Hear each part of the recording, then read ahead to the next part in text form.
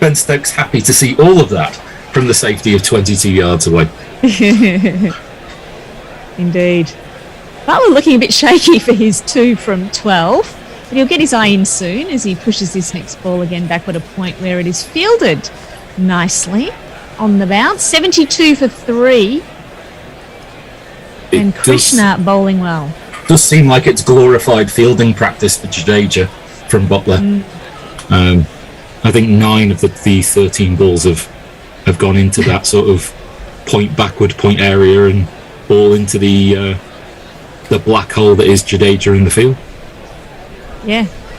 And seeing an aerial shot, there's not that many fielders out there in the covers, but it seems to go straight to the fielder every time. Although this time he has got a little bit better, he's got a bit deeper with this shot, and he manages to get another run that takes him to 4. 2. Did he get 2 there? He that's the end of the over. time. 74 for 3. It seems that Tony will be able to inform us after I've stopped speaking what's working and what isn't. Tony, is everything working at the moment?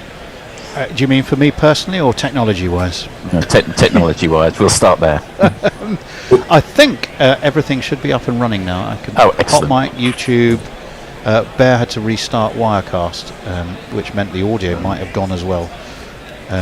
Well, in which case, I hope you don't mind if I might skip over some of the technical tweets because they've become rapidly so fingers crossed. I've just checked YouTube and I can see what I'm supposed to see.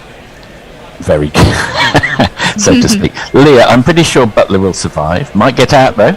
A bet each way. Ticklish Shanus, big cricket stroke Putin trying to take you down. YouTube feed SMH. Sorry, I said I wasn't going to read any of those. Anyway, we have Hardik coming into bowl again to Ben Stokes, a left-hander who's winding up, but in the end just pushing the ball backward a point. And the fielding is excellent here from India. It just seems to except when it goes to the boundary, right? Well, there seems to be a willingness to allow for Butler to allow him to get himself in. He's not really pushing things on too much.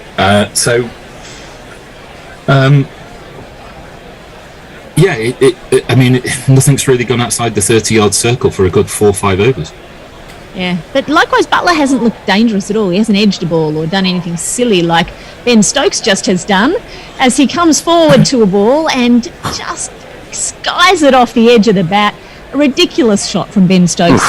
He sort of pulled out of it in the end, but it's managed to get the edge, and a very easy catch is taken from a loopy ball into the sky, and Ben Stokes has gone for 27. You silly little boy, what on earth were you playing at? Got him! Why did he do that? Unbelievable! Premeditated charge by Ben Stokes. Hardik sees him coming, bangs the ball in short. By the time he gets his bat up to horizontal, it takes the top edge, and Pandya will come through and caught and bowled. But a rush of maybe it's all a bit too hot for the gingerhead captain. I don't know. Or test captain, sorry. Not clear thinking, faulty. It was a horrible dismissal, wasn't it? It was. It just ended up looking absolutely grotesque. It just did. A real playground dismissal, I'm afraid to have to say, by the end. Very clever bowling from India to get a couple of these batters looking completely ridiculous as they've managed to dolly up some catches. Endo's got a good point. Into the ribs for Butler, nothing fuller in the slot. Good plan from India, no? Would you two agree? They certainly seem to be, they don't want to feed his areas of strength. But Butler really seems resolute to kind of see the ball onto the bat for a few before getting going. So they're not letting him get away early.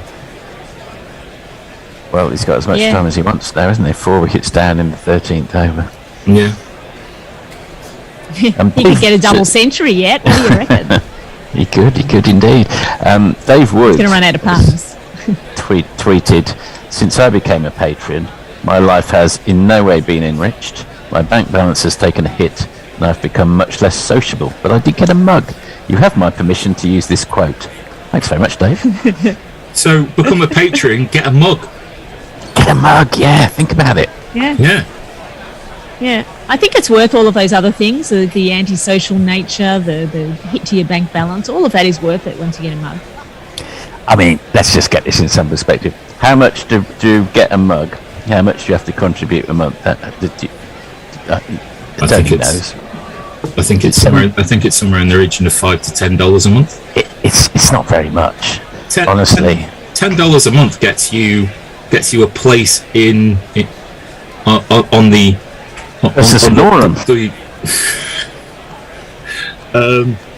on our reel of gratitude, where all of our Patreon contributors stream across our YouTube feed, and you are there in perpetuity.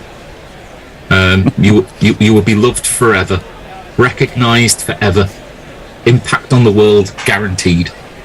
That's a terrible shot by Stokes. Really is just awful. Yeah, it's the opposite of being whatever those those permanent lords in the House of Lords are, the ones that aren't. Is it hereditary? Some are hereditary and some none. It's the ones that your family can sit in the House of Lords forever if you become a patron, i.e. Yes. on the Roll of Honour. Yeah, you are given the freedom of Sydenham, which means that you are able to drive up to 100 sheep, Tony, through Sydenham Centre. I think it is 100 sheep, and you can graze. I think we need a jingle here for the new batter. I'm not if it's Moeen Ali. It is. If it was Livingston, I'm not sure I found him. That's too early for Livingston.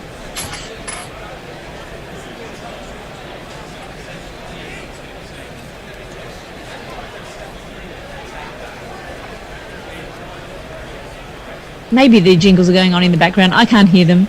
I don't know. It's a mystery. This next ball is Moen on strike, and he's just pushing the ball back down the pitch. And you were talking about the best kits before. I actually really like the England kit. Move over, AMLO. I like it too much. Move over, AMLO. You're one hairy dish I love unconditionally. It's Moeen Ali. So Ben Stokes is out, and we have Moen in, and we have a run rate dropping below 5.5. Wide.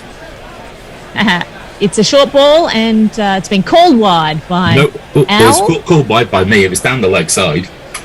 I mean, it must have been a wide. We haven't seen the signal yet, but I presume it was a wide. So Hardy will have to bowl that one again, whether he likes it or not. Well, I think actually it's been deemed to be okay. At least there's outrage. Surprises me. How Outrage. dare they disagree with you? Well, Outraged in Burwood. scandal. Yep, completely. Anyway, Hardick runs around the corner and does his U-turn at the top of his mark, comes in and bowls short again. And Moen ducks underneath it. Almost hits him on the back. And it didn't bounce that much. And the run rate drops further as the score in the 14th over. 74 for the loss of 4 wickets. And that's another legitimate delivery. So, That was I even think the umpire's gone to sleep. That was even less of a legitimate delivery than the first one. No It's way further down could have lane, reached right? that. it's not just me, is it? That I just want to make No. sure that I'm not watching a different game. This is insane. Let's hope he can do another one, but this one is in the slot, and it is pushed backward a point by Moen, who's not interested in hitting a 4 off that delivery. And he should be rightly pissed off that there were no wides called in that over. It is over, though. That's Hardick's over, no wonder. 2 for 2, his figures. The score 74 for 4. Leah says that was a bit of shithousery from Stokes, but I don't care how India take the wickets. Mog says, just to clarify for those who struggle with English accents, you get a mug for a certain level of patronage, not a mog. I mean, there's only one Mog, and he is unwilling to be shared around in that way. Maybe he could be like, he could just spend a night in every Patreon's house over the year. That would be a nice gift for someone. Imagine. I think you have to pay 040 considerably more for that, Forky. Yeah, that's one of our higher levels of patronage. That is, yeah, that's right. That's like $12.50 for that. Krishna's bowling to Butler. There's one slip, and they don't need it because this ball, Butler leans into it and sends it out gloriously through the cover boundary for 4.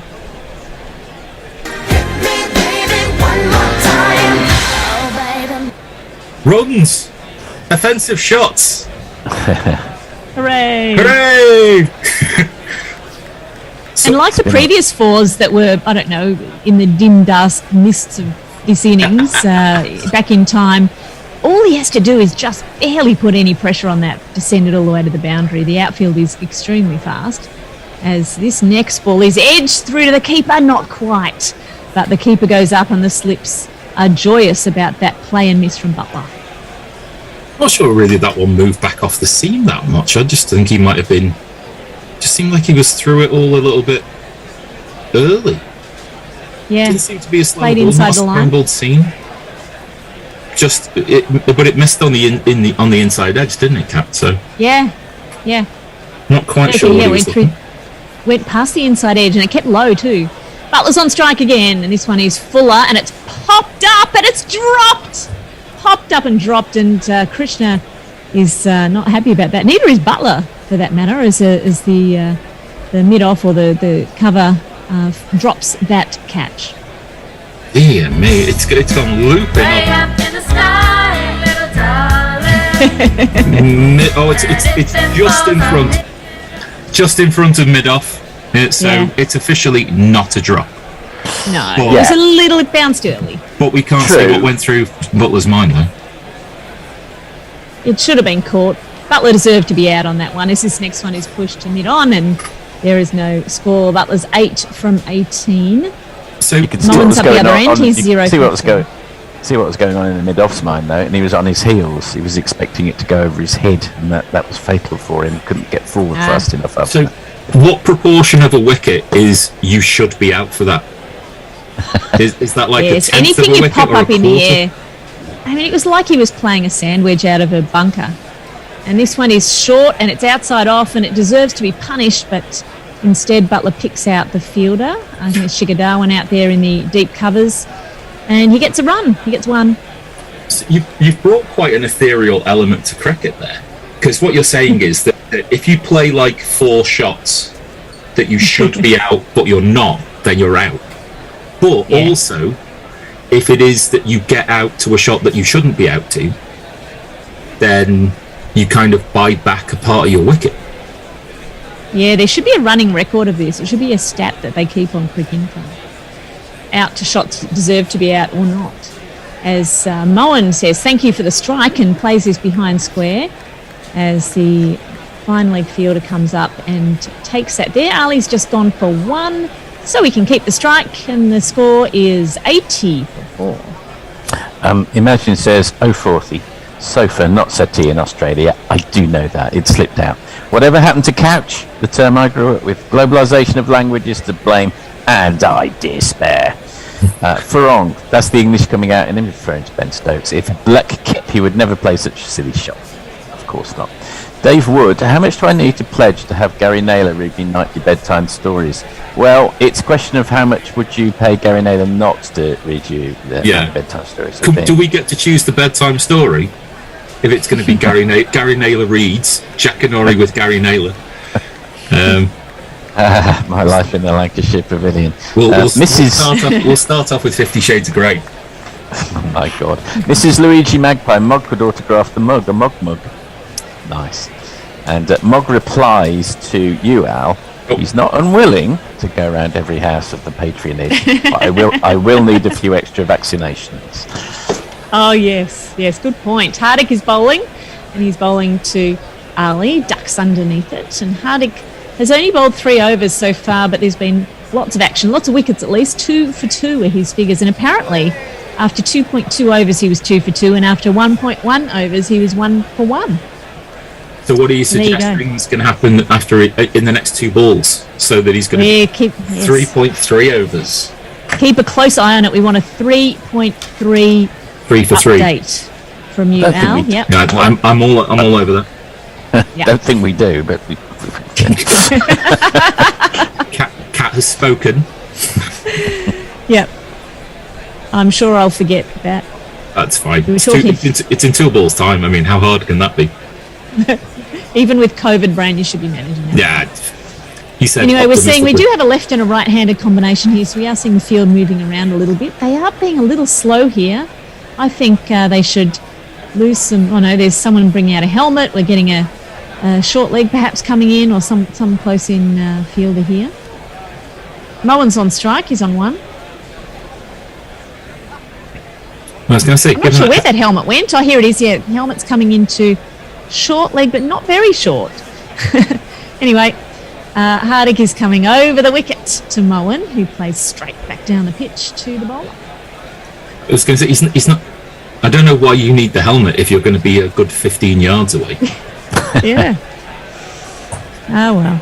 Maybe he's got a very soft head, or maybe he's going to creep in. Maybe he's going to walk in with the bowler from that position. Now, that'd be something. Modern analytics, they try and take care of everything, including the softness of the head. So we need a no ball or something here in order to get the 3 for 3 that we wanted. As Hardig steams in again to the left hand, and Moen, who just, again, defensively on the back foot, pushes the ball back to the bowler. I think Brian Close would take the biscuit for having the hardest head in cricket. I mean, you just had to look at it to see it. It's rock hard, basalt. Just a quick update of the 3.3. Status unchanged. Still 2 for 2. It hasn't made it. Hardig is a failure. 2 for 2 or 3 for 3.3. Oh well. 2 for 2 is still pretty good. No one has managed to change that yet, and he doesn't with his delivery either. It's another dot dribbling out to the onside. It's amazing how batting looked quite so easy in the first 10 overs. And then in the pre-Hardig days. And then with just a couple of bowling changes and the ability to get out of the power play, all of a sudden it just looks like Butler and Ali have never played cricket before. Yeah. And the run rate is plummeting. I mean, by the end of 50 overs, the run rate will be 0, that's for sure. If that's possible, which I don't think it's not. It's not. Anyway, there's a slip and there's a not very short leg.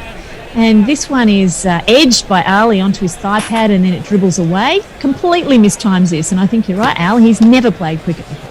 It's like someone came up to him beforehand, gave him the bat, and just went, "You hold it at the thin end and you swing it." And it's just, so I hit the ball with this thing because he seems not to be able to do that at the moment. Like watching. Well, he's 1 from 10, right? It's like watching the Fall when Marky Smith had sacked a drummer in the motorway service stations on the way to the festival, and someone who hadn't played the drum for 4 years was drafted in at lunchtime to learn an entire set. That's what this looks like. Wow, hey, that's some metaphor there, as this is the next ball is short, and Ali barely has to duck in order to get underneath that. End of the over, Hardig after 4 overs, 2 for 2, and the score is still 80 for 4. Leah, England ruining New Zealand since the times of James Cook. You're welcome. Leah again, that was a fine tactical drop, allowing Butler to trundle on to 9 off 19. He'll probably up the run rate again after a while if he stays in, I suspect. Josie Oak, we're doomed. Here's a good one from the Dread Pirate. Don't you mean 50 Shades of Gary? Clever. Messages. My suspicion is that Gary Naylor will be happy to read for an appropriate fee, provided the author is Gary Naylor. And I don't know. Gary at book at bedtime. You know, I think that should be all right. I think you'll probably get a little bit of commentary about why it's happening the way it is. Krishna coming in for his 5th over, and he bowls full to Butler, who's driving down to mid-off. A really nicely timed drive, a little bit over pitch perhaps, but it's fielded down there by Hardig, and they get only the 1 run. Hardik Pandya with the slightly unconventional fielding tactic of, as he was getting up, managed to throw the ball over his own head, allowing the single to be a much more comfortable single. Indeed. And just with that 1 single, I think they're just barely keeping the run rate north of 5. So again, Krishna is in to Ali this time, pushing the ball into the covers. No run. If you look on YouTube, there is a comedy sketch of Gilbert Gottfried reading 50 Shades of Grey. Gilbert Gottfried has a very distinctive New York voice, and it is it's disturbing. Disturbing. I think you know far too much about 50 Shades of Grey, Al, I'm gathering from this conversation. We have Ali on 1. He's trying to score again, but instead he almost edges it through to either slip or to punt. But anyway, it's a whooshy, no contact made. What was the why did 50 Shades of Grey take off? In as much as surely there's been racy novels before. Was this more racy? Well, what was the thing? Poorly written. I mean, the pop-up book was incredible. It was just eye-opening. Have you not read it, Forthy? I've not read it. No. It's a disturbingly bad read. Another short ball to Ali, and Krishna's bowling beautifully. Actually, Ali does not know what's coming next, and that is jolly good. And he's managing to completely bamboozle him, and the score's hardly changing. Butler has got a strike rate of 50, which is no great thing. But this pales into this is huge in comparison to Ali's 1 off 14 balls. Ali's still on strike. This is back of a length, and again he just manages 15. to push it down the pitch to Krishna. I think this takes him to a strike rate of 7. Oof. Which, for those of you scoring at home, or even if you're by yourself, is not good. No, and in fact, if anyone was scoring, if they've got a scorebook and they're scoring this match, they've probably fallen asleep in the last couple of overs. It's not even as if he's played himself in, because he hasn't middled anything yet. It's not like he's making any progress, sadly. Although he hasn't gone out, we will give him that. As Ali faces up again to a shortish ball, and he manages to make good contact with this one. He's sending it out backward a point towards the boundary, but only gets 1 run. At the end of the over, he manages to keep the strike. I think India gave him that single, and it's 82 for 4. Adrian Lowe, I thought it started at 1 o'clock, just turned on. Oh, chimps, what are we going to do? Doomed. Yes, that can happen, can't it? And he adds, good old Bear, remotely saving the day, again in capitals. Well, yeah, there's a few others of us here as well, Adrian. But we can't get on air without the Bear. We cannot. No, that is what's written above GC mentions as you enter it, isn't it? Yeah. It's like this is Anfield. You can't get on air without the Bear. That is Stick true. to Shanus, do you think someday bowlers will be mature enough to go and give a hug to the fielder who dropped a catch and say, it's all right, mate, it happens to the best of us? Well, of course, that happens in junior cricket. It happens for New Zealand cricket as well, sure. Of course it happens for New Zealand cricket, of course. They do everything so perfectly, don't they? Yeah. We're having some leg spin coming in. We've got Chahal who's going to be bowling this in is a your minute. bowling change klaxon, Tony. This is your bowling change klaxon. He's nodding. Is he still? No, I think he's Here comes the jingle. Yeah, I think we lost him. Why would you change what you're doing to Mo and Ali? Why would you change it? Maybe they're just bored of him not trying to score any runs. Yeah, the fielders are getting a bit rusty out there. Yeah, there should be at least 2 people out towards cow corner. Looks like there is. And Ali says thank you for the spin, and he makes better contact with this. He squirts a ball out to short cover. No run. Ali is on 2 though. Somehow he's managed to get a second run. I'm not quite sure when that happened. As Chahal bowls, and Ali's watchful and defending on the front foot. No run again. But Moen's good against spin, right? Normally? Well, yes. Maybe. That's his reputation. There's a slip in place as this one goes through to the keeper. Ali takes a big stride down the pitch, but doesn't lift his back foot. Jolly good thing, because punt has whipped off the bails. it all just looks way too difficult for him. It does indeed. In fact, he did lift his back foot briefly there. And again, this time he's driving, though. He's driving all the way down to mid-off. And he strolls through for a single, putting Butler back on strike for the first time in a while. It's just, I mean, you've got to give credit to the field placings and the lines that are being bowled. There's been nothing easy to hit, but there's also been a complete unwillingness to maybe expand the envelope a little bit. from either batsman. Yeah, and there are plenty of gaps in the field here. We know the outfield is really fast, so we presume Butler is about to open up his shoulders. Maybe it will be to this next delivery from the leg spinner Chahal, who's bowling on middle stump, and instead Butler says, "Oh, better offer a straight bat defensive to that." It's like they've decided we need to stay in. So let's get to let's break off lead. Yeah. And another ball's just pushed out forward of square leg, and Butler ambles through this time. He wants to keep the strike, and that is the end of the over. He's on 11, Ali on 3. The score 84 for 4. Sorry, Al, did you want to complete a point there? Yeah, no, it's like they turn around and gone, we want to get to 170 with 10 overs to go. And then we can thrash from there. But just doesn't seem... if that's the case, we could just skip 20 overs and just... Let's go straight to it. They'd be like, yeah, that's all right, we'll give you that. Leah says, 50 Shades of Grey started as Twilight fanfic written on a BlackBerry by a woman far too old to be a Twilight fan. She later filed off the serial numbers and published it. Somnath Datta, this is a very welcome tweet. Stumbled upon Guerrilla Cricket. I'm already loving it inside 5 minutes. That's the sort of thing that people pay their brother-in-laws to put on TripAdvisor, isn't it? Yeah. I had to stay at this.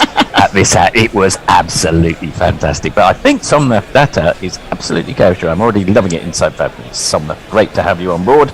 Farong, oh dear, advice please. Not at my evening tea stall. I'm at the market tea stall. Young lad has walked in wearing his cricket jersey, had his name and number, Sick Dick 18. I can't take a photo because it will create trouble. Forthy, it sounds like you've put a dodgy review yourself on TripAdvisor there. Anyway, Siraj is going to be coming back and bowling to Butler. It's wide down leg side, and umpire Illingworth says wide. Nice to actually get a wide down the leg side. There was a couple we thought were missed there. Finally. Yeah. Interesting they're bringing Siraj back. Maybe they're going to bowl him in 3 spells. Maybe give him 3 overs towards the end. He did bowl beautifully before. He had an over of 2 wickets, and this time the ball is pushed into the offside, and there's no run. He cracked open the case. They did this with Bumrah in the last ODI. They brought him back to, as it were, polish off the lower middle order, and he did get a wicket, but of course England ended up winning that match. More to do with Reece Topley than anything else, though. I discovered today that Reece Topley is the son of Don Topley. I didn't know that. I think that's hit him on the helmet. And we've had a wild swing at this next one from Butler. The score does not change. I think it's hit him on the helmet cap. I think he swung. It's a short ball, and I think it's he's not made contact with it, but it's clocked him on the helmet. So there'll be a brief interlude for the usual protocols and a helmet check. So let's do the pretend question. Do you think they're going to ask him who the Prime Minister is? Because that's quite a tough question at the moment. Who's the Prime Minister? I wouldn't even know the answer to that. So, I mean, I might know the answer in Australia, but Kat, the more interesting question is, who do you think the Prime Minister should be? Well, that's. I think Ben Stokes should be the Prime Minister. Yes, good idea. Gareth Southgate. I think Gareth Southgate would have some very sensible policies. I'm not sure I know a single British politician. I presume they're all bloody lords. I presume no one is there on merit. Is that accurate? Not quite.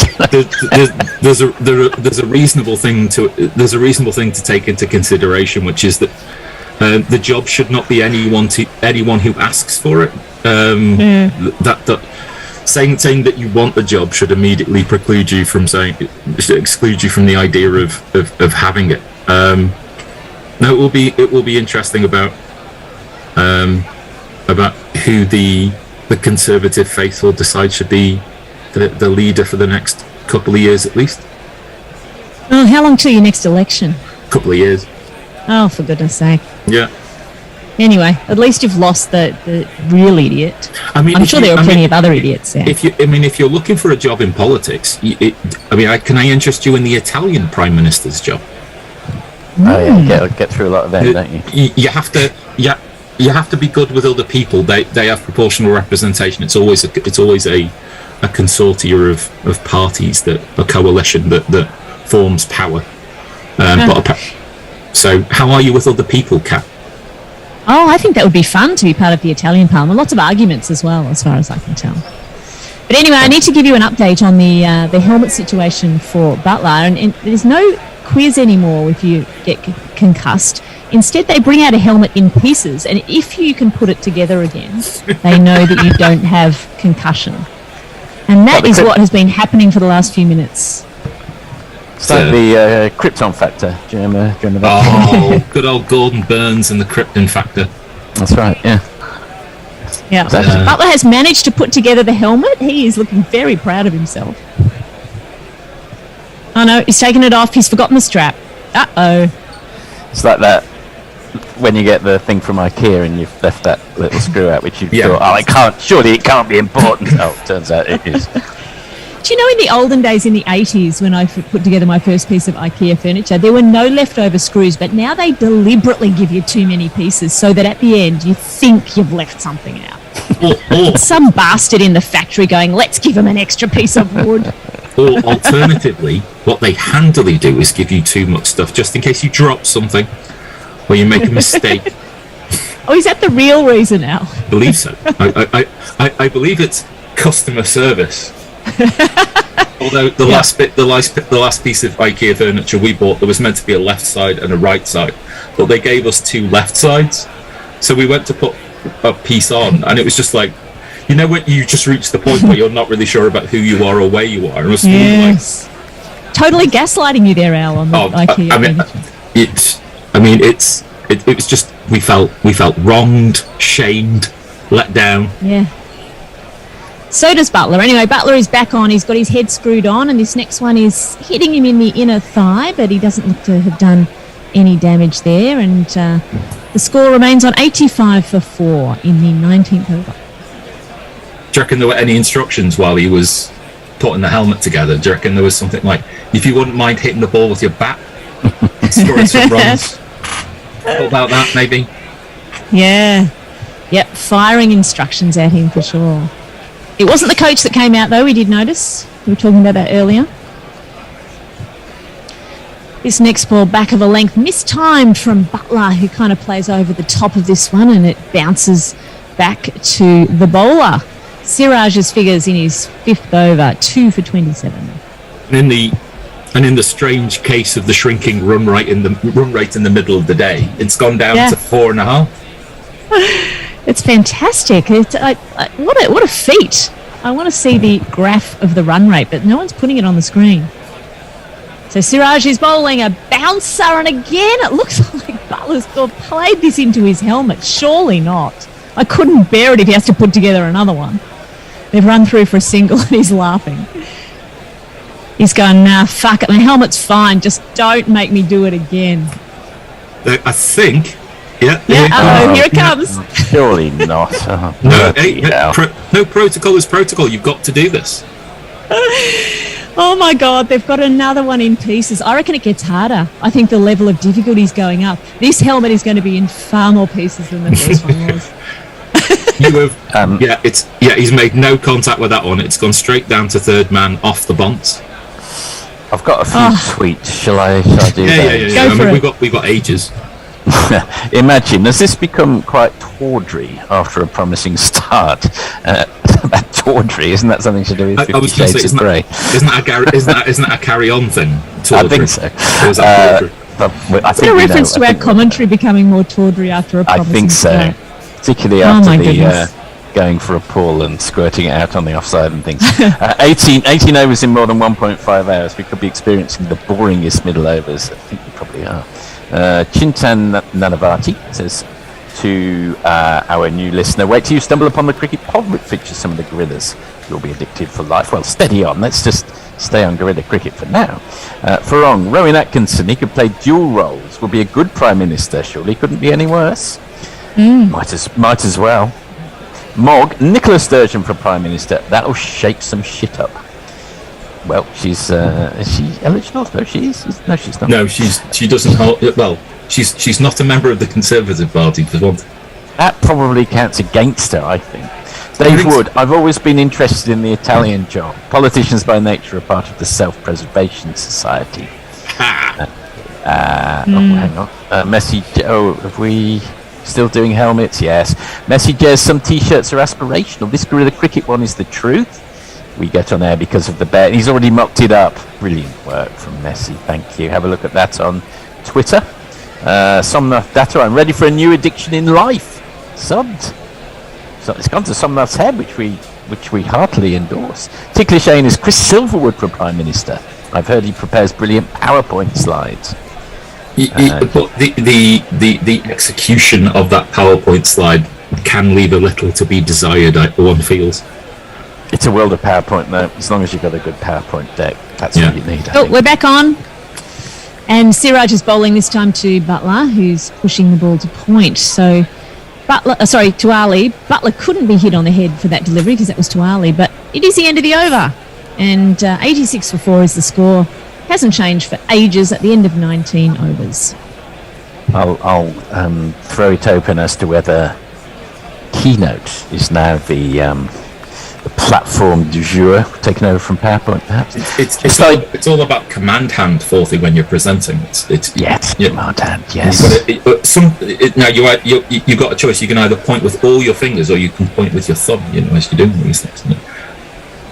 There's that famous thing when JF Kennedy did Ich bin ein Berliner, and they use it on courses of how to present because I can't remember the order he did it in now. So that fell slightly flat, but have a look and see how JF Kennedy did his hand gestures in Ich bin ein Berliner. Apparently it's textbook. Just ideal. Do any guerrilla cricketers recall sitting in front of the TV as a child with a landscape scoring book in lap, taking the copious notes that scorers were famous for? I'll take your nerdy Josh and raise you one, Mrs. Luigi Magpie. Anyway, Chahal is bowling to Butler. The first ball was a dot, and the second ball is pushed lazily to mid-off. They're getting a slowly ambled single. Runs, Cat. It is quite remarkable. We're getting some runs. There's going to be a change. The run rate jumps up to 4.5 an over. Yeah, now that we've lulled everybody into sleep, there's going to be a change at the end of this over. True, we haven't managed to take too many wickets, have we? What a terrible trio we are. I blame myself. Moeen Ali, with a wonderful score of 3 from 21 deliveries, decides that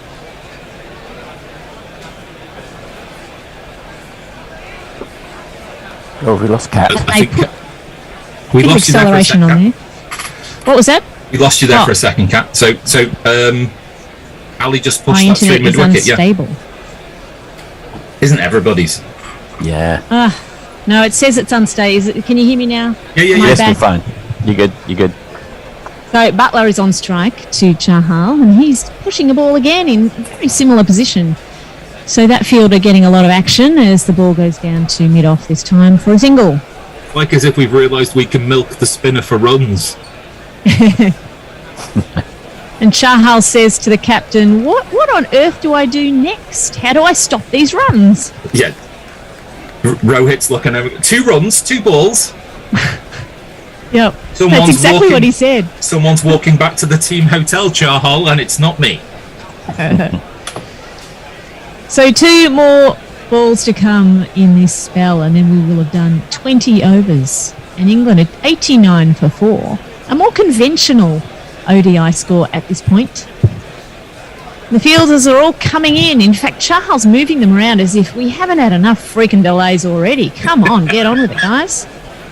It's got places to be. He's putting a slip in, he's putting a slip out. At the moment, the slip is in, but this ball is played instead to deep cover or wide mid-off, and they jog another single. There is nothing better, is there, Kat, than watching the fielder be moved around and then the batsman hit it to the original placing of the fielder and take a single. Oh, yes. Follow the fielder. Four singles so far from this over. It's incredibly exciting, as his last one is no spin at all to speak of, I might say, from the leggy. This ball is pushed forward a point. They get another single. That is the end of our spell after 20 overs. England are 91 for 4. Butler 14, Ali 5. Thank you very much to Al Hotchkiss and also Ian Forthy. And we are all saying goodbye, and someone else will come in. Fourth is staying. Fourth is staying I'm on. staying on, Me yes. and you, Kat, we're heading off. Wonderful. Thank you, We're Kat. heading off. Someone's staying Thank on. you. I'm staying on, yes, I am, Oh, yes. I And need to change. Chintan Nanavati Messers is the next tweet. Okie dokie. Thank you very much. I have no guilt. I have no guilt. Right, 91 for 4, the end of the 20th. This is not going as according to plan, Tony, is it? Certainly isn't. England started well, lost the 2 wickets, recovered, but have found they're going tough since they lost Very tough. Roy and Stokes. Siraj in for the first ball of the over. Just knocked down on the leg side. They consider the single, but Butler sends Marine back. No run. It's I don't know really, because we were. I don't. Does the pitch look as if it's playing up a bit? Not really. No. Butler faces up to the second ball. Butler does get hold of that, smashes it to the leg side boundary for 4 of these.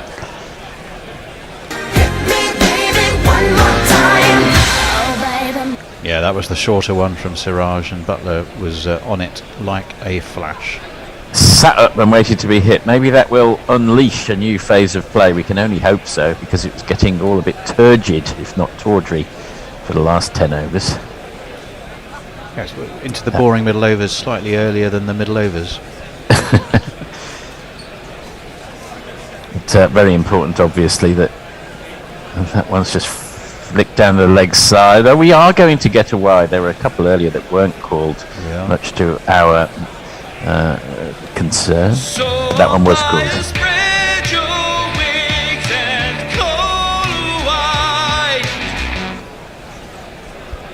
Score sluggishly creeps on to 96 for 4. Butler's on 18 off 33, but that's nothing compared to Marine, who's 5 off 23. Unusual for this pair, isn't it? Yeah, I mean, you're sure. They do have to recalibrate a touch with 4 wickets down within the first 15 overs. Get that, but they're not even really looking to tick the scoreboard over with quick singles here. Mostly because they're not timing it. That went off the inside of the bat, not at all where Butler intended it to go. It goes to mid-on rather than mid-off, but they do get a single. He moves on to 19. Yes, it's...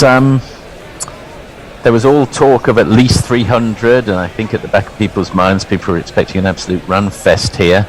Maybe partly England just out of touch, haven't played enough ODIs to be into the groove. You can't just flick a switch and get back into it. They haven't played as a team together for a long time. Siraj in again. Oh, that's either a beautiful ball or completely misjudged by Marine. I think it must have left him a touch, or he just simply played down the wrong line, goes straight through to Pant. I think with Got Butler, away with that one. Both. Yeah, with Butler, you could argue as well to a certain extent he's trying to play himself back into some form. I mean, yes, he decimated the Netherlands. What is it, 162 and 86, both not out. Made a few for Lancashire, but then he's had a duck, a 4, 18, 30 and another 4 in the games against India in both formats.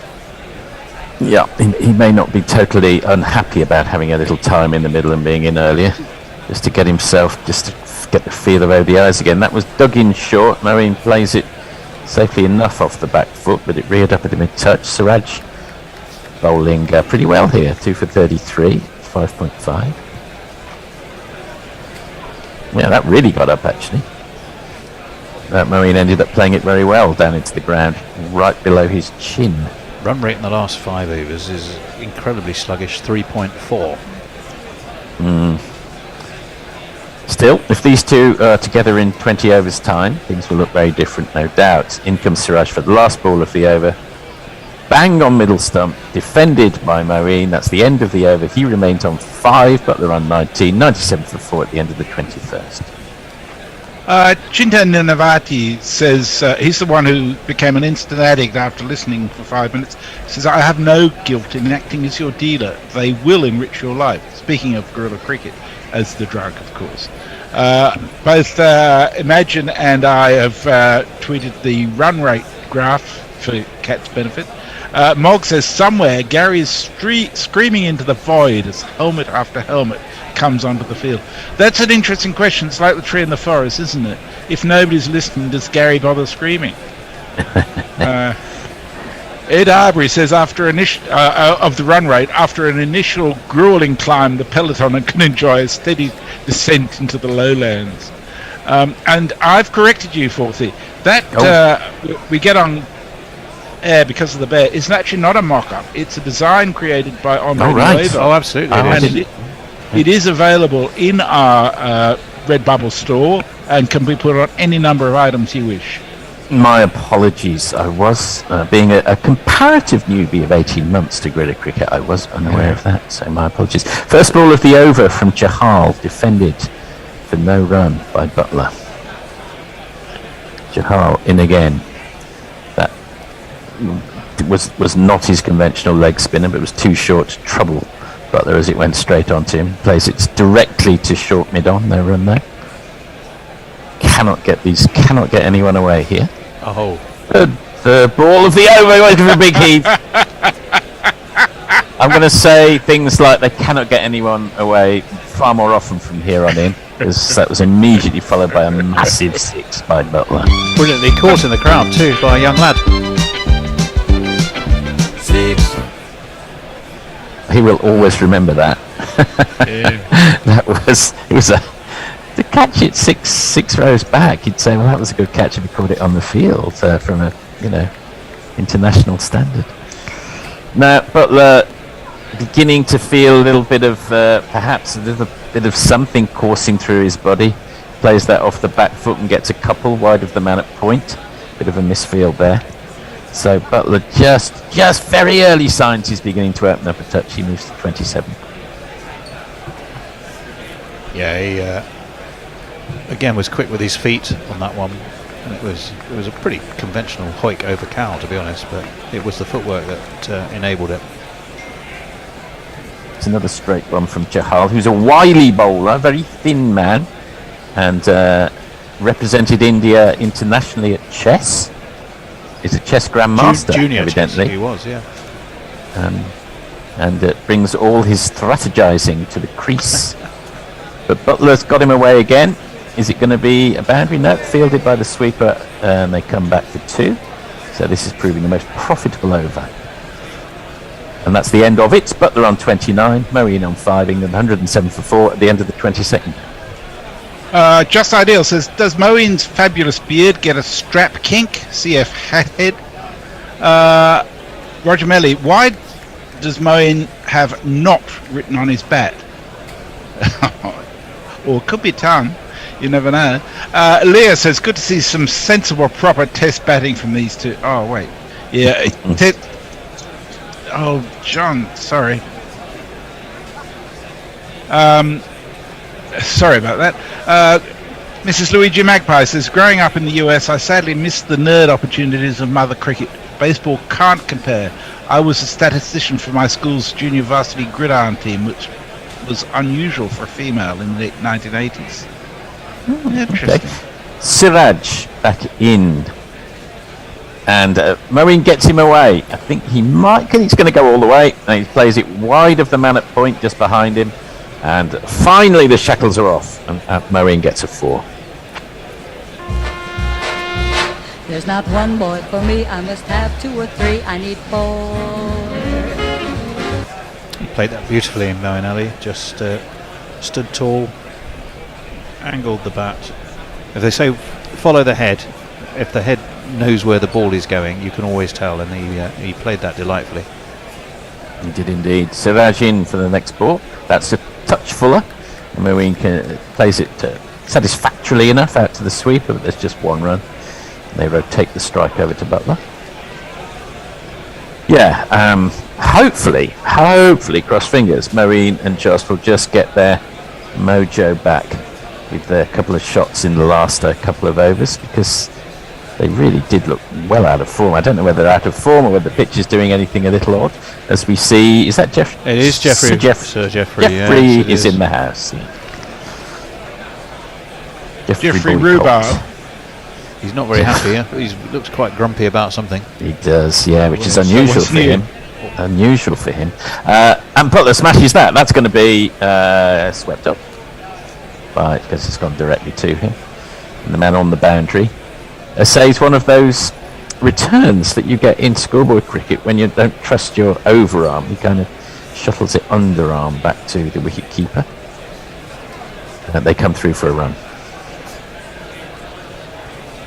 I think Jeff Boycott played in the very first ODI of all time, which was scheduled when there was a complete washout in I think the fifth test in the Ashes of 70-71. They scheduled the one-day international, the very first.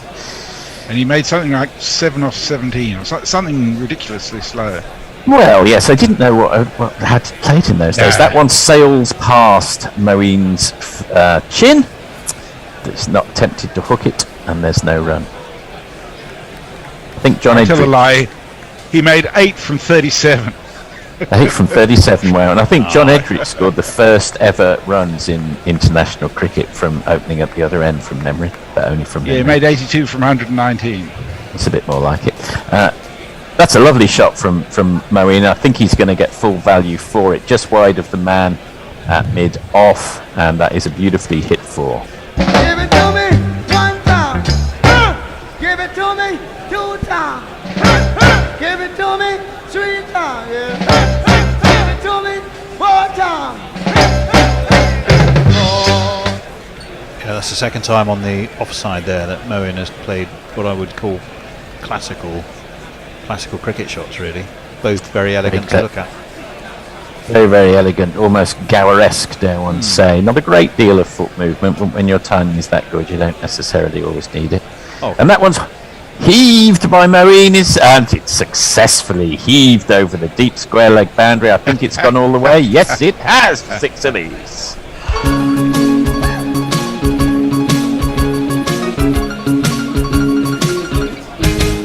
You came out of your hand and into my zone. Now it's up in the stands. It's a 6. It's beautiful and it's mine.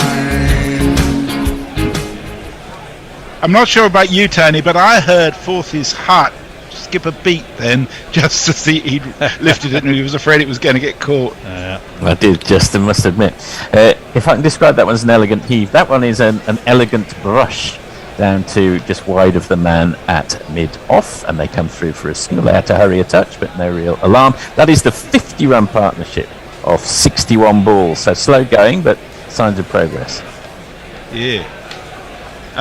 Is that the end of the over? Yeah. I don't know, I think so. I think they're having a look at the Vitality Blast final again from last night. Oh, it was So great. yes, I think so. It was amazing. It was, Yes, it was amazing. 5 a.m. by the time I finished watching it, but it was worth it. Adrian Lowe says in response to the we get on air because of the bear thing, say, I've got to buy that.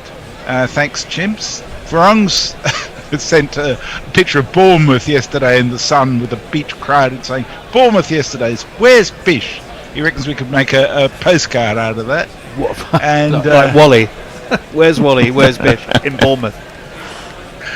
And Roger Melly points out that Australia's answer to Jeffrey Boycott in the first ODI was Bill Laurie, of course. It was indeed. First ball of the over from Chahal, that's knocked down by Moeen, who seems to have finally got his eye in. Down to long off for a single, rotates the strike to Butler. He moves on to 22, the score to 126. I'm pretty sure I never jingled Charles, so after this ball for Thea, I'll correct that omission. Please do. Something to do with chess. Let's have a look at Butler here. Goes back and plays it. Looks at it somewhat suspiciously. Plays it defensively. Knowing me, knowing you, there is nothing we can do.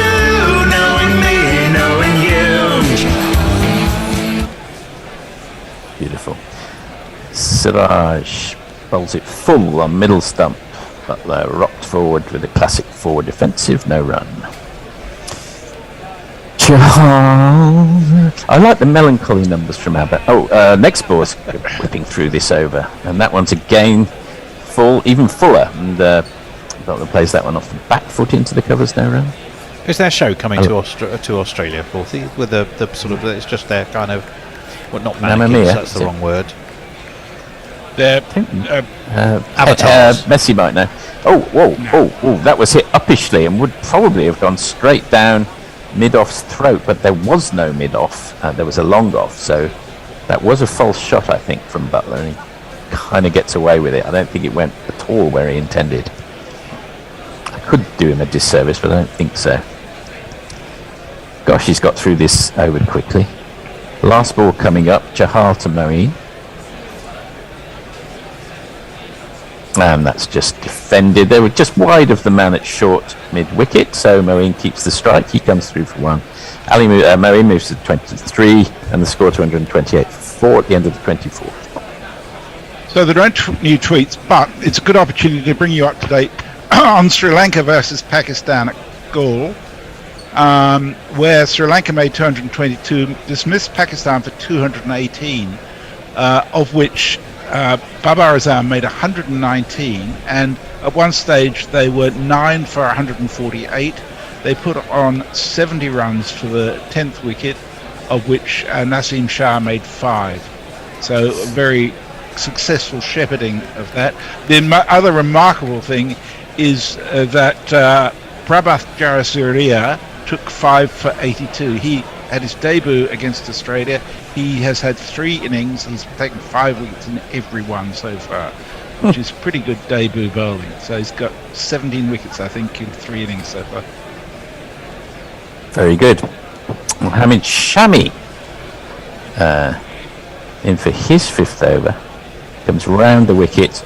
Again, that kind of shot, very aerial, but maybe they know something we don't, because maybe it's intentional from these two.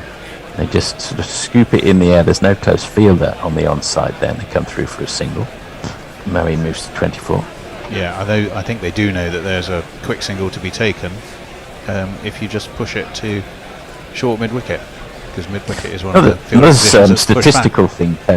Sorry, Tony. Another statistical thing is that every time a wicket's fallen, it's been in a maiden over. So if you get off the mark off the first ball, you can't be out that over. It's like having a bullet with your name on, Baldrick style.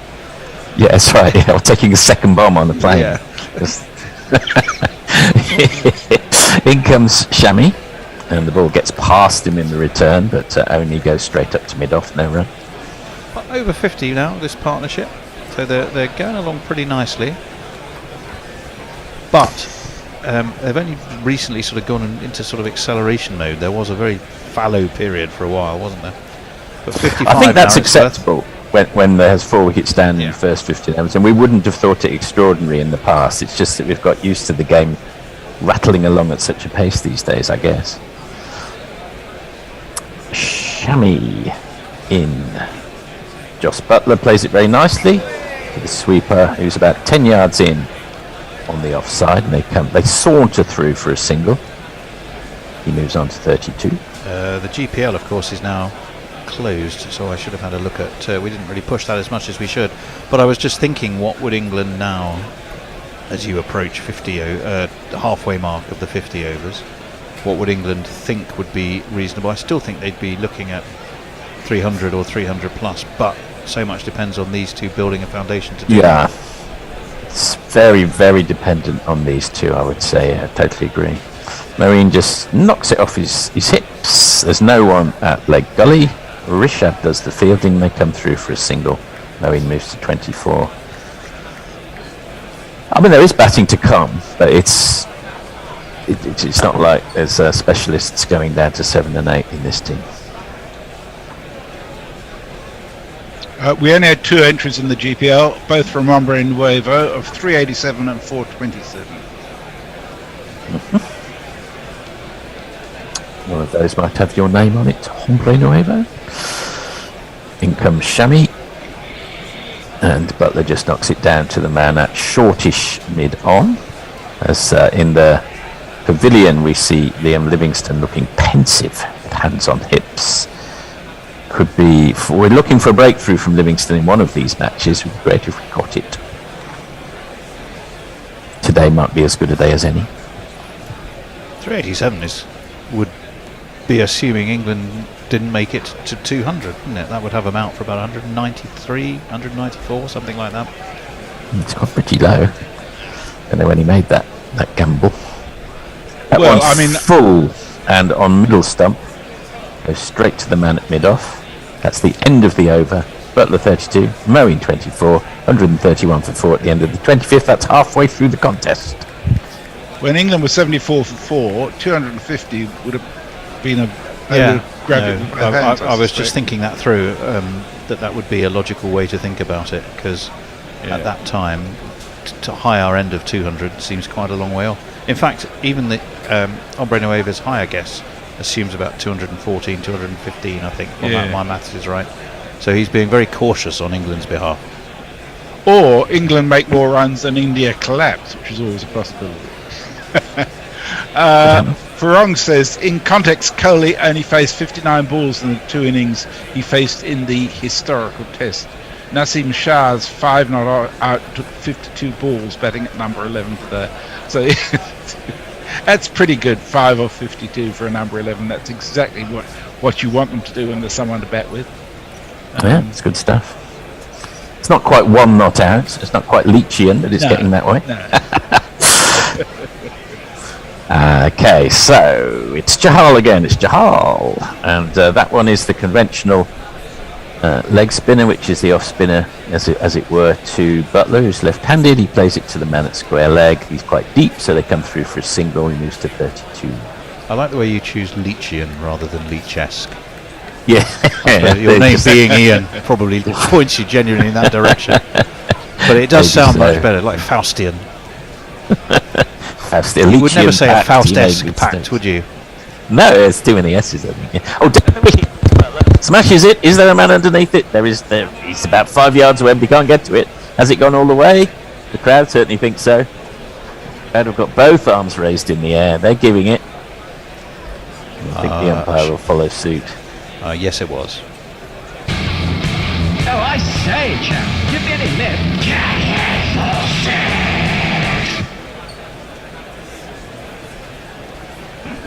Just talking about Leachian stuff, Naseem Shah didn't score until his 39th delivery, and that was an outside edge that went for 4. So he only had one other run that was deliberate. That one's shorter, and we see the replay of the 6, and that one's shorter. That's played out into the offside and comes through for a single. Butler off that ball. Marine takes strike. That was on 39 there. Premeditated again, I think, to a certain extent. Right, Tony. Chahal. Oh, he's done Marine there. That's a moral victory, but as so often in cricket, he gets away with it, particularly in ODIs, and they scamper back from 2. It went through exactly the space where a wide first slip would have been, and Chahal just reflects on the injustices of the world, but it's 2 more to the score. He was on 241. Anything he did would have to be Chahalian, wouldn't it? I'd say so. Yes. And off one leg. That's gone, I think, all the way over. Well, not quite cat, but over long on from Marine.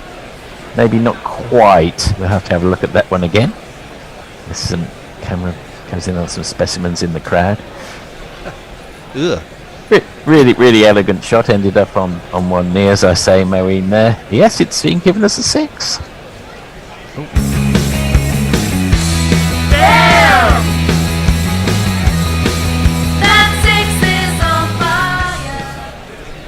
That one's played to mid-wicket. He's rattled through another over. That's the end of his 5th. Jahal's number 36. The score 147 for 4 at the end of the 26th. We are up to date on tweets. I think our tweeters are a little tired in the boring middle overs, maybe taking a rest. Pokey Bumfinger and Sudahu and Anurag Jaruri were all with us on YouTube. Thank you for being there.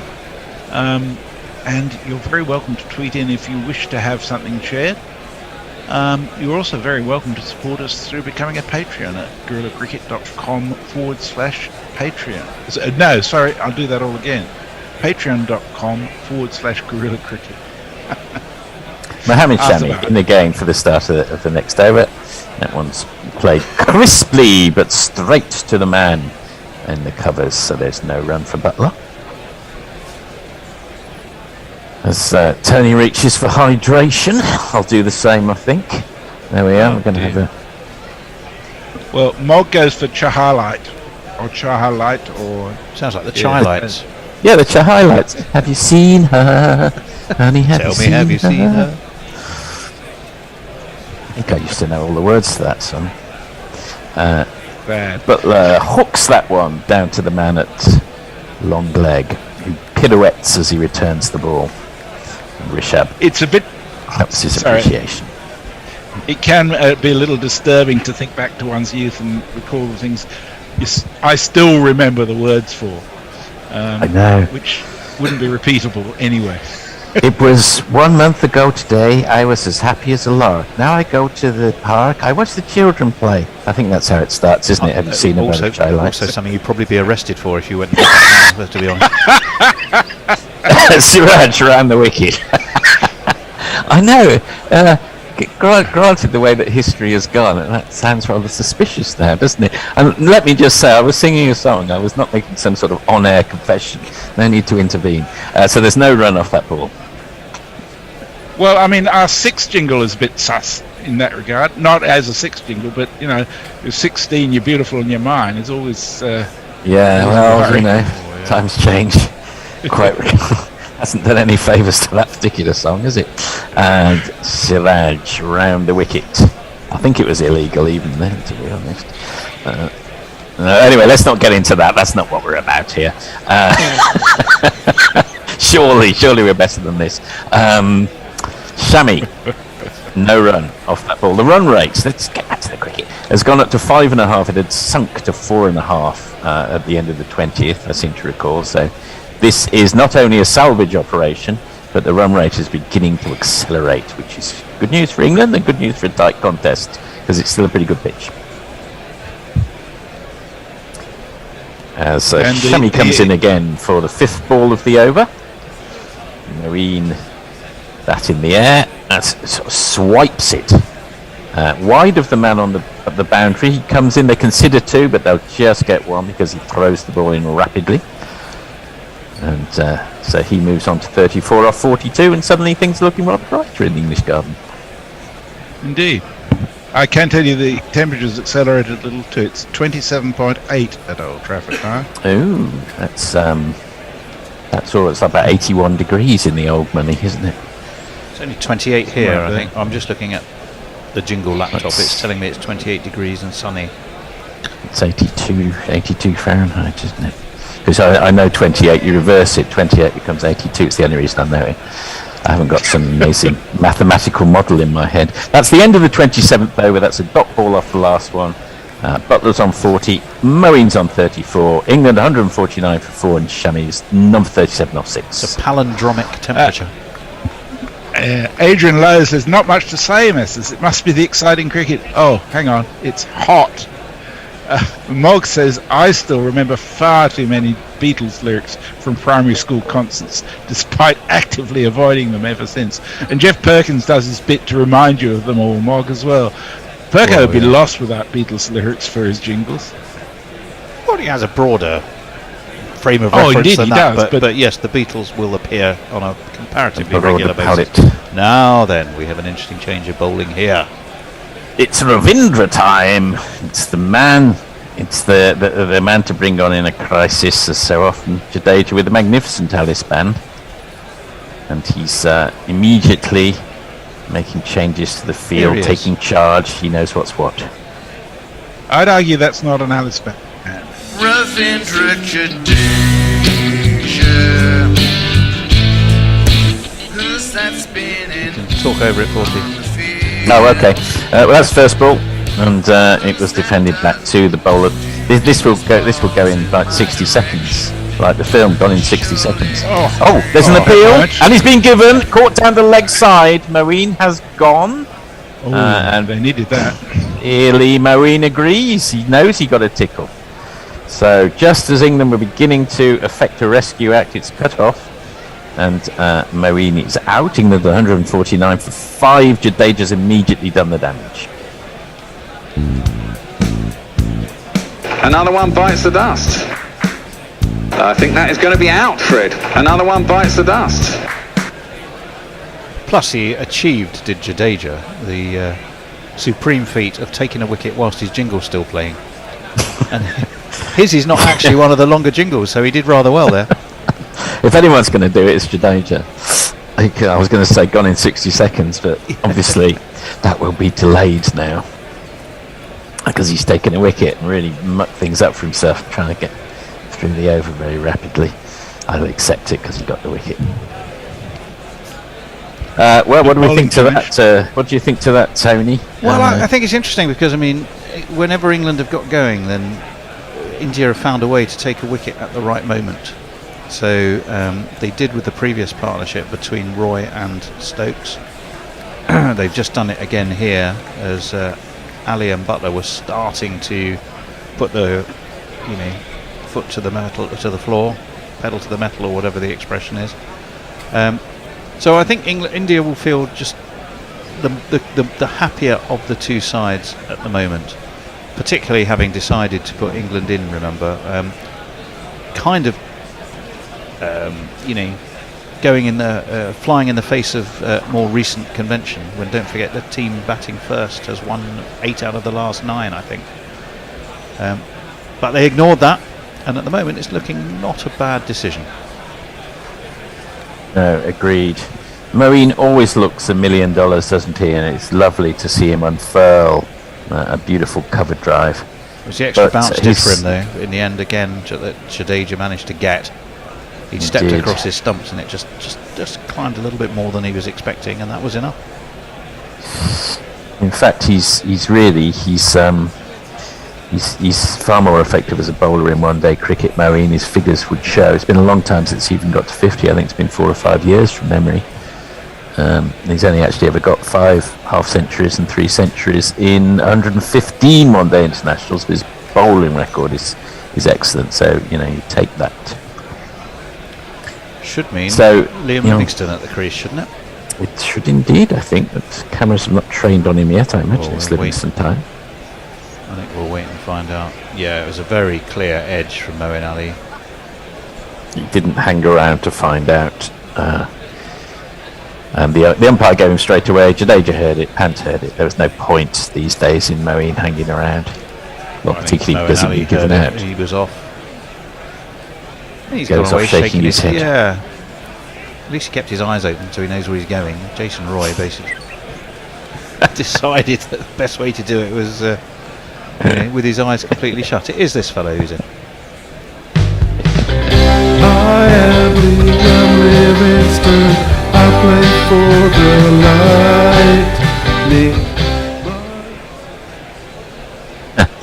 That's Jadeja into Livingston. That's defended. Do you remember when Morny Morkel went off to the? Oh, still going. No, I just you can talk over them. When Jadeja ran the wicket again to Livingston. That's the second ball he faces. Plays it safely enough. That's Jadeja. Just remember when Morny Morkel went off to the wrong end of the pavilion. Had to walk all the way around the boundary when he was out. Do you remember where that was? I think it was at Lords. Seems unlikely, but I think no, surely it wasn't, because I think you only really go off in one place at Lords. I know it was David Steele who famously nearly got timed out at Lords because he ended up in the toilets downstairs out on the pitch.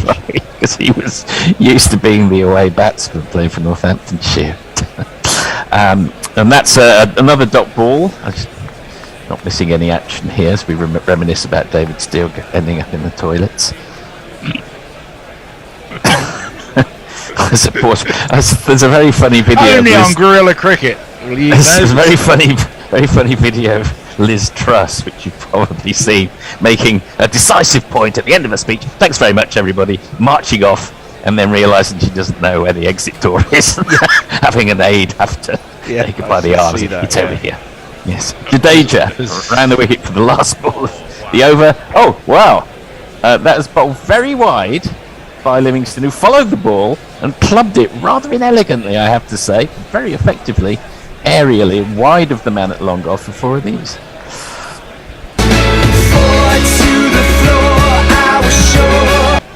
You rather sense that neither of these two now will hang about too much, even though they've lost that 5th wicket.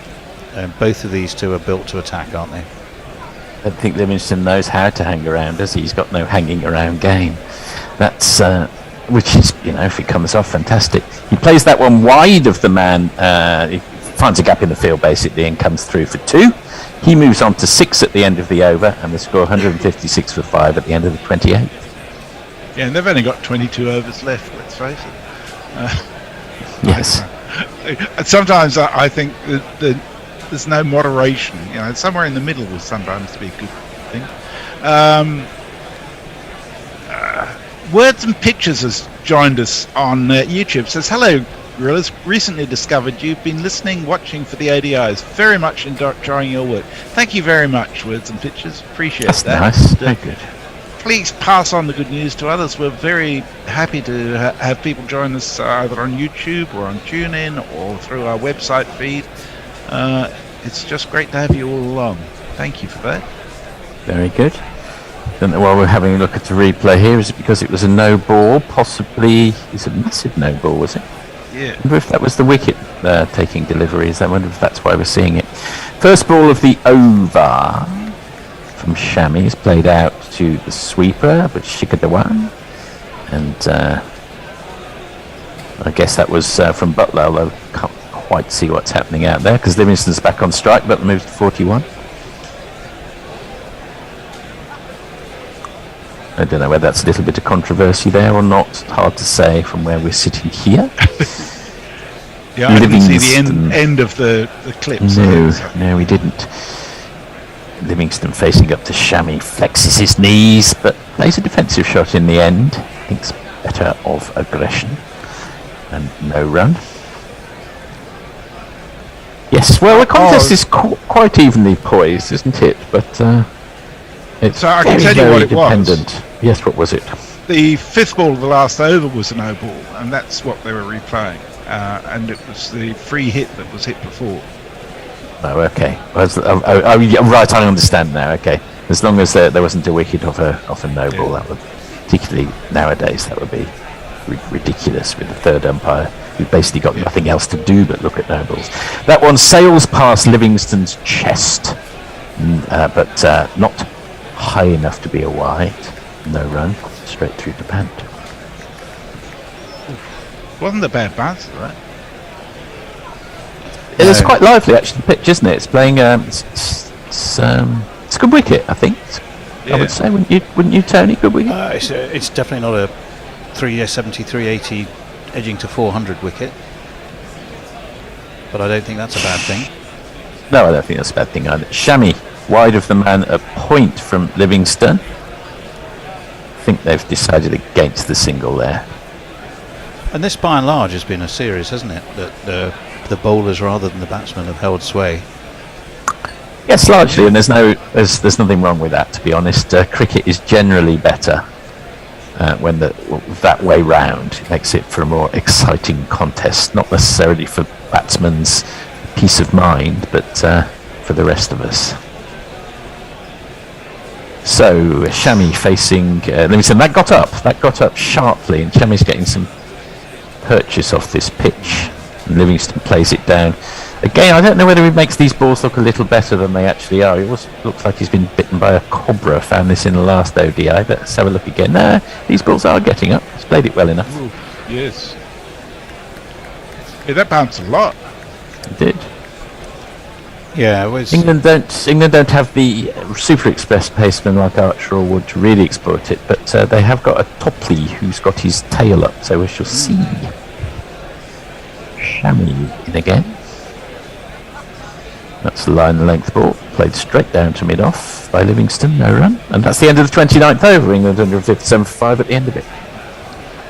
Roger Melly asked a very reasonable question, which has been taxing many of us for some time now. How the fuck does a spinner bowl a no ball?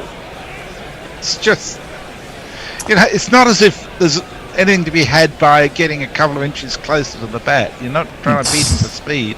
It's just doziness, really, isn't it? It's just doziness. In fact, everyone remembers Jack Leach's wonderful contribution with his run that out, but the following Test match, he got Steve Smith out, who then went on to get, I think, a double century for about 110, only to have discovered he'd bowled a no ball. And the result of that match, I'm not saying it would certainly have been different, it could easily have been different had Smith been out at that stage. History tends to overlook that, which is fair enough. I mean, who wants to remember the bad things? Jadeja time again, after his extremely successful first over in which he got Moeen out. That's a slightly slower ball from him, but played out by Butler, I think. By Livingston, sorry. A technical question. Dr. Soothsayer says, I got a Willow subscription to watch live feed. I put it on mute so I don't have to listen to the insufferable babble. Sorry. Referring to us? That's played of course. That's played out to long off by Livingston, who gets a single for it. He moves on to 7. An insufferable babble by Nas, Ravi and others. But Guerrilla Cricket commentary runs a few balls faster, and I can't sync Willow video to GC commentary. Any suggestions? It depends how you're receiving Willow. Sorry, Forthy. That's all right. Dot ball from Jadeja there. I'll do my best to answer the question after this. I think we might have to wait till the end of it over. He gets through them so rapidly. Jadeja goes wider on the crease, and Butler plays it successfully down to long off, jogs through for a single. Jadeja will be quite happy with that, I think. And 2 balls to go, and that will be the end of our stint together, but we might just hang on while Tony explains how to sync up at the end of the over. Is that a replay, or was that another? The identical result to that ball? Yes, it was. So, Livingston moves on to 8. Last ball of our time together. Butler takes strike against Jadeja. Comes round the wicket and defended.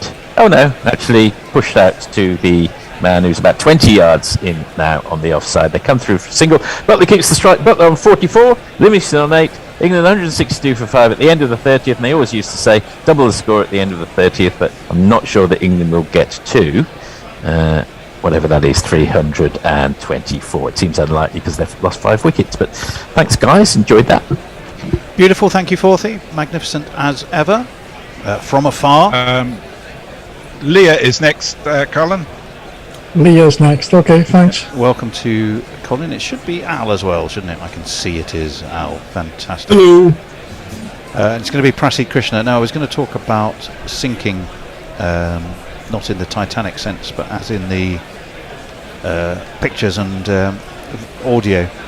One thing you can try is hot mic, where if you're Willow, you may be on a laptop or a phone, but if you're streaming to a TV, hot mic has a syncing capacity where you can go to the app and point it at your TV, and it will work out where your TV is, and then kind of calibrate our commentary. This one is met squarely by Butler, pushed away into the offside, no run. In fact, really sort of straight back to Krishna, who just had to go a little bit to his left. So that's the best syncing option I could recommend. Other than that, it's just a question of pausing Willow until we catch up, and then kind of there's a bit sort of do-it-yourself syncing. But I know plenty of people, many of our listeners do that. As in comes Krishna onto his toes, goes Butler, steers to mid-wicket.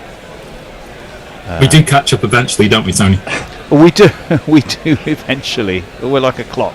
We're like a stopped clock. We're right at least twice a day.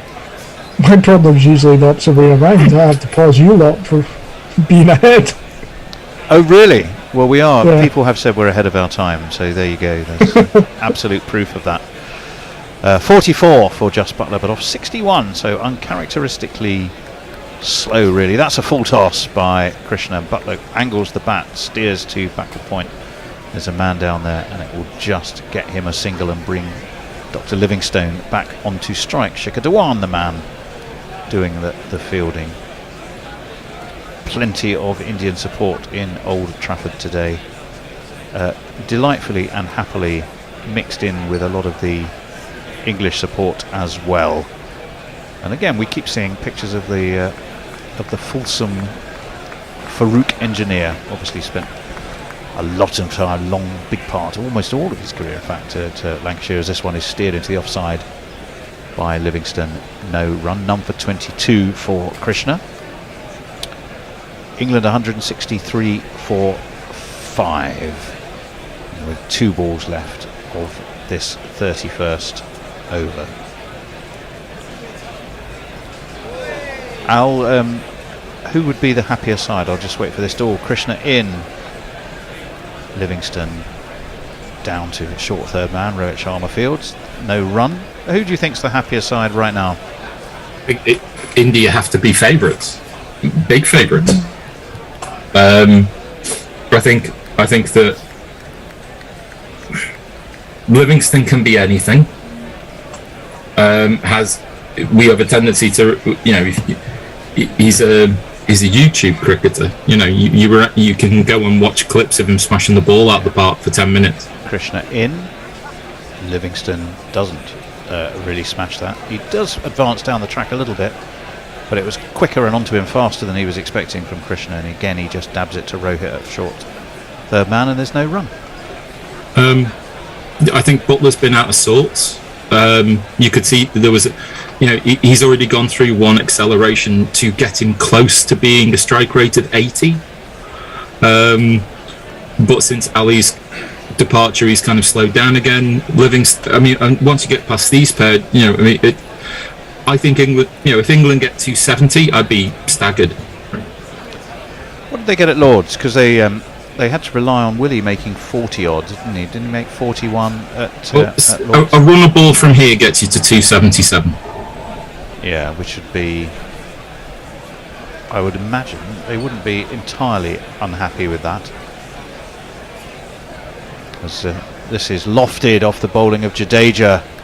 There isn't anyone out there at deep extra cover, and it's going to be 4 runs. 1 2 ka 4 4 2 ka 1. My name is Lakhan. My name is Lakhan. Again, as Jadeja came around the wicket, as extraordinary, just no backlift at all, and Josh Buttler kind of angled the bat to get inside the ball and lofted over extra cover. So it was a fine shot. It is interesting to know where the power comes from.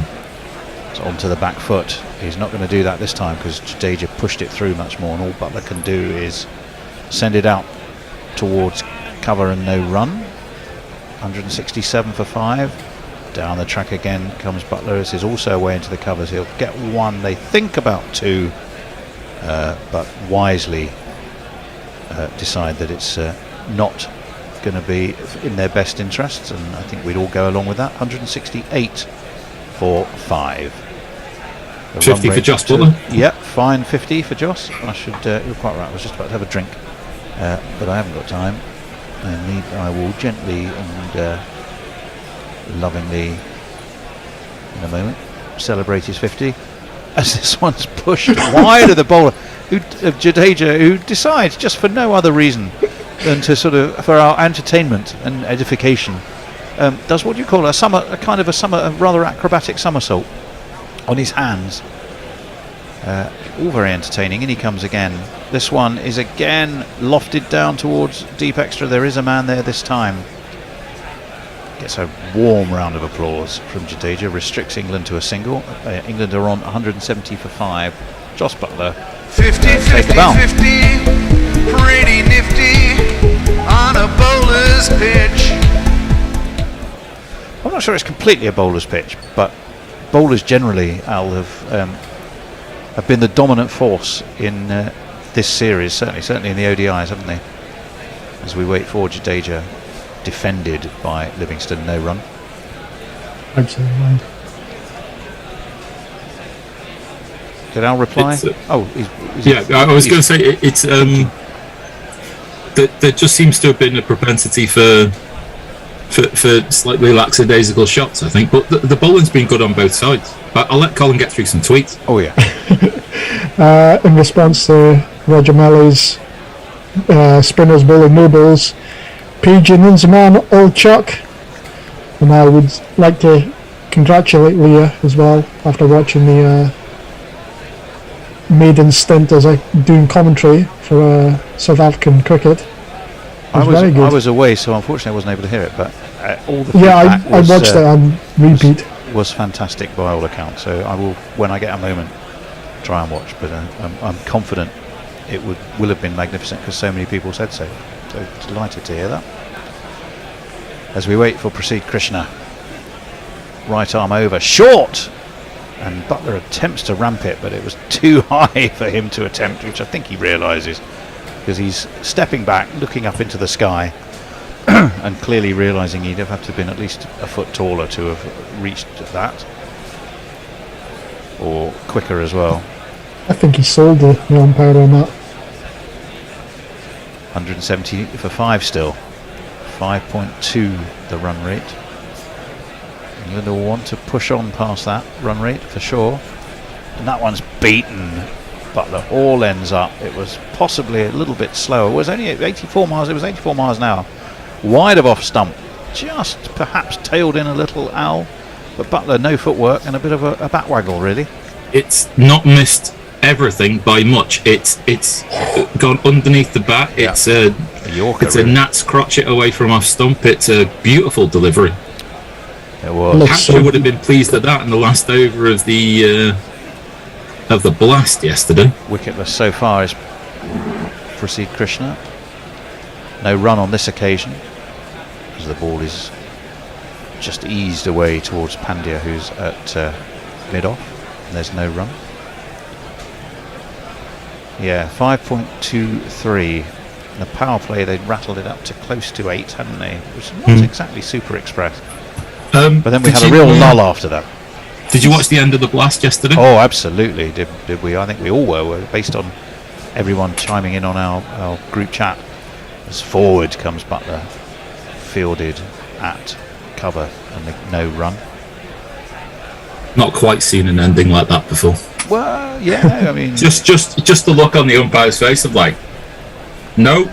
Well, the umpire's face, the bowler's face, Richard Gleeson's face.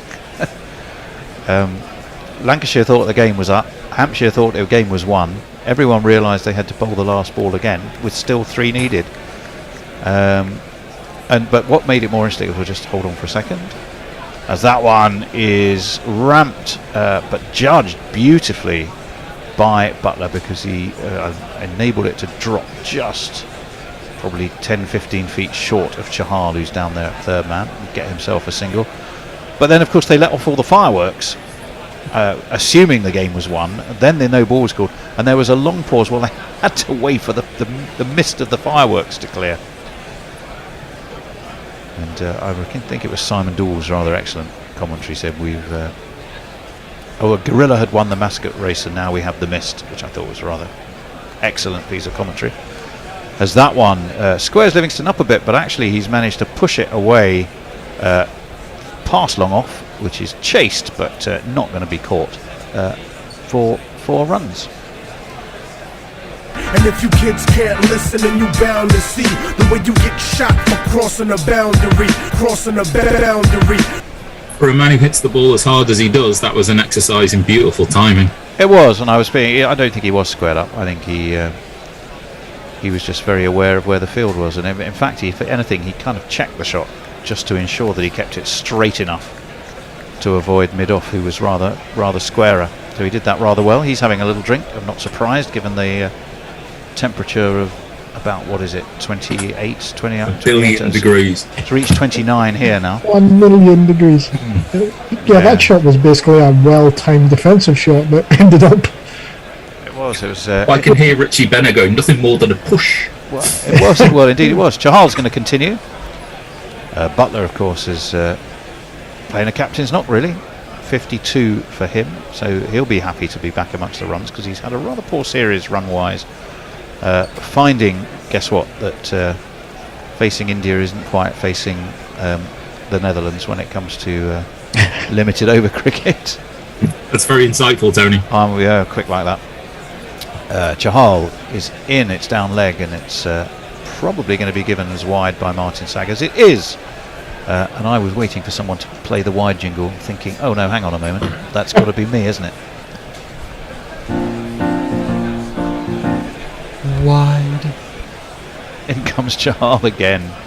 That was more the ball we meant first time, but it's just nudged down to the man on the 45. A really quick single. Good running with these two. Livingston was almost up Butler's nose by the time Josh Butler had moved, but it was Livingston who had to really put the run in quickly. That's his plan of attack. He really needs a leg slip in here or someone short on the leg side. That's what he's looking to do. Livingston's on to 13. It's 177 for 5. Run rate of 5.3. In comes Chahal. Bit more air. And that little bit of flight really did the job, because Livingston was rather reaching for it. And, away into the offside it goes, but it's a dot ball. Like that from Chahal, Al. In he comes again.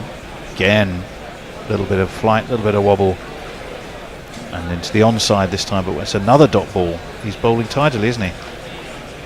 It is. I mean, this is the theory, isn't it? Midland leg stump. Chahal again. Back foot by Livingston. Cuts away towards deep cover, who's has to jog in from that cover boundary, and it will be a single. Brings Butler back onto the strike. So this partnership must be nudging things along a bit for England now. I'm just looking to see what it is. 29. Wide of off stump, slapped by Butler, but only out to deep extra cover. They're going to have to hurry to come back for 2. They do. They've definitely identified that as a key scoring area for Butler. They've got 2 men in that extra cover area. It's going to open up another part of the field for Butler. He's just got to be able to find out what it is. Butler is on 55. Livingston now 14 as in comes Chahal. Should be the last ball of his over. This one Butler just kind of fiddles really down to long on. Takes an easy single. Will keep the strike at the end of the over. 181 for 5. And Colin, who have we got? Miss Luigi Magpie. All I have is simplistic baseball stats. I'm being statistician for my junior varsity gridiron team. That involved running up and down the field boundary with a clipboard, scribbling madly. Victory is indeed yours. I'm guessing that's in reply to some baseball chat earlier. I think Mrs. Magpie said she used to be a statistician for baseball, that felt that baseball was less statistically rich than cricket. Oh God, they're both massively statistically rich, both sports. Yeah, I would but definitely that. Baseball. Yeah, key thing about any sort of analysis, though. Two most important words in analysis. So what? I wondered where you were going with that. I was hoping it wasn't going to be anal analysis. No. I mean, you can analyse as much as you want to analyse, but unless you can use analysis. Yeah. Using analysis to be able to talk about what's already happened isn't nearly as interesting as being able to perform analysis that allows you to be predictive. Well, we have a pretty interesting field of 3 on the on, 3 on the off, pretty much as mirror images of one another as Hardik Pandya takes up the attack. They've taken 2 as it's stroked away towards extra cover. They should come back for 3. Yes, they have. That's sharp running by these two, so well done then. Yeah, you're absolutely right, Al. I used to work with a data analyst whose first question to me was always, why do you want to know that? Yeah.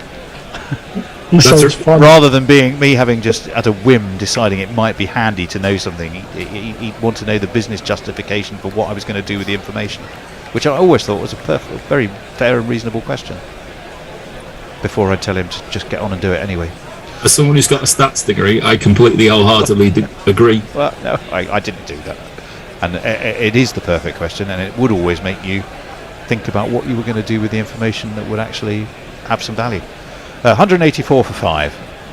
Livingston on strike. He's facing Pandya, who's bowled quite magnificently so far, and does again, dropping one short. And Livingston has a swish trying to pull it away, probably over long leg. Doesn't get anything on it. 2 for 5 for Hardik Pandya off 4 overs. He has absolutely been bowling quite magnificently for India, and he's nearly made that 3 from 5. I'm just wondering what ball Livingston thought was being bowled at him, because he has tried to hit a different one than the one that was bowled at him. In he comes. This one is short, but easily seen by Livingston, who enjoyed that as he just ducked underneath it. It was like an unsynced commentary. You know, he's still playing the shot from the previous ball. But he broke the partnership of Roy and Moeen Ali, didn't he? So he got rid of Jason Roy. Sorry, Roy and Butler. Did Pandya. Butler's still there, sir. Stokes. Oh, against Stokes, yeah. You got Stokes, Ryan yeah. Stokes, yeah. These captains, difficult to confuse. That one, Livingston absolutely does get hold of, and he hauls it away over backward square for a maximum and a fine shot too. Was that a 6? Actually, or was it a 4? No, Very much so. It was a 6. Yeah, I thought it was. Oh, I say, chap, give me any lip.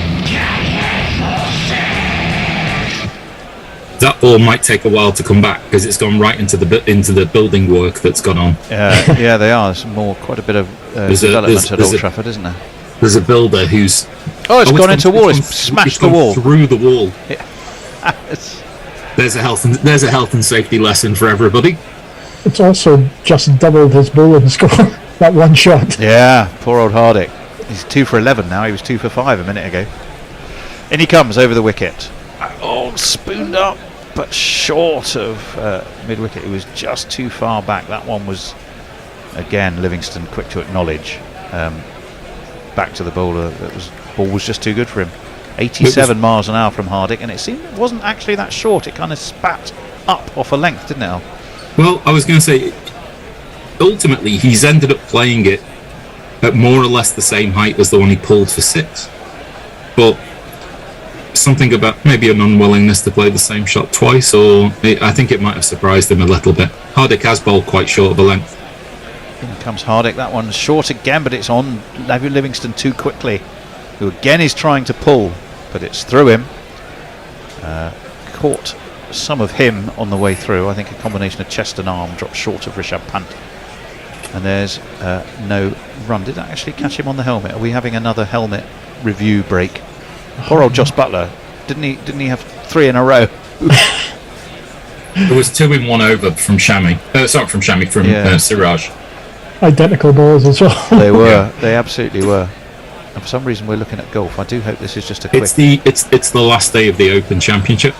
Well, I know it is. I hope this is just an ad, and I don't have to go rushing. It is just an advert. No, you're fine. You're fine. Oh yeah, it is. It is. Would be the first time that Sky have suddenly decided to change channels, and I've been sat here wondering what's going on.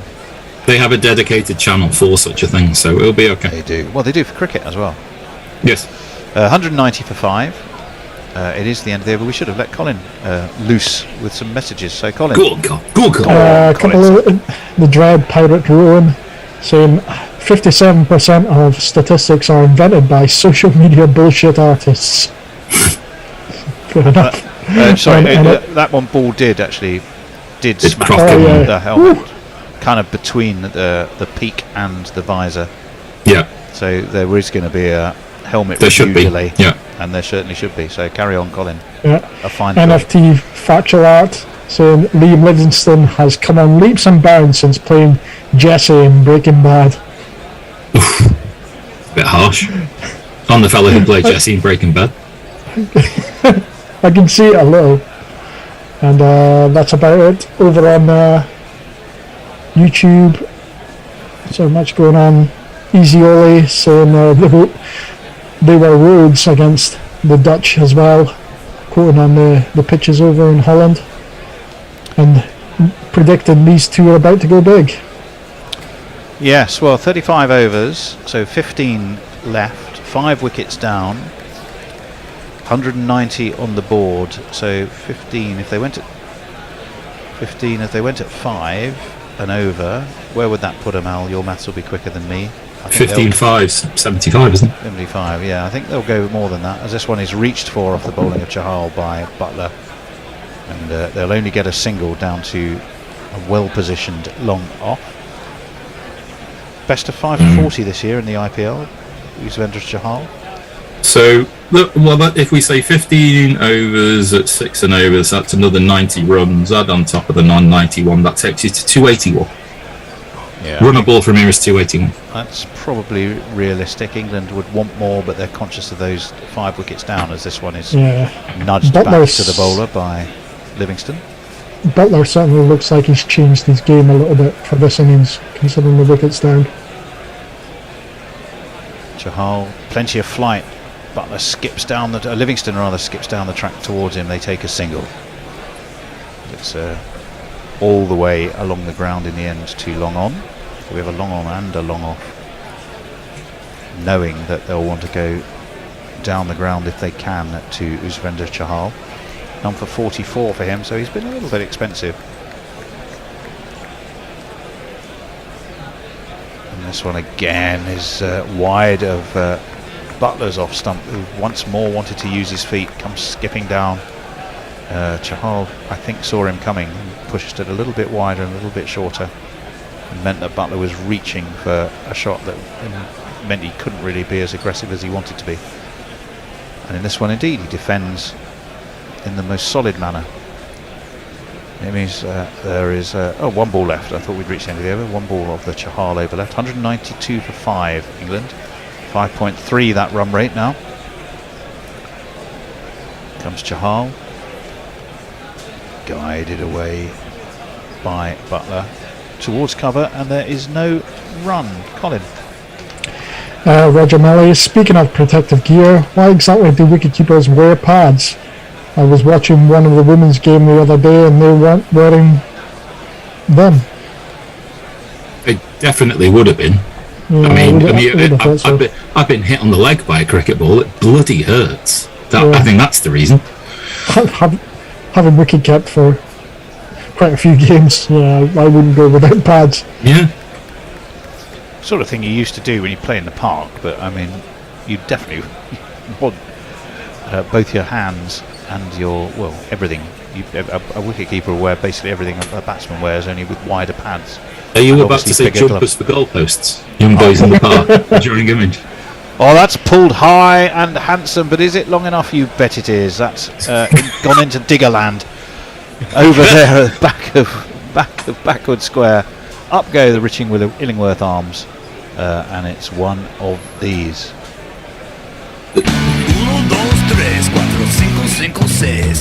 I'm laughing because there is a fella out at deep square leg for that shot, and deep square leg just went, what am I supposed to do? Well, a man in a high-vis jacket. Oh, it's fallen over in the building site. Well played, sir. That's not going to do the ball any good, though, is it? In amongst all that sort of, what do they call it? What do they call it? Detritus. If it lands in soil, it should be fine. Aggregates, that's the word I was looking for. Yeah, that's if Pandya wants to bowl short, he can't. He's been too quick for Livingston at times, like there. Yeah, indeed. Well, I think that was a replay, wasn't it? No, it wasn't. It was live. No, it's and live. That was short and fast. Pandya realises he needs a couple of extra miles an hour on it, which he delivered for that one. This partnership now 49 from 56 balls. So he's got no margin for error, has he? He doesn't, as he's going to be bowling from that Statham end at Old Trafford. In he comes. Hauled high again. I don't think he's got enough this time. He hasn't, and it's taken quite magnificently by Jadeja, who nearly toppled over the boundary sponge. He didn't. He managed to pirouette, hold it on one foot. That was some catch, although he didn't have to move very far to take it. Pandya, with a shorter ball, has got his man, and England are 198 for 6.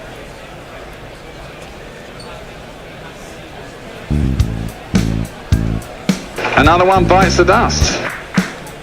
I think that is going to be out, Fred. Another one bites the dust.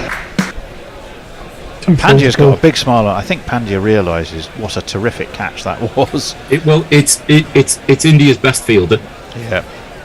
And he's there exactly for that. So, in the context of it, that wicket's cost Hardik 12 runs. Yeah. And you'll take that all day long. I think you would. It's Livingston that's gone. He picked a couple of short ones, but that one he just didn't quite get enough of. And Hardik Pandya was out at deep backward square. Had to reach high into the sky to get it, and also simultaneously not topple backwards because he was right on that sponge, and he ended up hopping on one leg and showed magnificent balance. The ball was far too full to pull. It was set up by the previous two just being quite short, and that one being nearly of a good length for the ball.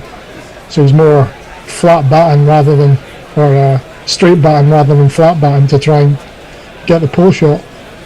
It's cost him. No, I think that's right. It brings a kind of a hero of Lords. He wasn't the full wicket-taking hero that Reece Topley was, but he made enough runs to give England something they felt that they could comfortably bowl at. It's going to be David Willey, which will, I'm sure, alert HD Naked Fun, the porn bot. Let's see if I can find David Willey. He must be here somewhere. Under W. Here he is. You think the people would have had enough of Willie and Angels? His name's Willie. Listen, gorillas, and you'll hear it isn't so. Oh no. Well, he's going to be facing Hardik Pandya, who has 3 now and has bowled quite magnificently. 27 Livingstone made on 31. Defended as a first ball by Willie. Away into the offside, no run. 3 balls left of this Pandya over, 3 for 17 for him. And he has bowled intelligently, he's bowled quickly, and he's bowled aggressively, which is a pretty good combination. I'm a bit stuck about leaving Livingston. I don't know. I'm not quite sure. I don't see it. I'm not quite. Something's in there. I'm a bit stuck. Willie tries to pull this meaterly away into the onside, doesn't really get hold of it. Prasid Krishna Fields, he will get a single, and he'll bring Captain Joss Butler back onto strike to face the last ball of the over. I would imagine, well, a boundary would be preferred whatever. Otherwise, do you think, Al, they might just be looking for a quick single and give Butler a full over against Chahal? No, I don't know. I mean, just at this point, I think it's still carry on regardless. I think Willie's pretty competent. Butler's just going to look to stay in. In comes Hardik. Maybe not. Top edged. It's taken again on the run by Jadeja, who stays kneeling down, spreads his arms, and went just a typical day at work for me. Beautifully taken, and Hardik Pandya has removed both Livingston and Butler, both caught brilliantly on the boundary by Ravindra Jadeja, and suddenly England's ability to set a competitive total is looking a little shaky.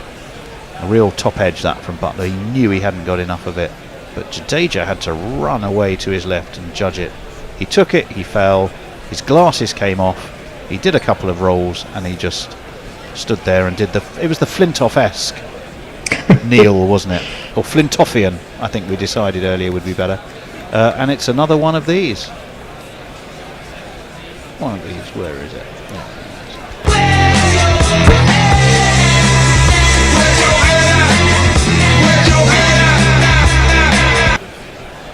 He's some fielder, isn't he, Al? It feels... It's a fantastic catch. I mean, Colin's reaction speaks volumes. Just he's run at full speed. He's made a good 15 yards. Colin moving to his left. It's impressive. And he's taken it at knee height. he's worth his weight in gold. Fabulous stuff. Just fabulous stuff. You might want to explain to Colin as well that knee height means the height of his knee, as opposed to not very tall at all. As opposed to what?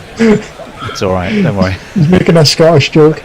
Wow. Rather Scottish joke as well, but Colin obviously wild racism coming out. Colin, if you've been affected by any of the issues raised in this innings,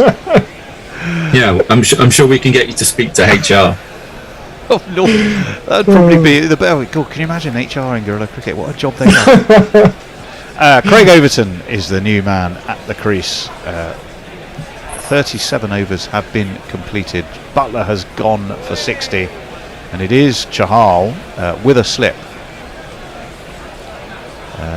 which is then just nudged by Willie, I think, was it? Yes, it was Overton, wasn't it? Because they must have crossed, which they duly did. I think they did. Captaincy by numbers, Tony. You've got two new batsmen in, number 8 and number 9. Yeah. Wouldn't you get Shami and Siraj back in the attack right now, rather than? Well,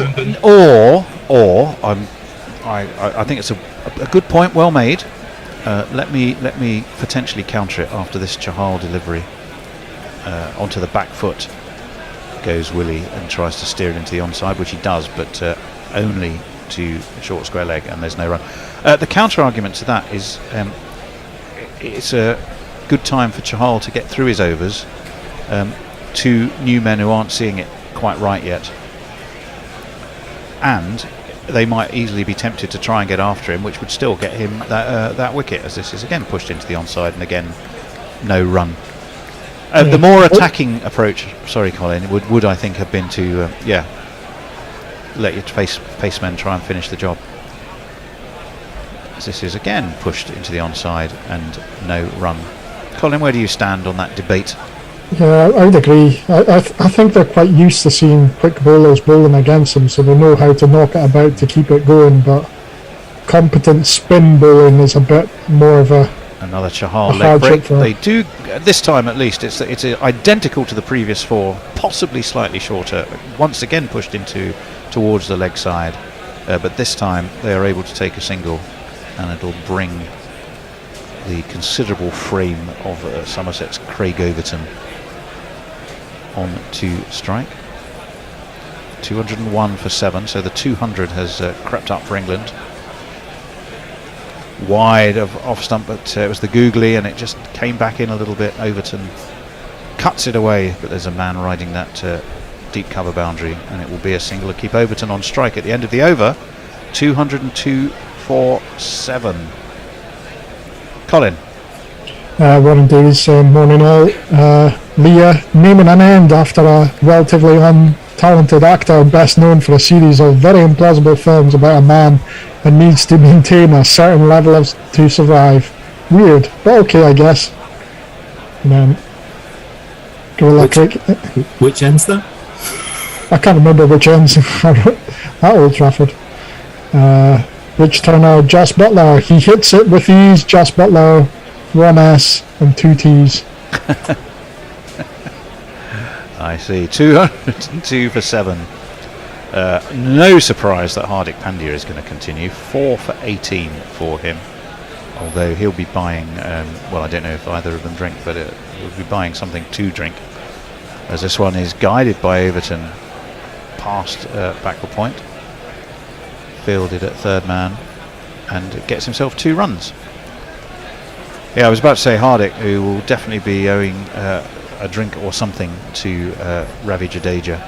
Pat on the back. 2 magnificent catches. His eternal thanks. His eternal gratitude. Like one of our £2 patrons. If you want to help Guerrilla Cricket, I'll tell you about that in a moment after this delivery from Hardik. Right arm over, in onto the back foot. Goes Overton, defends it commendably. Away into the offside, no run. Yes, so many reasons. Lots of extra fun content that you can get. There's we have our regular newsletter, Smaximum. We have our regular patron-only pub. We have our own chat group on Discord. You get merchandise. You can have your name scrolling across our Roll of Honour on the screen, and a number of other benefits that are all made clear, as I'll tell you in a moment, as this one is misfielded horribly. Oof. It just seemed to roll towards mid-on. Who was that? Was that Prasid Krishna? That was a classic piece of sort of 1950s village fast bowlering fielding. Because he just bent down as if he was just expecting to pick that up, and it just burst through his hands, and it didn't seem to be moving at any kind of speed, and it seemed to pick up speed afterwards, didn't it? Where's his long boundary, Tony? Where's his long boundary? Well, I wouldn't have thought he'd think he needed one. Look, it comes off his foot and actually seemed to accelerate, or maybe he did turn rather like a tugboat, didn't he? It wasn't exactly speedy. Pandya, that was shorter and harder, and Overton has to rock back and watch it through to Rishabh Pant. Patreon, yes. So all of those fantastic benefits. It helps keep us on the air. It helps buy equipment. It helps to pay for our studio. We are a non-profit organisation. We need your help and support, and the way you can do it is go to gorillacricket.com and you can see support us on Patreon, or you can go to patreon.com/gorillacricket. Either way gets you to all of those benefits and ways you can help the show, and we are unbelievably grateful when you do, as this one is rather edgily. It wasn't really a full-blooded pull by Overton, it was more of a flick. Chahal fields at long leg, and they take 2. Overton moves on to 6. Chahal gets a pat on the back from Mohammad Siraj, who clearly appreciative of his work. Slap in the face, wasn't it? It was just like a pat on the back is one thing, but he was just kind of he was roughed up around the edges there, wasn't he, Chahal? he was. Well, he dived and he did stop the boundary. It wasn't elegant, but it was effective. And I think that was what they attempted, but you're right, it was a bit of a willy-nilly kind of attempt to give him a pat. This, again, is aimed at the right hip, really, of Overton, who can just nudge it down towards Pant, and again, there's no run. So it's the end of the 7th over, 4 for 24 for Hardik Pandya. England 208 for 7, 39 overs completed. Colin? Nigel Henderson. Livingston gets into a personal battle with Hardik, as he did on Thursday. Throws it away, doing exactly what the bowler wanted. Compelling theatre? Maybe. Brainless, as Jimmy Anderson would say? Probably. Yeah. And now Butler, double brainless. Some more talk of wicket-keeping staff. Some women keepers don't wear full external pads, but prefer the smaller pads that fit under their leg trousers, a bit like short leg fielders do, I suspect. Hardik was bowling almost exclusively shortly or was bowling exclusively short to Livingston today, which is what Hendo was quite rightly pointing out, and it did the trick in the end. 208 for 7. Willie will be facing the man who attempted to give a pat on the back to Yuzvendra Chahal and nearly ended up poking his eye out. Mohammad Siraj. Leo always points out as well, and that single makes unbeaten turns by Rohit and Shikhar Dhawan theoretically possible. Yes. In comes Siraj, right arm over, steered away towards mid-wicket by Willie. They just take a single on this occasion. Brings Overton, who's on 8. At a run a ball, it must be said, back onto strike.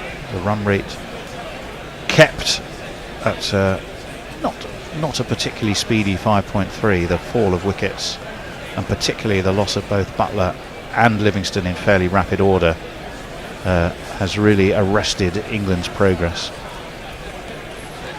much to the delight of India. No surprise as we wait for Siraj, who is on kind of middle and leg, and Overton helps it away around the corner. Mohammad Shami fields from long leg, and Overton gets 2. He'll move on to 10. We're going to have a little change at the end of this. I think it's going to be Messers and you may have to remind me because I just I'll dropped my just phone. look up. Messers was taking my social slot because I have something I need to nip out and do. So, As we wait for Yeah, just Siraj, Messers in he comes forward. Comes Overton, and again there is no run. It's Al. Al's going to take over. It's going to be me. Colin is going to summarise, and Messers is going to take over social duties in his inimitable style. 211 for 7, England. 2 for 54 for Siraj. Struck early, struck effectively, but then has been a little bit more expensive than others, as that one is really short and Overton not quick enough to get anything on it, and through to Pant it goes. It's been the tactic today, hasn't it, Tony? Dropping them short. Yeah. Well, it certainly has been for it's been Hardick short. against Livingston. I thought it was a wee bit weird because where the keeper took it, he rolled his fingers over as like a cutter as well, doing that. Here comes Siraj again. Busy run he has. Short. This one is pulled though. There should be a man down there. It's as expected, Mohammed Shami. Just a single then on this occasion. Will bring Willie onto strike to face the last ball of the 40th over. And well, nothing slows a run rate down like wickets, and when they're wickets like Butler and Livingston, it's inevitably going to slow things down, arrest development, which is precisely what it's done. Willie, the left-handed bat, is having a look around, checking where the field is. He's going to wait for Mohammed Siraj, who's short, and it's pulled high. Is it pulled far enough? No, it drops well short of deep mid-wicket. There is a man out there. It's of course Jadeja, whose sensational catching accounted for both Butler and Livingston. It's the end of the over, and we will have a change. We're going to wait for Al to pick up on ball by ball. I'm going to take a little break, and we'll see you later. See you later, Tom. Bye, See you, Tony. Where are we up to, Colin? GC Radio, 7 minutes ago. Okay. Do you want to read a couple of tweets while we're just waiting for play to resume? Well, GC Radio has just sent us a GIF in response to Linux Lear. Hendo says it's in response to John Baton saying there's a thin line sometimes between aggression and crass stupidity. Both Livingston and Butler crossed it. Hendo says, yep, fine in the last 5 overs, but not with 14 to go. Yeah, I got to say, I saw some of that early on too. When Stokes first came in, he took a while to get out of this mood that he just had to whack everything immediately. Well, he seems to be in that mood in all forms of the game. It's going to be Krishna to bowl over number 41, and that is a loosener just outside the off stump. Overton plays that to a short point. You're right there, Jess? I just saw the crack to Bishop. It was shocking. That's why he moves diagonally. Aye, indeed. Full moon and broad daylight. Oh, yeah. He's taken on the Bears' job in more ways than one, I think. As this is Krishna will come in, and that is it's high on the bat of Overton. He pushes the ball down towards mid-off, but again there'll be no run. 214 for 7, Overton 11, Willie 5. So guys, what do we think looks like a good score now? Well, I still reckon they'll be happy with 250. Yeah, I think you might be right. It's what's a good score and what's a competitive score is. Ooh, that's a full toss, a high full toss. Yeah. Krishna immediately apologises. I think it's been signalled as a no ball. Yes, it has. And Krishna immediately apologised. Obviously, a ball that's got away with from him somewhat. That is a ball that was going to hit him on the elbow had he not got his bat in the way.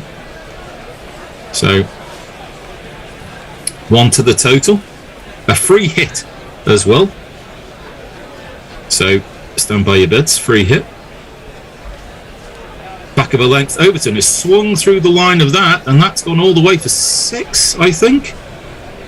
Oh no, 1 bounce 4. Apologies. But he's hit that like an absolute exocet, hasn't he? He certainly has. It's interesting what's a decent score. I mean, we thought 246 in the match at Lord's was well below par, and yet it was 100 more than they needed. So, you know, depending on how the wicket's playing and how well England bowl. Absolutely. Since you came to bat, you sixty thing. Back of a length, and Overton flips that behind square on the leg side. Long leg is there. Singles abound. Overton's up to 16 now, and score 220. Tony was obviously conned into thinking it was. Yeah, I think I conned him into it. I think I conned him into it. Krishna's look good, replacing Bumrah as much as you can. 0 for 33. It's really Hardick who's done the damage bowling wise in terms of taking wickets. In again, back of a length, Woolley pulls over over to cow corner, and that has gone the distance. Commentating after seeing the umpire there, that's 6 of your finest runs. And you've lost that jingler, so you'll just have to imagine. Hit it for 6. It wasn't a bad shot, that. It wasn't a bad shot at all. Well caught in the crowd. But Willie's no real footwork to speak of, but he's got his weight going through the ball there. He's tried to hit this next one past his mid-off, but can't do so. And at the end of that over, good one for England. 226 for 7 is your total. I've got to say the catching in Manchester is a lot better than it was in Birmingham yesterday. Well, that's... Yeah. Neymar Butland says the gorilla with the Statham has something. Let's have the Jason Statham end, the Dennis Waterman end, the Vinnie Jones pavilion. Do a statistical analysis. Opponent scoring before and after the name change. Well, I think if you're going to say Jason Statham, you've got to say it like Jason Statham. So it's got to be a Jason Statham and Jason Statham. He's got a voice like he's been punched in the throat. I have no idea who he is. What's he on? Oh, he's an action hero of sorts. He used to be an Olympic diver. Did he? Yeah, he used to be an Olympic diver. Wow. Too many hits to the head through the water, obviously. Siraj is going to bowl. That is a bouncer which has gone down the leg side. It's going to be wide. It's also gone over the head of Rishad Pant. So that is going to be 5 and 1 for the over. Siraj looks like he's unhappy is not the word. It's just taken off. Pant hasn't really jumped for it, but that's because you needed a step ladder to get it. Yeah, Pant on the shoulder of Pant. We don't have got that. Yeah. I think a fully fledged human pyramid might not have got that. That is a fuller pitch delivery on middle and leg, which Overton can only hit to a short mid wicket, and there'll be no run. Do you ever see really tall wicket keepers? I can't ever think of seeing like a decently tall one. I think it's because it's all the crouching down. I think bad for the knees. But then again, tall cricketers as a whole don't really. Bowlers, They're law unto themselves, as that is a Yorker length delivery on middle and leg, which Overton squeezes out to long on, take a single. 232 for 7 is now the total. I have to tell you, I'm just looking at a filmography for Jason Statham. I don't think I've ever seen quite so many movies listed that I've never heard of, or certainly never seen, or never want to see. Yeah, there's the Expendables and the Transporter. Yeah, they're all pretty good. I think Lockstock was probably the only one that I have seen, but that was a long time ago. Certainly was. Siraj runs in, and that is tickled round the corner by Willie down towards long leg. A fielder there. Looked for a fall for a couple of seconds, but it's only a single in the end. Neymar Butland says, I can't believe Messi doesn't know Statham. Don't they have real culture in us? Well, that's a topic that can't really be explored in the remainder of the Test series against South Africa, I think. Does Australia have culture discussed? Well, yeah. Siraj into, and that's on the hip of Overton. He'll turn that to a long leg, nearly a fumble in the field, and what would have been a scrambly 2 becomes an easy 2. I now know what that impression actually made me think of. It was Tommy Cooper. Spoon jar. Well, that's what Unfiltered Park says exactly that. Sorry, I've got my voice is not quite what it should be. Oh. COVID has played havoc with my throat and with my chest, and whatever excuse. Yeah, whatever. And that is just a bunt down towards long off, or sorry, mid off. No single taken off the 5th ball of that over, but the run rate's crept up to 5.62 and 235. So 250, if these pair can stay in, is well within reach. Maybe 260, 270. As I've just seen the balloon they can get 320. But it's a question of wickets, isn't it? It certainly is. Just a senseless murder has taken place on the field. The balloon has been harshly stepped upon. It was worried. Difficult to see there.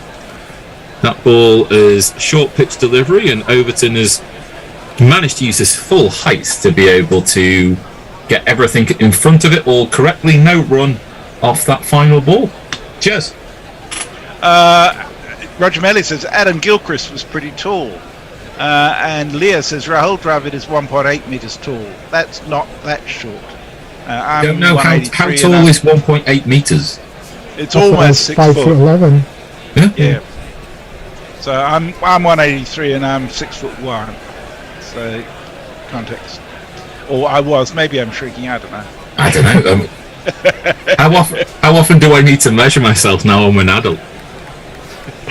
Fair point. Oh, frequently, mate. Frequently. Roger Melly says Jason Statham got a start in Lock, Stock and Two Smoking Barrels. If you haven't seen that, your life is diminished. No, I did. I saw that and I enjoyed it. But just looking at the list of films in the last 15 years or so that he's been in, there's none there that I have any desire to see. Snatch was quite funny as well, I guess. Krishna to continue. David Willey comes down the track and Krishna sees him. Short pitch delivery. Willey's able to flick that down to a fine-ish leg, and we'll take a single. If I were India, I'd probably bring on Jadeja and Chahal.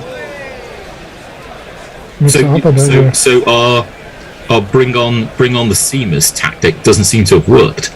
Then again, they haven't necessarily bowled very well. Well, that's the thing. They're believing it's a short pitch. That's been the game plan, hasn't it?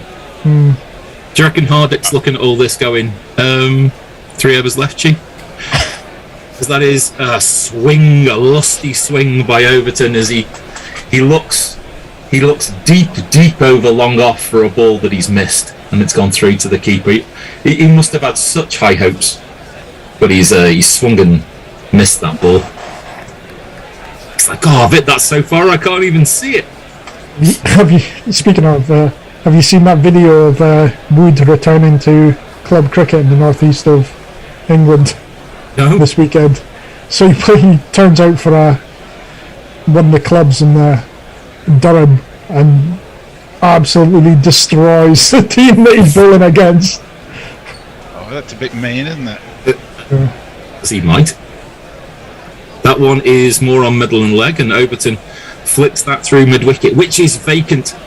They're running back for 2, but Shami's throw is off the target and Pant can't lay a glove on it, and so 2 runs is the outcome. Overton's on 21 off 24, Willie's 13 off 12, and your score's 238 for 7 halfway through the 43rd. How would you be if you were in, some nice friendly league in Durham and looking forward to a nice day out on Saturday where, you usually have a competitive match and suddenly discover you've got Mark Wood on the other side? I'd be so pissed off. Yeah. He's bowling full marks as well. It's not like he's... Excuse me, umpire. Right arm what? I can find it. Yeah. Yes, I know, umpire, that I'm taking guard behind the stumps, but I feel that this might be a useful tic-tac. Yeah. Neymar Butland says, that's Statham's excuse. I sound like this because I'm killing bad guys while having COVID. Hey, listen. Do what you can. That is a terribly filthy slower ball down the backside of Overton, and it dribbles through on the third and fourth bounce to Richard Panton. Illingworth just... That was a properly sarcastic look of a wide single by the umpire. It was like, that was rubbish. We're not having that in this game. Bowl that again. Bowl that again, son. Krishna will try to do so, and that is back of a length. Overton tries to hit the horizontal straight shot, but can only find mid-off and no run. And our total's 239. Seems like he's going. It's interesting. I interviewed Nathan Ellis at the end of the blast yesterday about that last ovary bowl, in particular the last ball of slow ball, and he talked about how it took him months and months and months to practice the slow ball, so it didn't end up hitting the side of the net and things like that. So it's not easy bowling that slow ball. It's not easy being green, as that is back of a length, pulled by Overton, but there is a deep square leg in place, and it will be a single. I know when I bowl a slower ball, I have to aim basically a foot to the left. I was going to say, if I bowl a slower ball, or to put it in other words, a ball.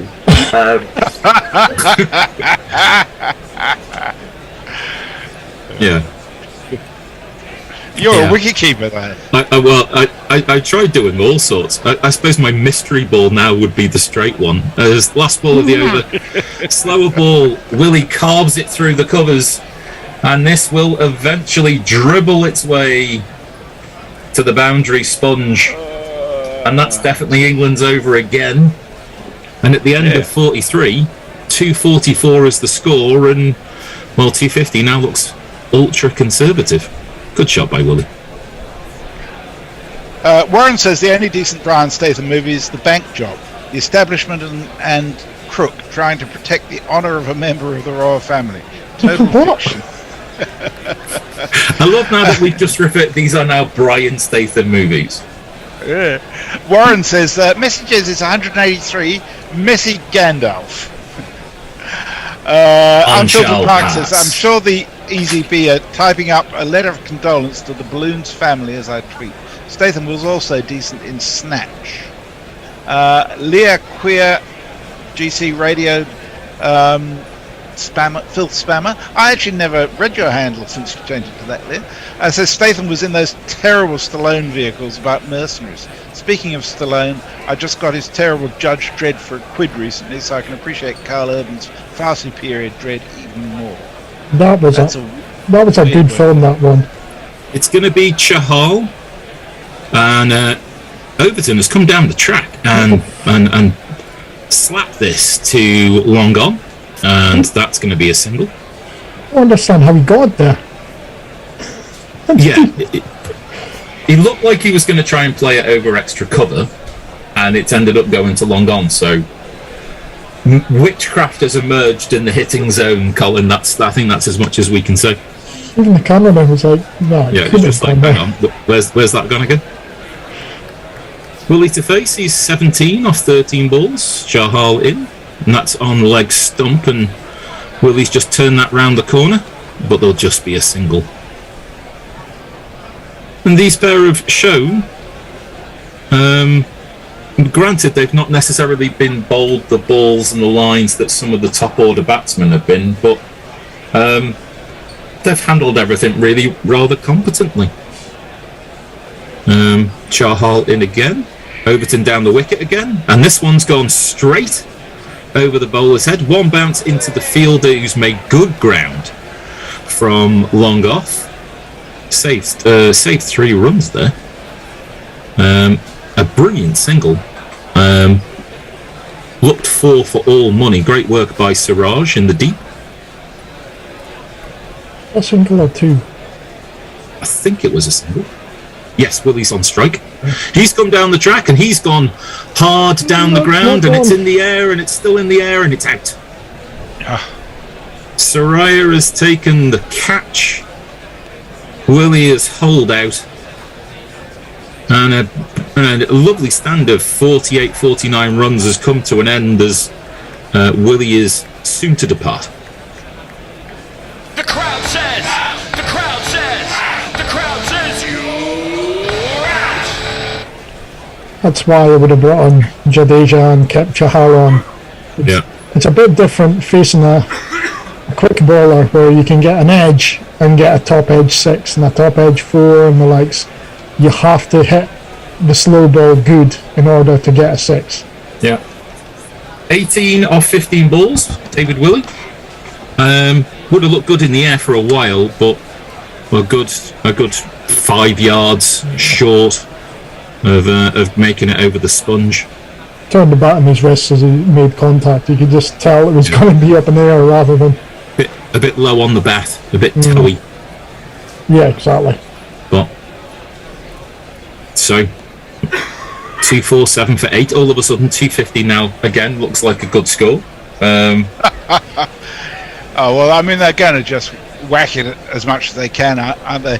Because if you can judge from what they did at Lords, they're not worried about batting the full 50 overs. They're just thinking about hitting it. So they might hit 280. You never know.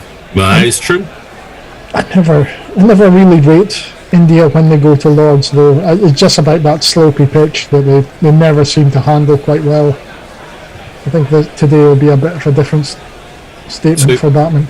The batsman crossed, so Overton will face the next ball. He pushes this to long on, went back in his crease and pushed the ball back down past the bowler. And it's going to be Cars, I think, who's going to be our next bowler. Bowler batsman. Stick your hopes of victory up to broadcast. Your hopes and dreams are flying at half mast. When the brightening comes a calling, all your fools will be falling. Stick it all First ball pushed into the offside field, and they'll take a single. Fielded there at point. And at the end of the 44th over, England are 249 for the loss of 8 wickets. I have a request. Can we replay that jingle without interruption, Tan? It's too good just to be talking over it. Here we go.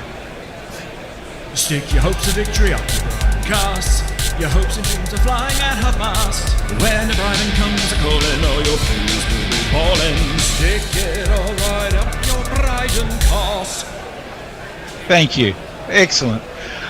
Roger Melly says, have we worked out what holdout means yet? Well, I think the closest we came was to say, yes, it's a golf metaphor. Well, a golf description, which has been transferred across to cricket. It's the closest we got. Collins tweeted that thing of Woody getting his fifer, which I've retweeted on the Guerrilla Cricket timeline. I can't retweet you, Colin. In fact, I can't reply to you, but I can retweet the Durham thing. Oh, weird. You've got a privacy setting on your... okay. Fair enough. As the Mexican wave of the fact that we don't care about what's going on the game goes round the crowd. 45th over is just going to be bowled. Krishna is going to bowl out. There's some discussion between Rohit and Illingworth. Oh no, actually, I think there's going to be a change. It's going to be. I think Rohit has changed his mind a few times here, and it's going to be Jadeja. I think who's going to bowl. Yes, it's going to be Jadeja. Hardik had the ball. Like he was going, I've got the ball, therefore I get to bowl, and Rohit's pulled seniority, and it's going to be Jadeja. Ravindra Jadeja. Who's that spinning on the field? Who's that done Jadeja in, and this is on middle of the leg, and Cast just plays the ball back to the bowler. No run. Watch out for the one that doesn't turn. Oh, hang on, that's all of them.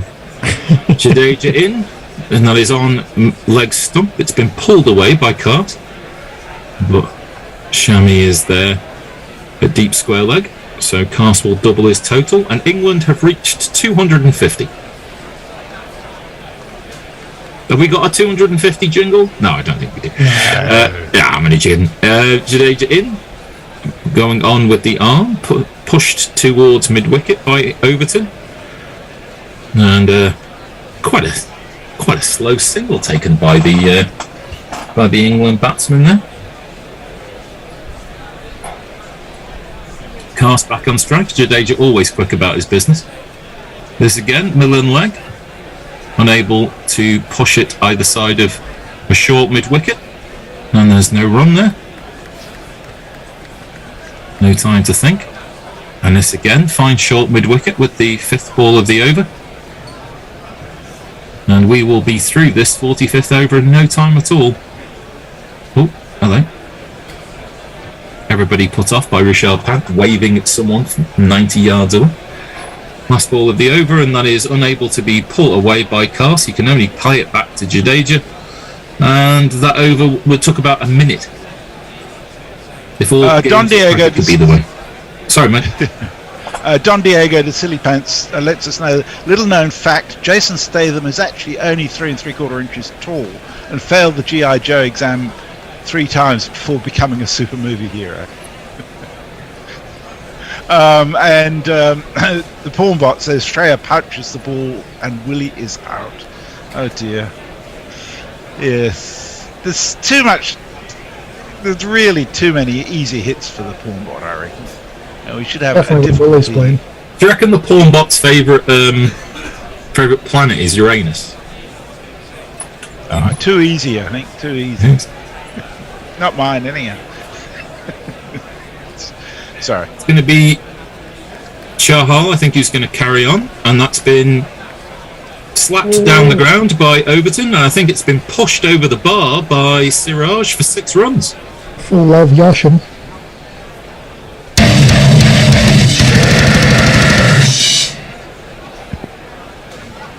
Are we being silent for a non-existent jingle?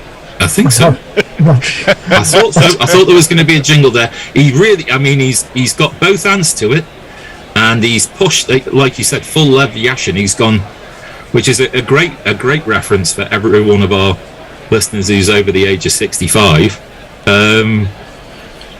Yeah, not the best bit of fielding you've ever seen, but 6 runs. That's all it looks like in the book.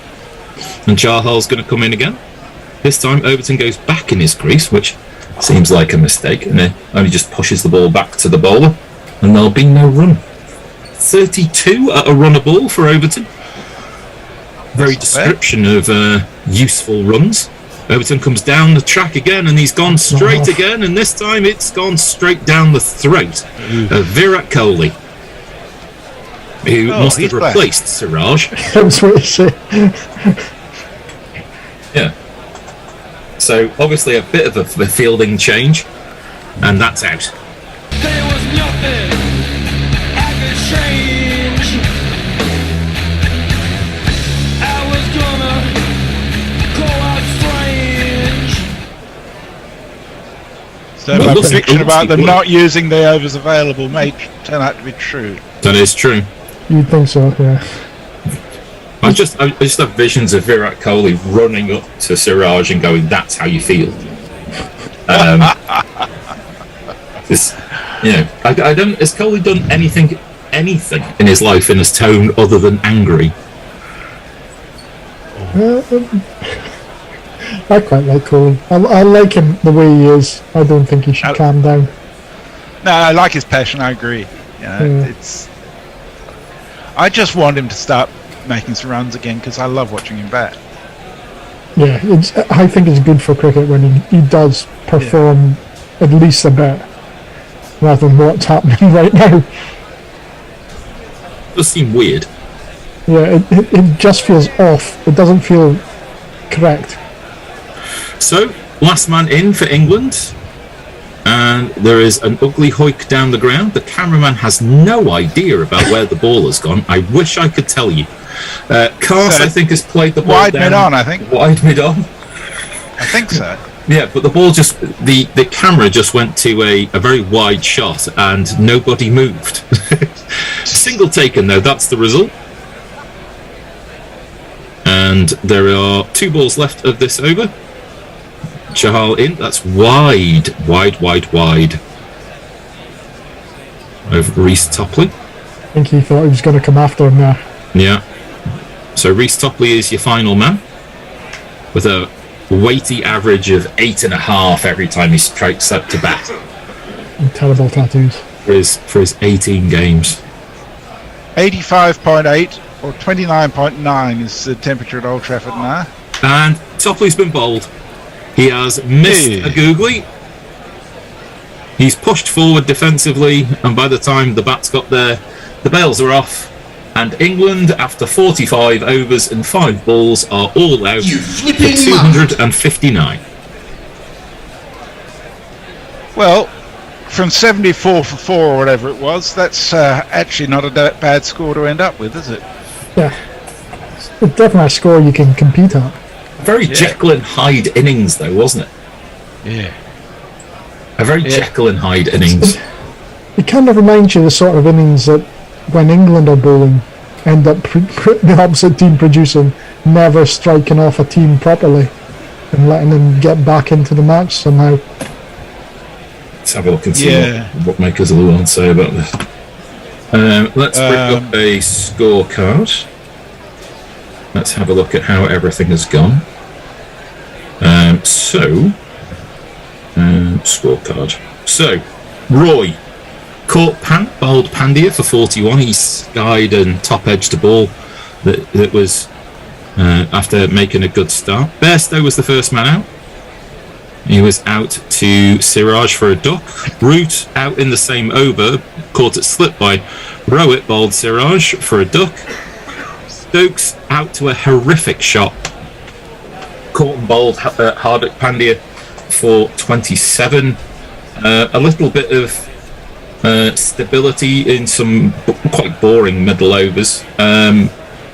Ali caught bowled Jadeja for 34. Livingston caught Jadeja bowled Pandya for 27, and in the same over, Butler also caught Jadeja bowled Pandya for 60. A little bit of a counterplay from Overton and Willie. Willie was out. Caught Yadav bowled Chahal, trying to hit Chahal out the ground for 18. Overton, fairly much the same way, caught Coley in the deep bowled Chahal for 32. And then last man out, Topley bowled Chahal for a duck. Cast not out 3. 17 extras. 13 wides. Wow. 13 wides, 2 known balls. But 259 is your total. Shami, 7 overs, no wicket for 38. Siraj, 9 overs, 2 for 66. Krishna, 9 overs, none for 48. Pandya, the pick of the bowlers, 7 overs, 4 for 24. Chahal with late wickets, 9.5 overs, 3 wickets for 60. And Jadeja, 1 for 21 off 4 overs. So guys, before we throw everything over to Tony to find out what we're doing in our break, do you think 259 is competitive or not? I think it is. I'll tell you, WinViz, get this. WinViz says India 66%, England 31%. They've got the tie at 3%, which is fucking nuts. What? Yeah, I had no idea you were a statistical man, Jez, but 3% does seem a bit nuts, to be honest. Yeah. I actually got this about 50-50. I think, given what happened at Lord's in particular, but also the fact that this wicket's clearly not as easy to play as we expected it to be, I think 259 is a competitive score. It sort of reminds me of the sort of early 2000s, where 260 to 270 was a pretty par score. Mm-hmm. And, you know, I look at what happened last night in the Blast and how everybody said 200 plus was needed. and it turned out that 154 or whatever it was just enough. Just enough. I think 259 is going to be tough for India to get. Okay. Particularly as Kohli's not making any bloody runs at the moment either. Well, one down. We'll see. Colin, 259, competitive or no? Semi-competitive. Semi-competitive. And I rate that because a lack of Adil Rashid, I reckon, will be the downfall of this. I think the spinning element in England's team, being it only Moeen Ali and part-time spinners of Root and Livingston, will be the sort of difference in those boring middle overs where it should be a bit easier for India, is my reckons. And the betting currently is sitting at England 7-4 and India 4-9. So betting organisations certainly seem to have India as favourites. We've got two gorillas turning around and saying not so fast. Tony? Got one other important opinion for you. Nigel Henderson, who I think we know, says neither one thing or the other from England. Should have got 310. Let India buy important wickets cheaply. And with those wise words of wisdom, Tony, what are we going to do with our innings break? I have no idea. I'm trying to figure that out. There will be some entertainment when I've worked it out. So, is that guaranteed entertainment, Tony? Bear with me. Well, or more the problem being bear not with me. And whilst I figure it out. And then it'll be something. This is the Guerrilla Cricket Make It Up As You Go Along chat spot. I'd be interested to know how you see this. We're facing a 3 matches ODIs against South Africa coming up. Yeah. How do you think England are going to fare against South Africa? I think South Africa are a tough out. Yeah. The last time I watched them play, South Africa didn't seem too well. They were in a transitional form after losing De Villiers and Quinton de Kock, and I'm not even sure if Faf du Plessis plays one days now. But they were definitely in transition, but I've seen they've had some decent scores and decent runs against the likes of India and it seems that with the loss of some of those individual names that they've found maybe a greater collective team identity. Yeah. But that seems true. I mean, they really surprised India in that last series, and I think they could be really very competitive against England. It'll be really interesting. And we'll be covering it from Tuesday, won't we, Tony? I believe we will. Oh, Tony's on the phone. We're certainly going to cover all of the South African games. I'm missing it all. I'm offshore. Oh dear. Yes, so 19th of July, which is Tuesday, starting at 1 o'clock British summer time. And the same on the 22nd, which is presumably Wednesday, Thursday, Friday. Yeah. And then there'll be another one on the Sunday, is it? Yeah, I think that, and also the T20 games are day-night games as well. Yeah. I think. Yeah. So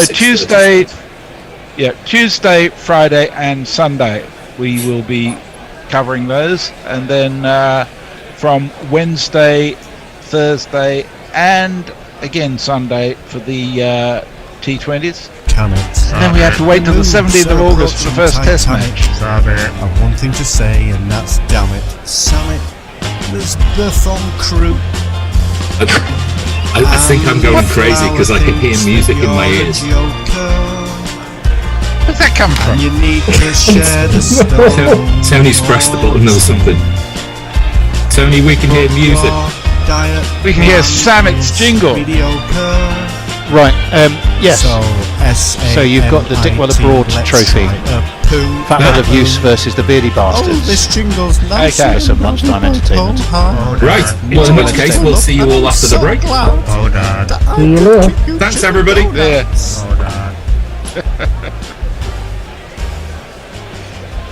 Was that the last ball of the over, wasn't it? It was indeed. So Summit will not be on strike. Warwick Armstrong is on 13 off 5 and will be bowled at 5. There's going to be a change in the bowling, even though Marshall made a breakthrough in his last over. He's just a little bit too expensive. So Brealey has turned to Ian Terrence both of. Ooh, Ian Terence Botham coming on with the next man in, Ian Terence Botham. It's getting very exciting. 1977 to 1984. Beefy has got boring. Although not at this point in history.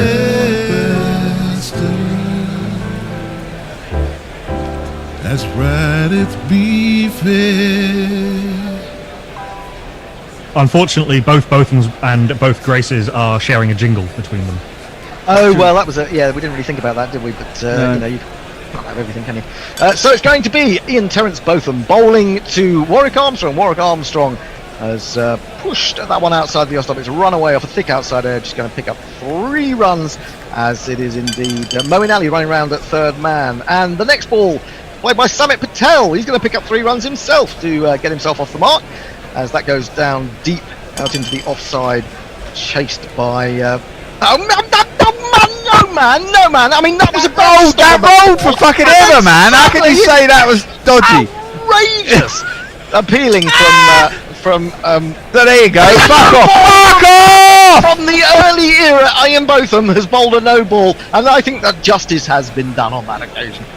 Something very dodgy about these dice, I have to say. Fuck off! Just fuck off! Botham showing what would become in later years. It was a rank long hop cut straight to point, but he's overstepped. Well, he took 3 for 32 against the One Test Wonders, none for 70 against the Wevo Shaughnessy's, and the next delivery is played by Warwick Armstrong into the onside. They'll get back for a second as it's chased by the man at mid-wicket. Next delivery's in again, and that's 6! And that's beautifully picked up by Warwick Armstrong. He smashed that long hop into the crowd at mid-wicket, and he's really finding his range.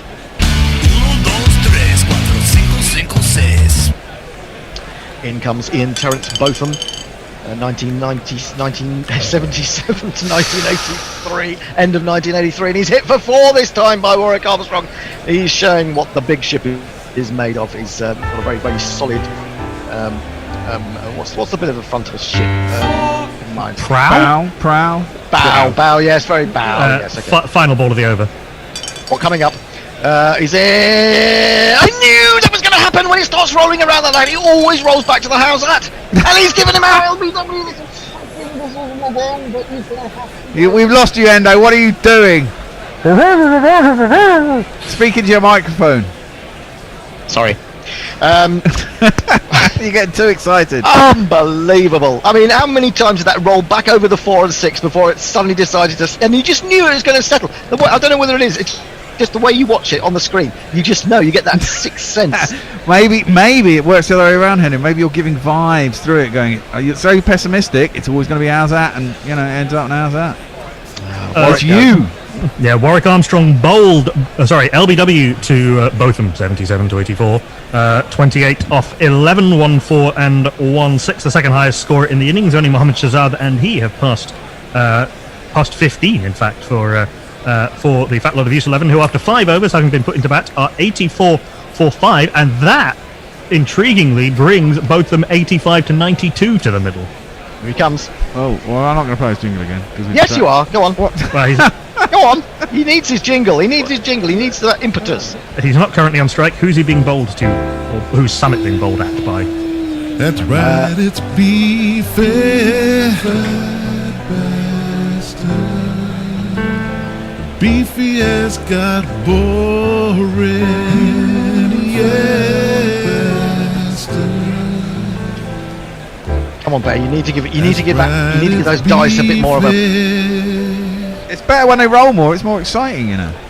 Well, yeah, except it always rolls back to the bloody how's that. Doesn't always. So who's bowling? Is it still? We're going to carry on. So Gillespie is going to be taken out of the attack, even though he's done really well with his 2 overs, 3 for 27. We're going to keep our bowlers fresh, and Mike Hendrick will be 4th change. The ever dependable Mike Hendrick, Derbyshire and England, is coming on to bowl to Samit Patel. Containing fields, and you make all your sponsorship deals, and the selectors don't know how it feels. Hey, one thing about this competition, playing different teams. Hang on. Is that finished, that jingle? Yeah, it is now. I wonder if it was Samit Patel that went 4 volumes of that we had to hear. Oh, 4 volumes of the Samit Patel. It has to be heard. It has to be heard. Just to give a sense of where we are, Samit Patel is on 3 off 1. Ian Terrence Botham, 85 to 92, has yet to face a delivery, 84 for 5 after 5 overs.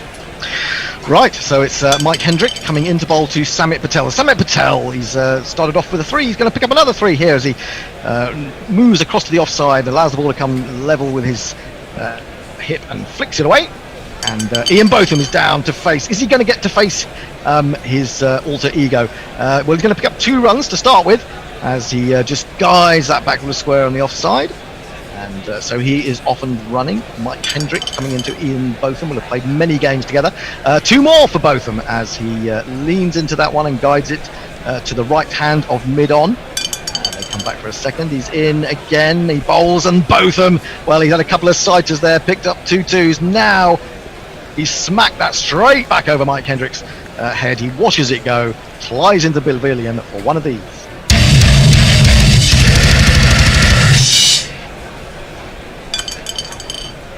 He's in again, and it's 2 more for Botham this time. Wasn't completely in control of that shot, rather drags it into the onside, but they won't mind about that as they pick up a couple more. 1 to come.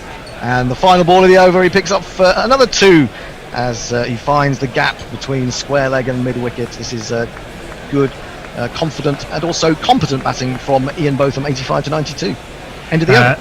Yes, indeed. Ian Botham, 85 to 92, is on 14 of 5, and disappointingly won't be on strike, presumably to Ian Botham, 77 to 84. The Fat Lot of Use 11 brought up the 100 in that over. 101 for 5 after 6. Samit Patel is 6 off 2. Tony Bishop says Botham of different eras playing against himself. We're in Back to the Future or Life of Mars territory. Anything can happen in dice cricket. And Linux Lear reminds us, of course, that Samit Patel, on the Daniel Vittori scale of left-arm spinning all-rounders, is the big unit Vittori. He is a big unit Vittori, absolutely true. Absolutely true. He doesn't really wear glasses yet. Well, he may do as time goes on. He's 34, 35 by now. Anyway, it's going to be Ian Terrence Botham, 77 to 84, bowling to Samit Patel, 2020. And in he comes. He bowls Patel. Patel has picked that up and deposited it. He just got the in-swing a little bit wrong there, down the leg side it was going. Helped it on its way over long leg for one of these.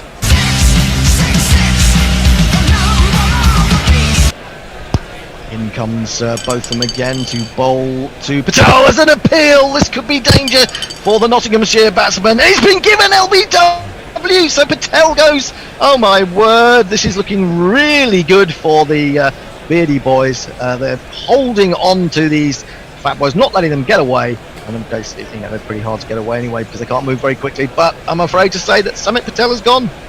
All of the dreams that I dreamed were mine are gone.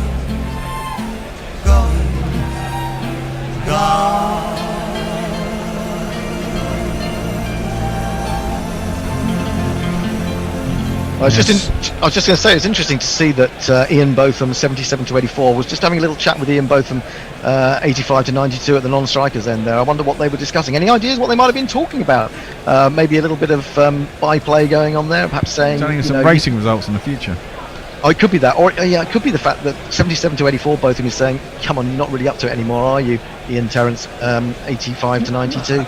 I think there might be might be a party being arranged in the hotel for after today's play. Samit Patel, LBW to Ian Botham, 77 to 84 rather, for 12 off 4. That's the 4th LBW out of the 6 wickets to fall today. The other 2 bowled. No fielders as yet needed. Excellent straight bowling by the Beardy Bastards seam attack. And the Fat Lot of Use 11 after 6.2 overs are 107 for 6. And speaking of big unit spinners, it is indeed Raheem Cornwall coming to the crease. You hear him before you see him.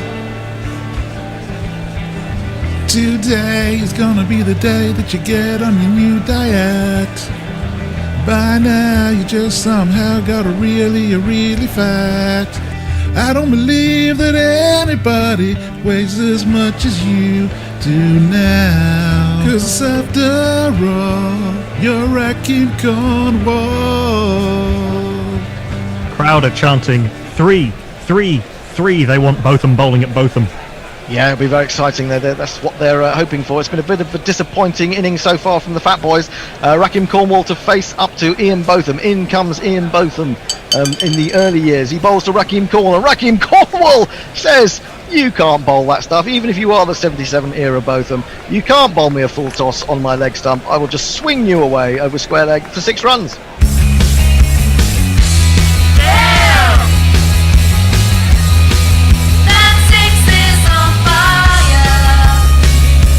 Might be the first time I've ever heard a crowd booing a 6 by their own team. Yes, very true, very true. I mean, you can. It's quite easy for people out there to get the Bothams mixed up, but I think you will find my Botham is a little bit more tubby than your Botham. I think they can be told apart. And the next ball from Botham, he tries to bowl him a slower one. He gets it all horribly wrong. It's another full toss, and Rakim Cornwall, the big man that he is, has lifted that deep back into the crowd.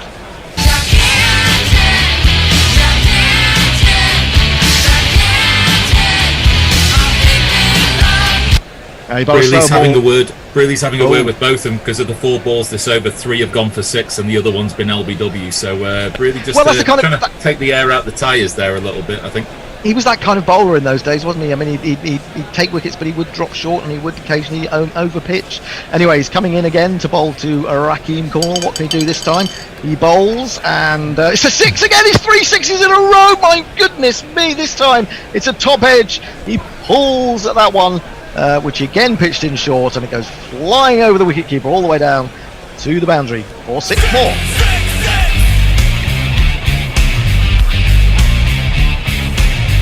Rakim Cornwall's already surpassed Ian Botham's score, 1 to come. Well, it's quite interesting. I just see Ian Botham there standing with his. This is Ian Botham. Hang on, we're not ready, Bear. I'm commentating, for God's sake. I haven't finished yet. You can't bowl the ball until I finish commentating my bit between. Take it back.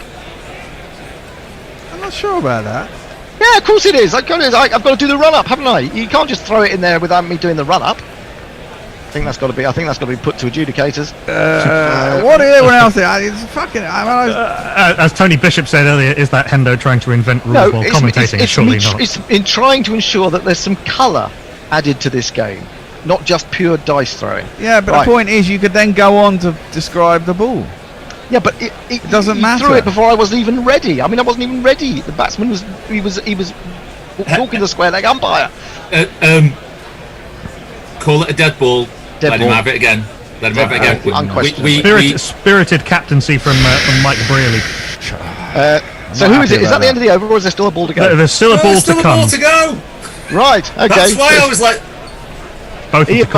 Ian Botham to Cornwall. 3 6s in a row. Exactly. It should have been just a normal ball. What will he do this time? Is he going to come off a short run trying to catch me out? No, he's going to keep the strike, but unfortunately it means that Ian Botham still doesn't get the bowl at Ian Botham because Cornwall has taken 1 there. He's taken 1. He's got a 19 off 4. Ian Botham, old version, is 14 off 5. And the Fat Lot of Use 11 after 7 overs, 126 for 6. The Botham on Botham action, which we're still actually technically waiting for, is causing a lot of comment on Twitter. Jeff Perkins says Ian Botham will go blind if he keeps playing with himself. That's very true. Tony Bishop says that Botham needs to have a word with himself. Oh, he has. Linux Lear is cheering on Rakim Cornwall. And here's a fun fact about Back to the Future. The Chicago Cubs were eliminated from the playoffs on Back to the Future Day. I don't know what that means. What does that mean? It was which date in October it was in 2015 that Marty McFly goes to in the future. So Marty McFly jumps forward into the future, and in the sports manual that the evil person is using in order to be able to get rich off predicting or unknowing events as they happen, it talks about the Cubs winning, and the Cubs won the World Series in 2017, their first title in 108 years. Yeah, the joke being that the Cubs never won anything. Philip Shaw on Facebook says, just had a video chat and back now and missed 5 wickets.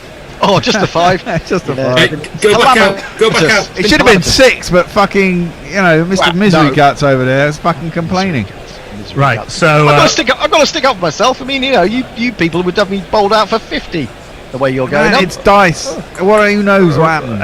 Anyway, who's bowling at Raheem Cornwall? Raheem Cornwall will be bowled up by Mike Hendrick, continuing his spell into a second over. Well, I'll be surprised if Raheem Cornwall can deal with Mike Hendrick in the same way. He's almost metronomic as Mike Hendrick. Tall, bearded, he runs in, he bowls to Raheem Cornwall. And Raheem Cornwall, well, he hasn't hit him for 6, but he has got a thick outside edge, and it's flown away through the unguarded slip area for 4 runs. Great guns, I hit the ball. 4 runs, I hit the ball, and it went for 4 runs. In he comes again. Oh, and there you are. You caught me out again. I didn't have a chance to do the run. Fuck off! Give us a chance.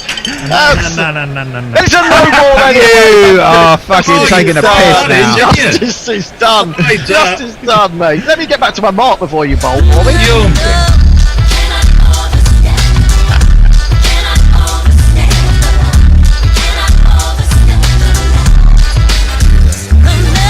The Fat Boys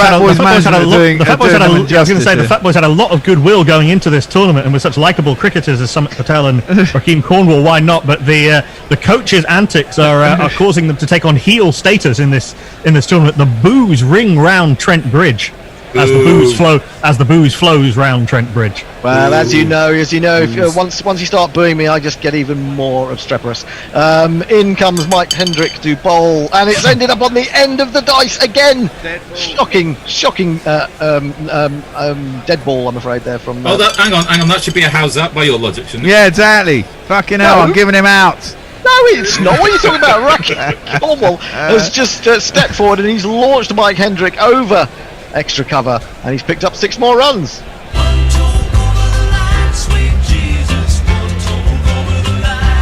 Big Raheem now the top scorer in the innings with 29 off. Joint actually with Mohammad Shahzad, 29 off 7 balls.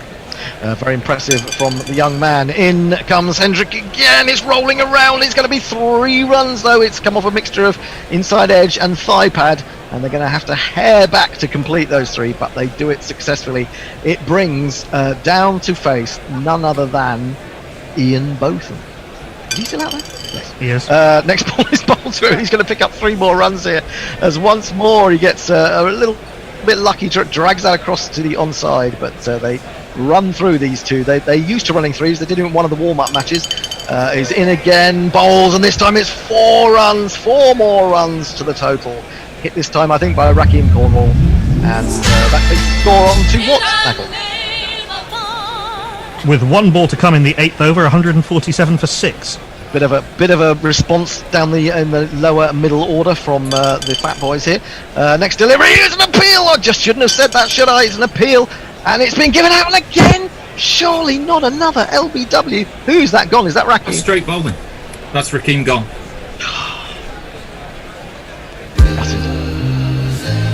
I'm a loser. Yeah, I'm a loser, babe. I'm just a loser. Fine one-man counter-attack by Raheem Cornwall, 36 off 10 with 2 4s and 4 6s. LBW to Mike Hendrick. That is the 5th LBW of the innings. Mike Hendrick getting his first wicket. He's 1 for 38 off his 2 after 7 overs having been put into bat. Fat Little Views 11, 147 for 7. Nestle Boy says, good to see the Bear wearing his favourite London train station t-shirt. Lennox Lear says, the Cubs won in 2016. In the 2017, the Astros cheated themselves to a title. I apologise. Nevertheless, the 108 years still stand. Indeed. And Lennox Lear says, yes, the Cubs winning the Fall Classic is the headline in the paper. Marty looks up the date in I think that's in Back to the Future 2 when he goes into the into 2015. And Jeff Perkins asks, is this all really in the spirit of Owzat? I think it is, but I want to come back to the Future and think, wouldn't it be interesting if in Back to the Future 1 he went to Back to the Future 3 and then came back to the Future 2? Now that would be really innovative. I'm sure there's fan fiction along those lines. So we need a new batter, the identity of the number 9, and a new bowler to bowl the 9th over. Well, it's a chubby Lancastrian, Cricketer of the Year, Wisden, 1999, a good year for fatties, because Ranatunga also made the cut. It's going to be Ian Austin. Brendan Ian, Austin Ian, and he's not going to face immediately because it's going to be Ian Botham. Now the curious thing is Al Hotch, the coach of the Beardies, going to keep on the early era? Cross the streams, cross the streams. Gotta give the people what they want.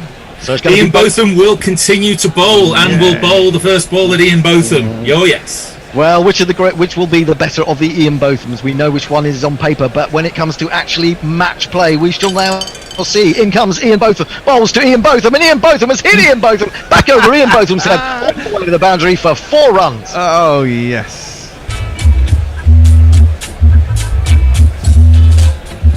Good start for Ian Botham against Ian Botham there. In comes Ian Botham again. Bowls to Ian Botham. And Ian Botham has hit him for 6 this time. He's dropped short. And even though he is a little bit tubbier than his namesake bowling to him, he's put that away over mid-wicket for one of these. Sorry, who hit who for 6 and who dropped short? It was Botham dropped short and Botham hit it for 6. Nice.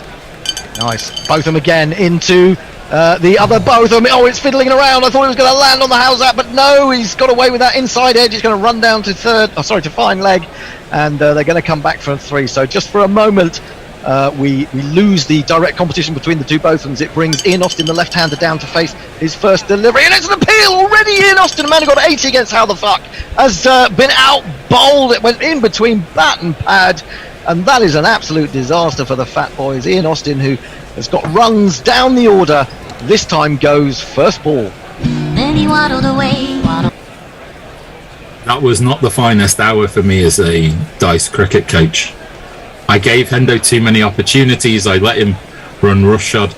And then the most amazing bowling performance by Rakeem Cornwall that seemed to be listened to second innings was too much for my team. The reason that you can hear me talk now as opposed to hear me do Dice cricket is because India are due to begin their innings. Rohit Sharma and Shaka Dhawan will be batting. It's going to be Topley, I think, who's going to bowl the first over. Yes, it is. Topley in, wide outside the off stump, a drivable length, but can only find mid-off. Rohit Sharma. Tony, do you want to jingle up some people? Just as soon as I've organised us visually, Al. Okay. Because at the moment you're accompanied by half of me and a black square.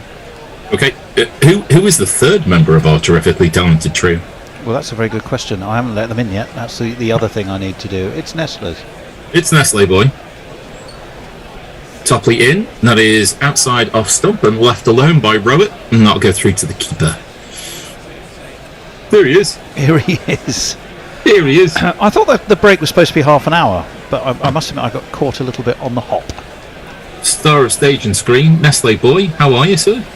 All right, my internet went down there for a brief minute. It's too hot for internet.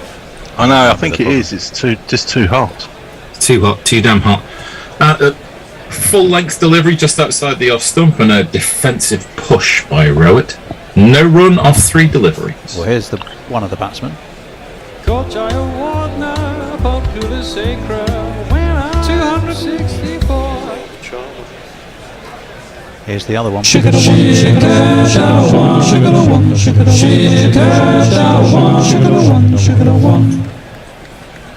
And that is on the hip. But Rohit can't turn it. And it only goes to mid-wicket, where there's a short mid-wicket in place.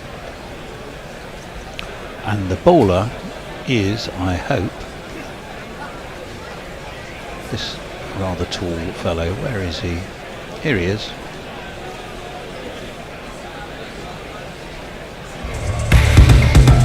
KB once tried to kill. Back of the length. Rohit can't pull it. And a combination of mid-wicket and the bowler will bring about no run. And there is 1 ball left in the over. Softly is finally in the side.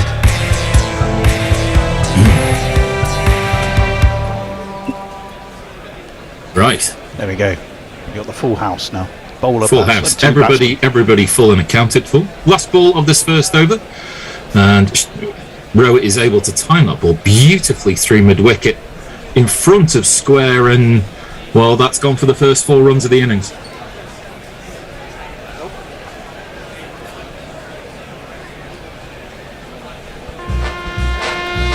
There's not one boy for me, I must have 2 or 3, I need 4. Sweet as a nut. Nestle boy, I'm assuming you're on media and socials.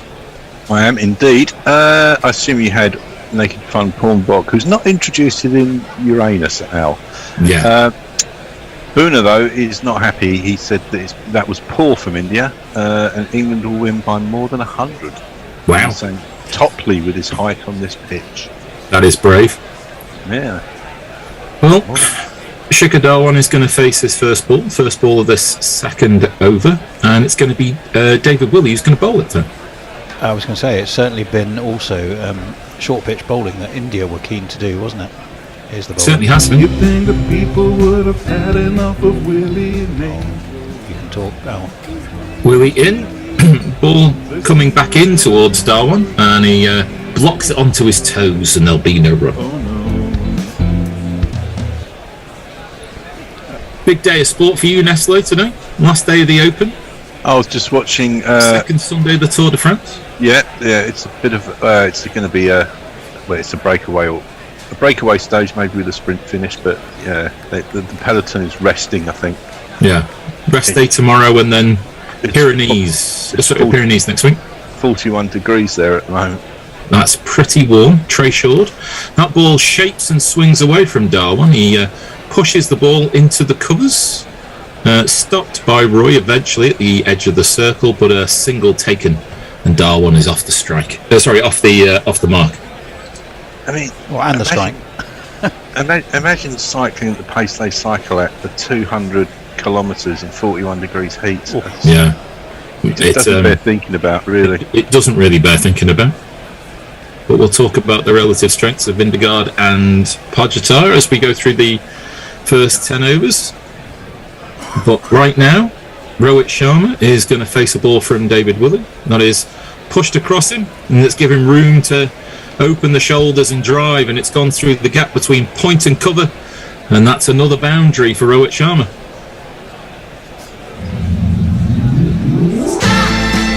In the name of fun. Just too far across him, Tony. Yes, it was. He certainly got a little bit of swing. But it started off too wide, and Rohit has just waited for the ball to sort of come to him and guided it away. It was a lovely shot. Seems to be the case. Willey in again. Slightly more back of a length this time. Rohit plays defensively to cover. No run. Battle well and truly on. 9 for no wicket. 10 balls. Well ahead of the run rate, but of course in the first over of the power play. Yes, it all dried up for England with a mix of wickets and post power play bowling. It did, yeah. They were very strong there, were India. Willey in, and that is on the hip, swings into the hip of Rohit. Comes off that hip pad, not able to turn it round the corner. No run, and 1 ball left of this second over. Of course, they've renamed the ends here, haven't they? Now the pavilion end is actually the Jimmy Anderson end. Yes, there is a James Anderson end. They couldn't take away Brian Stayson's end, so they had to leave that as it was and stop calling the pavilion end the pavilion end. Well, it seems a fitting tribute. Yeah. For him, as that is again a bit too wide, and it's gone through Point's hands, and that's going to be too quick for Livingston, and Topley can't get across in time, and Rowett's moved on to 12 with another one of these. 1, 2, 3, 4. 13 for no wicket at the end of the second over. Nestle boy. Let's have a look on the old Twitter sphere. Nothing there. Hang on. Mayank says, morning all. Surprised you haven't melted yet. It'll be the same temps here, 37, 38 Celsius later in the week in Philadelphia, but thanks to aircon in our homes, we won't suffer as much as you lot. Yeah, we don't do aircon in the UK. It's the work of the devil, isn't it, aircon? Yeah, I mean, even in offices, it's always one of the worst things of being in facilities. The fucking aircon doesn't work. Yeah. But hey ho, as the one I'm building, I'm working at the moment though, it seems pretty good. That seems alright. Which is nice. Yeah, that sounds lovely. It's just when it hits, it's like the heat hits you like a brick wall when you step outside of a decent aircon building. Topley in, and that's driven on the up by Darwin, and that is gone. That's been caught at backward point. Jason Royce taken an absolute blinder diving forward. I just thought he dived forward and stopped the single, but Darwin has to go, and India have lost an early wicket. Oh, which one? I'm just deciding what to play. Here we go. We'll have this one. I won't look back, 'cause by the time that I do, you'll be gone. Was a blinding catch. He hasn't had to move in any direction but forward, which has helped Roy. But whatever, I mean, if there's a touch beyond the Midas touch, Topley seems to have it at the moment. Oh, he certainly does. I mean, first ball of his spell, 6 at Lords. He must be feeling top of the world and invincible, I would imagine. And after all his travails with you can't injury, that, can you? You'd have to say, well done. He's no, I mean, to do with being a bit nicer to one or two of our gorillas, but nothing against the lad who's been brilliant. I know earlier on there was some discussion about the phrase "holding out." Where did the sort of blinding catch come from? The blinding shot? Where did that come from? Well, blinding is just as in it means a shock you to the blinded eyes. someone. Yeah. No, we're blinding as in like a flash. Really? A flash can be blinding, and I think that's why it's analogous for something absolutely amazing that so shocks you it almost takes your vision away. Well, if ever there was a man who needed runs, it's this man. Oh, cool. A man who's on fire against a man who's barely smouldering. I need to find him. Where is he hiding? Is our Virat? He'll probably be in the test team, won't he? Anyway, Topley is in, and that is a good ball shaping across Virat Kohli's off stump, which he leaves alone to the keeper. Here he is. The Indian sends signals that they'll knock us on her ass. The pitches are prepared without a sign of grass. The score is mounting quickly and they've got a talking lead. We don't mind the challenge, it's a beat we don't need. He lets loose all his shots when the bowlers are fatigued. And we wait to find the match is dead and our doom is Virat.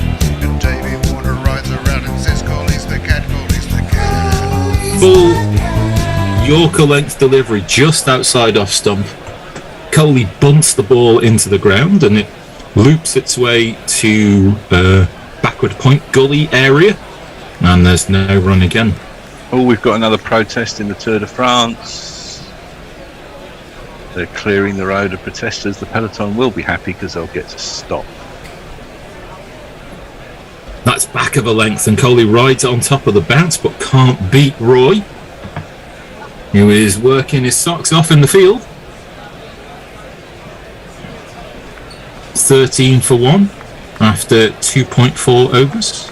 The last time Virat Kohli got past 20 was against Leicestershire in that game where they all had about 3 innings each, some playing for Leicestershire.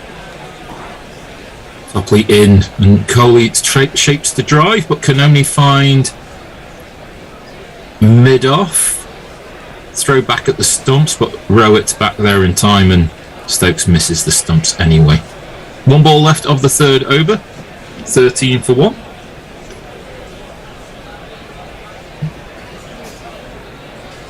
He's done a good job of sort of establishing some order after a fairly loose-ish first over, I thought. That ball is played out into the offside field, but there'll be no run. A successful over for Topley, a wicket maiden, and at the end of 3 overs, 13 for 1. Well, I think our tweeters might have melted a bit. Nestlers is in the house. Hello, mates. Is Leah? Hello, Leah. Steve Kellett says the high temps are hitting everywhere. We had an atypical 36 degrees C today in Kuala Lumpur, says Steve Kellett. And there's been an unfortunate crash in the tour. One of Zunigo's teammates looks like he's out. Willie in, and that's on Rowett's hip. He turns it down to long leg, just a single, bringing Coley onto strike.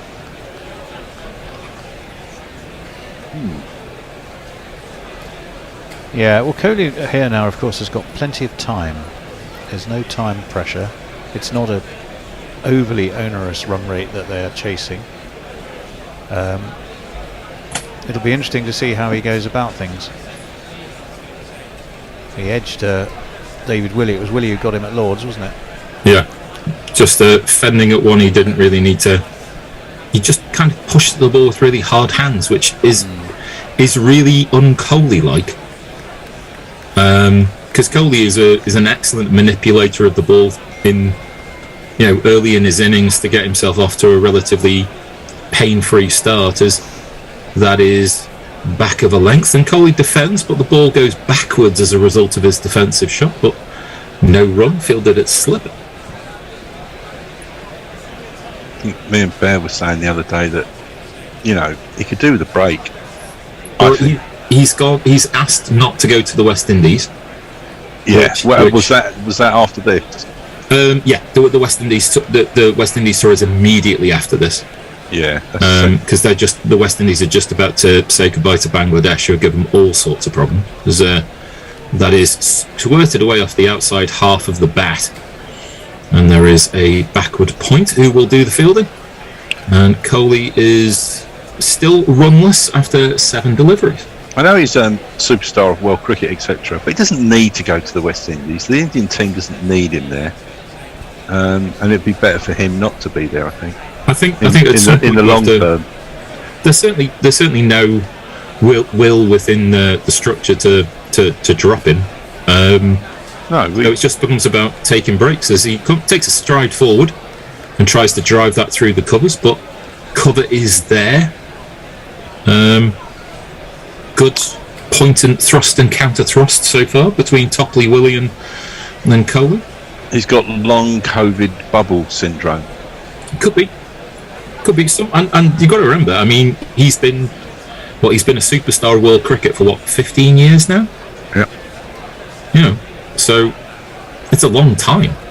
Your career can become a burden to you if you're not careful. As Willie is in, and that's going to be turned away, and Coley will be off the mark as it's played down to long leg.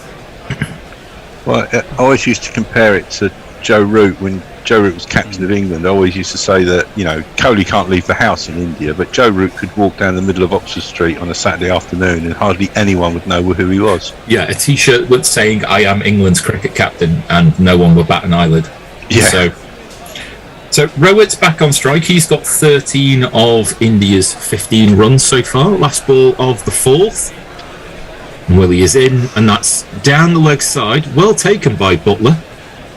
Must have hit the pad. Yeah, I was going to say. It's been a wide. Has it been the total's wide? Total's moved on to 16. We didn't see the call from the umpire, which we often do. So we're going to have that last ball of the 4th again. There's no problem getting the swing, but not particularly in control of it. And if he'd have started that delivery just a little bit wider of off stump, it would have been an absolute corker of a ball, wouldn't it? Absolutely. So Willie in again. That one is the straight one. Rowett just blocks the ball to mid-off, and that's the end of the over. 16 after 4. Nestle ball. It's as you were in the Open at the moment. McIlroy and Hovland still both on 16 under through 3 holes, for those who are interested. And poor old Stephen Christchik is being taken away in an ambulance. Oh dear me. He's upright and he's conscious. It's not a bad injury, but it's a blow for Vinigo though. Yeah. He's lost Roglic and now he's lost Christchik. He's lost Roglic as well. Yeah, Roglic pulled out this morning because he popped his own shoulder back in early on, didn't he? Oh Jesus Christ! On the side of the road and kept cycling. That must have been what happened yesterday. No, this happened early on. He's been riding for nearly a whole week and a bit with it. All right. Okay. Topley in. A mistimed drive by Coley, and it goes to mid-off, and he's going to scamper through for a single. Good running from Rowett and Coley. They've obviously been together through so many innings together. Almost telepathy between the two of them. The funny thing about Roglic said, he was interviewed after, said, yeah, I've got a method of popping my shoulder back in where I pull my arm down and then I pop it back in, but I needed to sit on a spectator's chair to do it. It's like it was the most normal thing on earth. Yeah, there's a film called Broken Arrow, which is not really a great movie, but it talks about like a missing nuclear warhead. Yeah. And someone says in the movie, I don't know what's worse, the fact that we've lost the missile, or it happens so often that there's a code for it. As Topley is in back of a length, and you don't bowl short to Rowett Sharma as he pulls that way in front of square. And that's gone for 4 runs.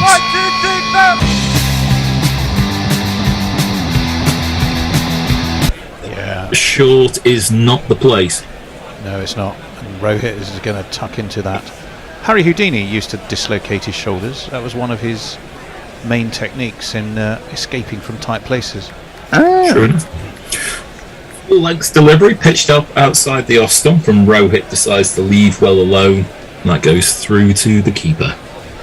It's not to be recommended, kids, especially if you've got to ride for 3 weeks in the mountains. Yes, or indeed to do anything with your shoulder. Yeah. It's not a good idea. Nope, not at all. Gorilla Cricket does not recommend that kind of behaviour. So that is outside the off stump, and Rowett walks his way into a forward defensive shot. And 4 balls gone in the 5th over. India are 21 for 1. Thought it was interesting. Sorry, go on now. I was going to say battler's finally poised, Tony. I was going to lead you in. It is finally poised. Second wicket would be very welcome for England. Topley was saying this week he wants to play all formats for England. He was particular about wanting to play Test cricket. That's a really interesting thing. As that is again pushed across Rowett. He tries to hit the ball past mid-off, cannot do so, well fielded at the edge of the circle, and there's no run. Rowett 17 of 16 deliveries. He described it as fours in there. Running on empty. I'm prepared to run on empty to get there. So in other words, he wants to play as much as he can. I think he feels he's making up for lost time when he had all that time out for injury. I think after being injured for so long, just that feeling of kind of trusting your body enough to, not that it's going to break down at some point, but actually I can go with this. It becomes a slightly different mindset, I guess. It would be an interesting contribution into the side as that's edged and gone. Wow. Rowett's gone. It's the straight ball, it's left him, he's edged it, and it's been taken at slip, and Topley's got 2 wickets at the end of the 5th over, and it's Rohit who has to go. And India are 21 for 2.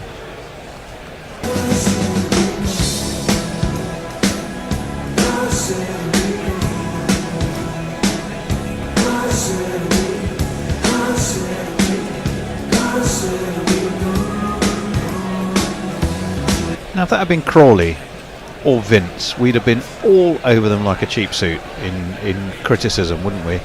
But to be honest, Rohit Sharma, the feet were planted, the bat was dangled, and not even sure it was that great a delivery. I mean, it did just move away slightly on a decentish length.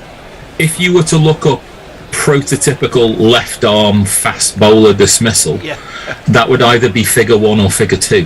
Well, for a right-hander, of course, you are slanting it across them, aren't you, if you're bowling over the wicket as a left armer. But I have a feeling we'd have been merciless. Well, not if perhaps they were on 140 each, but early in their innings has happened all too often for both of those two. You raise a point, which is that sometimes we can commentate to fit a narrative. Yeah, I think that's probably true. And Rohit there was nothing moved except the bat, and even that was a long way from the body, and the legs had grown roots. Yeah. Now, Celeste Vindegaard seems to have had a puncture, but I'll come to you for social media. He's crashed with one of his teammates. It's another teammate who's not in a good way. Vindegaard is back on his bike. He had to change bikes, but who knows if he's injured or not. Yeah. Ooh. Interesting Anyway, stuff on a supposedly nothing stage on a transition day. Yeah. I'll come to you for social media in between balls of the 6th over. We're going to jingle up our new batsman as soon as he faces his first ball. We will. But it's going to be Willie bowling to Virat Kohli, who slaps this through the covers. And that's a picture we've seen 1,000 times before. Kohli through the covers for 4. And if you kids can't listen, then you bound to see the way you get shot for crossing a boundary. No doubt Topley really has the Midas touch at the moment, is there? Extraordinary. Well, not a lot wrong with the ball, but Kohli's managed to get on top of it, and such quick hands.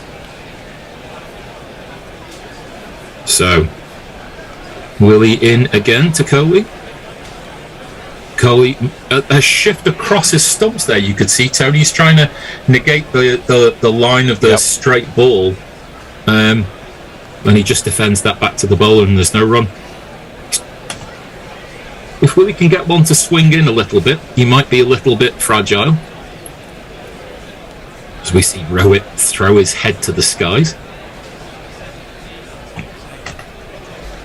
Yeah, it's a well taken catch by Root, but nonetheless. Willie in, and that's too far down the leg side, and Kohli has feasted on that down to fine leg, and that's another boundary.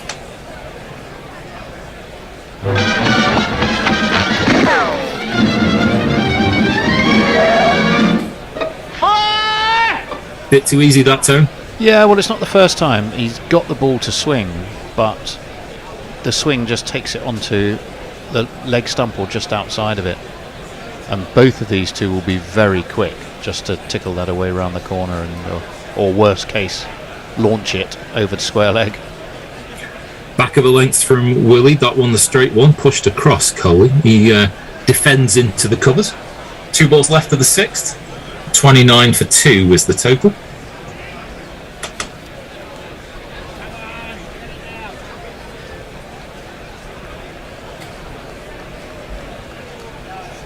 Kohli 10 now off 14 deliveries. Almost unblinking as he focuses in on Willie coming in.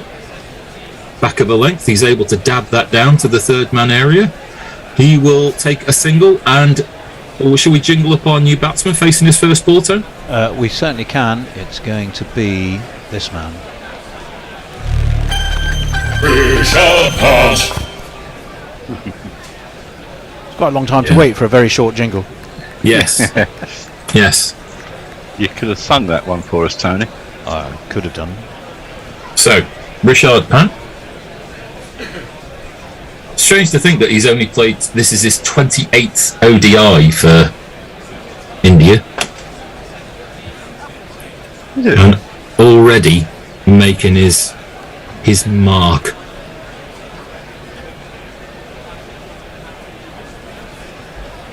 Last ball of the 6th over, and pushed towards mid-on, and Pant's going to take a single, and he'll retain the strike. And at the end of the 6th over, Nestle Boy, India are 31 for 2. O'Neill Harris says, hello Gorillas. West Indies played Bangladesh on the biggest turning pitch in the West Indies and got turned over comprehensively, he says. Yeah, it was pretty. It was. I haven't had a chance to speak to Mash yet after that, but must have seemed like a backward step after the England series. Leah says, this game reminds me I need to clip my oh dear from Friday as a jingle. Jeff Perkins is watching us, though he's tweeted but not to us. And also Farong, who says the collapse is on. Nice to see Virat being 100 of balls faced during the tour. That's always good to get milestones. Topley will continue. It will be his 4th over. 7th of the innings. Pant to face.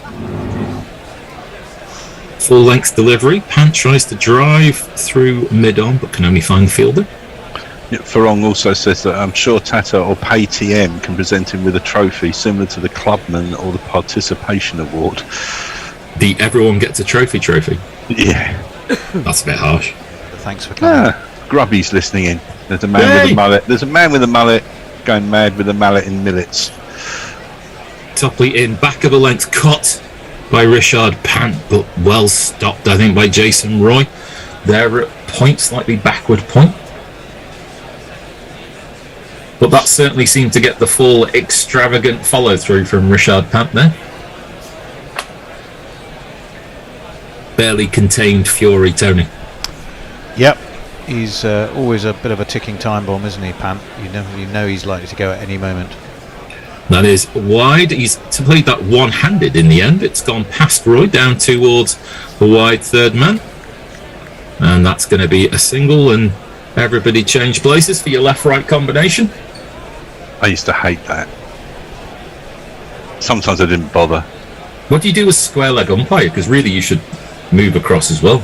Doesn't there come a point where you're just like, stuff it, I'll just stay here? Yeah, that's what the shit cricket I played in, they didn't bother moving over. Yeah. Can't be bothered. Couldn't be asked. Topley into Coley. Coley well aligned in defence. And a ball that was pitched outside leg, but hitting, well, maybe a bit too high for off stump. And there's 2 balls left in the 7th over. 32 for 2.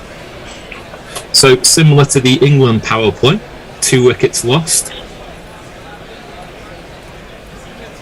Maybe not quite the score, as that is driven straight by Coley. And will that beat the fielder? No. Great stop by mid-off. There'll be a single. Cast with the work in the field. It was perfectly placed by Coley in a way, because it was as straight as you can go without hitting the stumps effectively. Yeah, there's a thin slither of the ground which is past the bowler, missing the stumps, and in between mid-on and mid-off, and pretty much where it was. He found it. Yeah. Good work though, limiting it all to a single. Pant facing this next delivery, and he's tapped that into the covers, looking for a quick single, but it's not there, and he'll stay where he is at the non-striker's end for the first ball of the next over, and at the end of 7, 33 for 2 is your total, Nestle boy. Rajesh Mohan wonders if Jofra's available, will Topley lose his spot? I mean, if Jofra is available is a question, isn't it? Well, that might be a question that blights the rest of his career. Any or which formats are still uncertain with Jofra, aren't they? What's he do? Is he in training? What's going on with him? I think officially it's rehab. Yeah, I think it's rehab at the moment. Is he bowling? Next, I'm aware of. I'm not entirely sure, but I think it's just about strengthening the shoulder and the back, I think. I mean, it could be the end of it. Could be. That'd be a terrible shame, wouldn't it? Certainly will be. Willie will continue as well, as Coley takes a big stride forward and whips that beautifully through mid-wicket. And that's going to go the distance, and that's going to go for 4.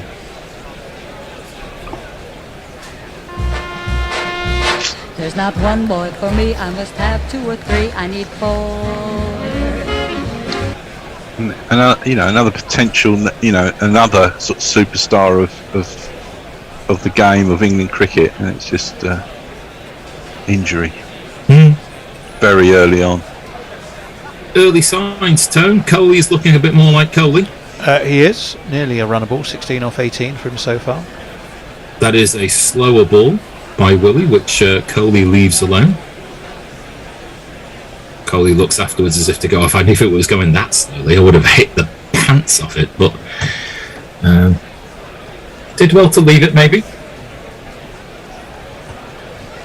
Interesting, the mindset, because we've seen superstar cricketers go through phases like this before.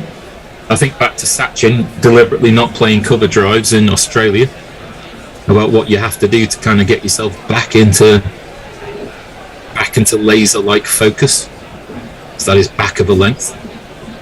Coley tries to play it behind square, but there's a fielder there. No run. So just 4 off the first 3 balls. 37 for 2, halfway through the 8th over. And India are certainly behind where England were in terms of runs scored, Tony, but there was the great decline after the end of the power play. Yeah, they've certainly they've got the horsepower with Pant, haven't they? And that's a fuller length. shaping in towards middle stump. Coley whips it behind square to long leg, takes a single. And that will leave Pant the last 2 deliveries of the over to deal with. A question from Neymar, who says, is someone working on a William Pants gag? I am not coming up with anything decent right now. No. We'll get back to you on that, Neymar. Well, presumably Pant could be containing Willie. See, didn't take him long, Neymar. Willie could burst through the Pant defences. Oh, Lord. Here we go. We're off. Willie into Pant, shaping away from him. Pant lets that go through to the keeper. Pant leaves Willie alone. Willie a couple of balls from Willie of troubled Pant. Neymar, what have you done? Streaky from Pau. No, we don't want to go there, do we? Tony. Oh, now you're sounding like my mum. Oh no, except it would be Anthony, yeah. Last ball of this over is again wide outside Pants off stump. He leaves the ball alone at the end of 8. India 38 for 2. I think our tweeters have all sort of... oh no, they've just come in. I thought they'd all melted again. Mayank said, just noticed the construction happening where the temp stand usually is. Are they building a proper permanent one now? I think so. Certainly a ball that Livingston hit in the first innings was hit hard enough in order to break through the defences of the of there, which was pretty impressive. Neymar reckons that was comedy gold. Thank you very much. We do what we can. And then 10 minutes later, when we get our breath back, depends on what kind of comedy you're used to, I suppose. Yeah, I was going to say it was good comedy. Topley to continue, and that's pushed outside. And has he got the edge of Coley? He has. Well. Coley's just feathered one through to the keeper, and after looking so set and so sure, there would have been a time of his life and he would have just missed that. But right now, Coley can't buy luck.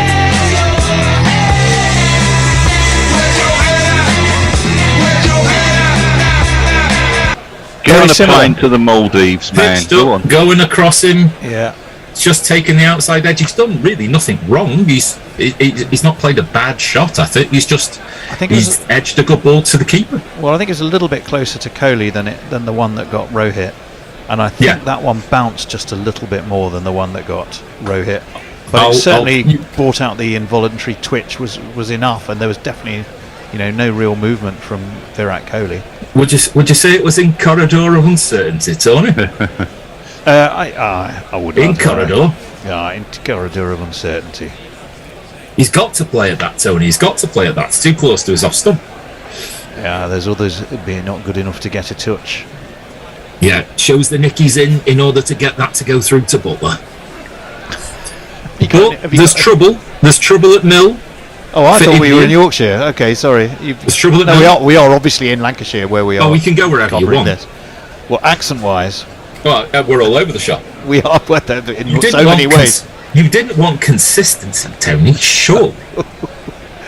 Probably not. And with the score at 38 for 3, I reckon the danger man for India comes to the crease. Surya Kumar. Here he is. Surya Kumar. Surya. Now I know the others might have let you down. It's not too late to play Surya now. Probably in. Good length ball. Hits straight to Stokes at mid-off. Takes a wicked bounce. He dealt with it brilliantly, did Stokes, but no run off that first delivery for Surya Kumar. Actually, I might have done Virat a bit of a disservice because I rather think he did at least get a little bit of a stride in. Yeah, I think which is more than Rohit did. Yeah, Rohit kind of just swung from the hip, whereas I think it's just a really good ball, as that is short and wide and cut by Surya Kumar, and you can't bowl there to him. That's gone for 4. I just have to pop out, talk amongst yourselves. Okay, score for India 42 for 3, halfway through the 9th over. With that shot by Surya Kumar, got right on top of it, played it through point. No one really moved a muscle. They all knew. Topley with great figures. Halfway through his 5th over, 3 for 15. Not bad. Yeah. Whatever it is, he just needs to keep on doing it as Topley is in, and that's more on the legs of Surya Kumar. There's only mid-wicket within 50 yards of where he's played the ball, and he's managed to find Moeen Ali at mid-wicket. And so the upshot is there's no run. 2 balls left of the 9th. O'Neill Harris reckons that the top 3 for India are too old. 36, 35, 33. They need some young blood. Well, they've got the endless supply of what the IPL provides. So there's no danger, as that is a swing and a miss outside the off stump by Surya Kumar. Another great line by Topley's bowling at 81 miles an hour, so it's not express, but it's right in the right areas and it's asking all the right questions, and so far India don't have the answers. India don't have the answers at the moment. 1 ball left of the 9th over. 42 for 3 is your score. Pant 2, Surya Kumar, 1 boundary. Going to face the last ball. That one full length delivery again. Surya Kumar can only mistime the drive to Stokes at mid off. That's the end of the over. Nestle boy, they're in trouble. Indeed. Warren says Pant guides Willie down the backside. Blair says Willie defeats Pants, public indecency charges brought. And just a quick update for you from the Open. McIlroy has got a 1-shot lead currently over Victor Hovland. I think they're playing the 5th hole at the moment, so I think McIlroy may have greened it for 2. Yeah, that's the first, the par 5, isn't it? Yeah, and Hovland has hit his 2nd shot short of the bunker. Or he's playing his 3rd shot now.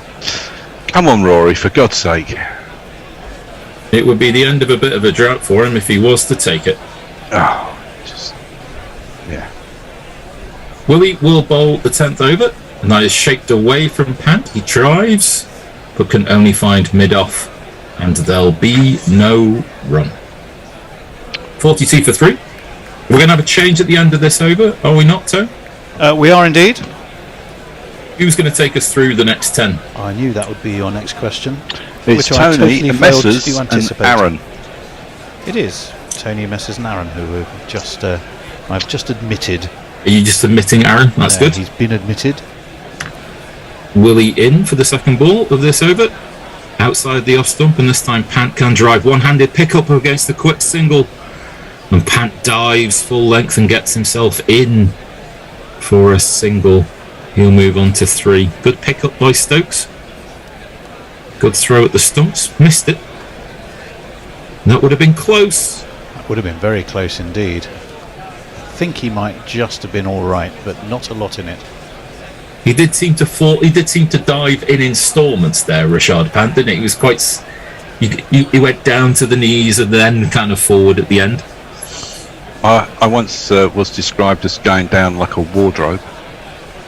In what particular context, Nestlers, just so we're clear?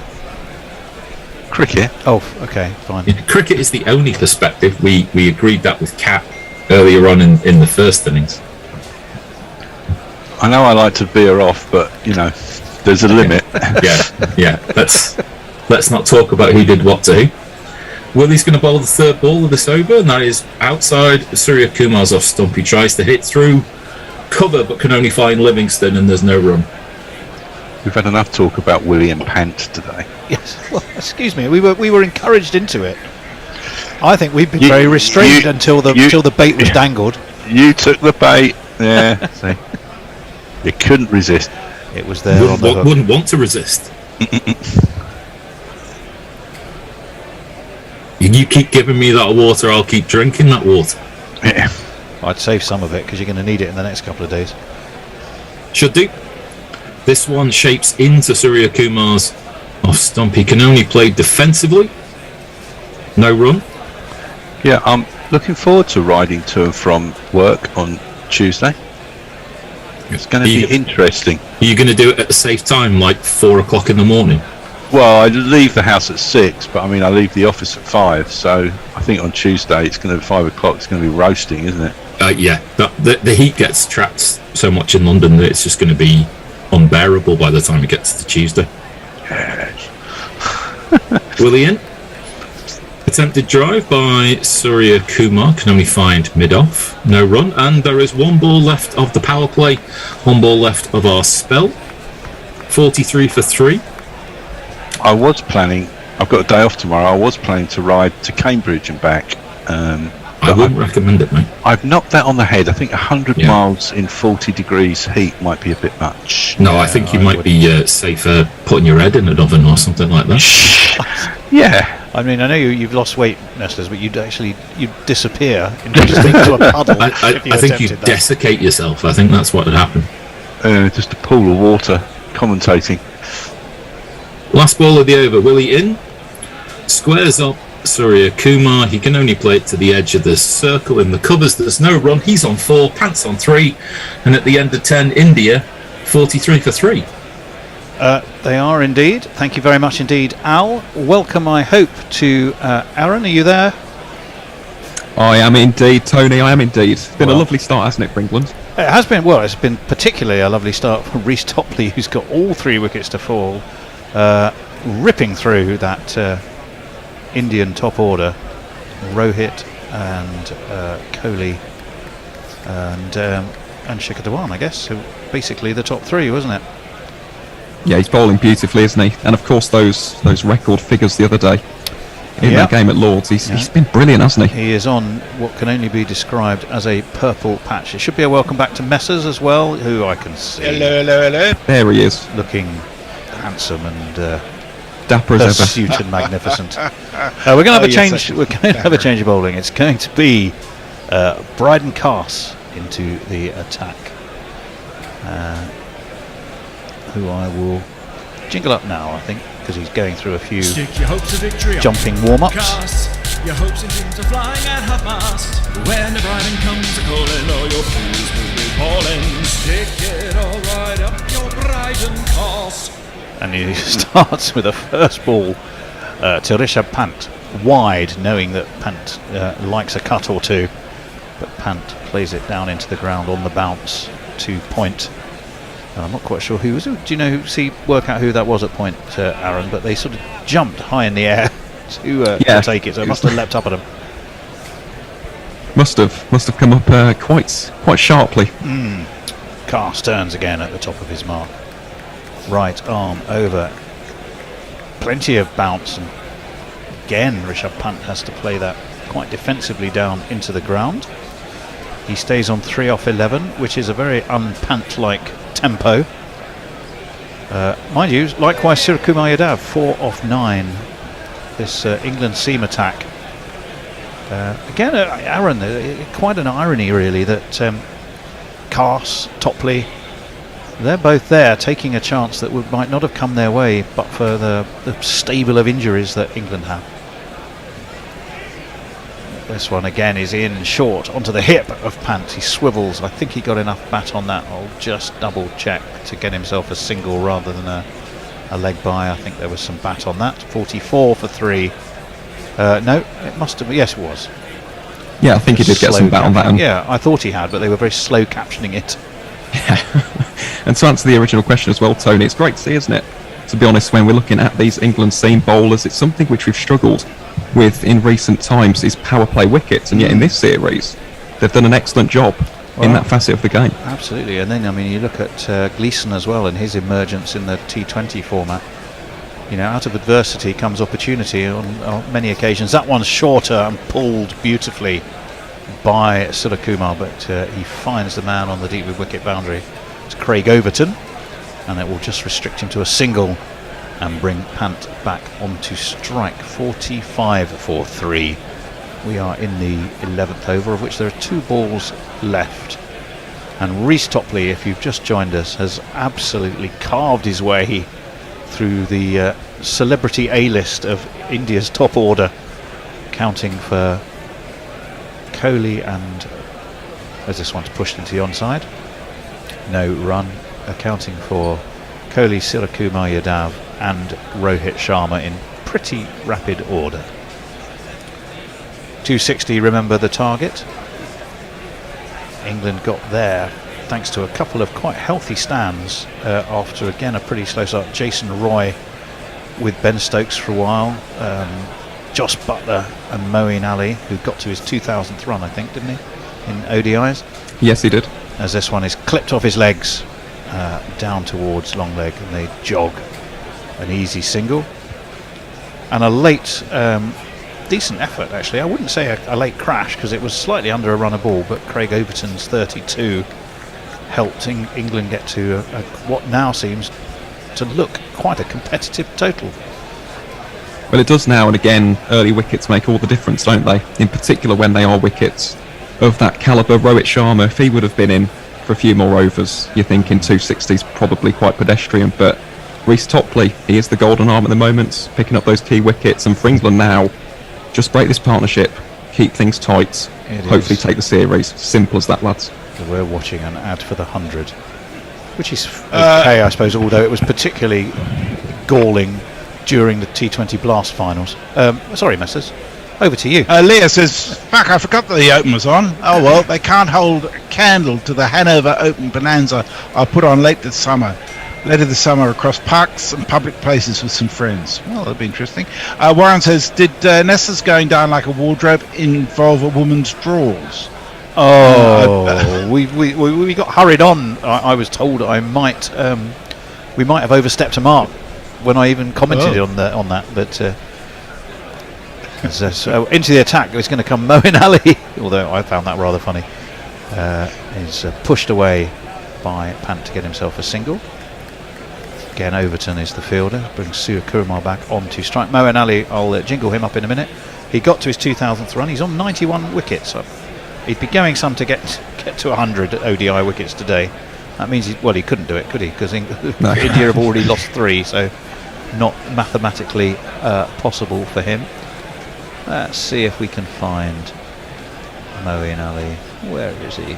I'm sure I played it once today. It's just a question of where he's hiding, as this one is clipped off his legs by Surakumar away towards fairly deep mid-wicket. And they take another single.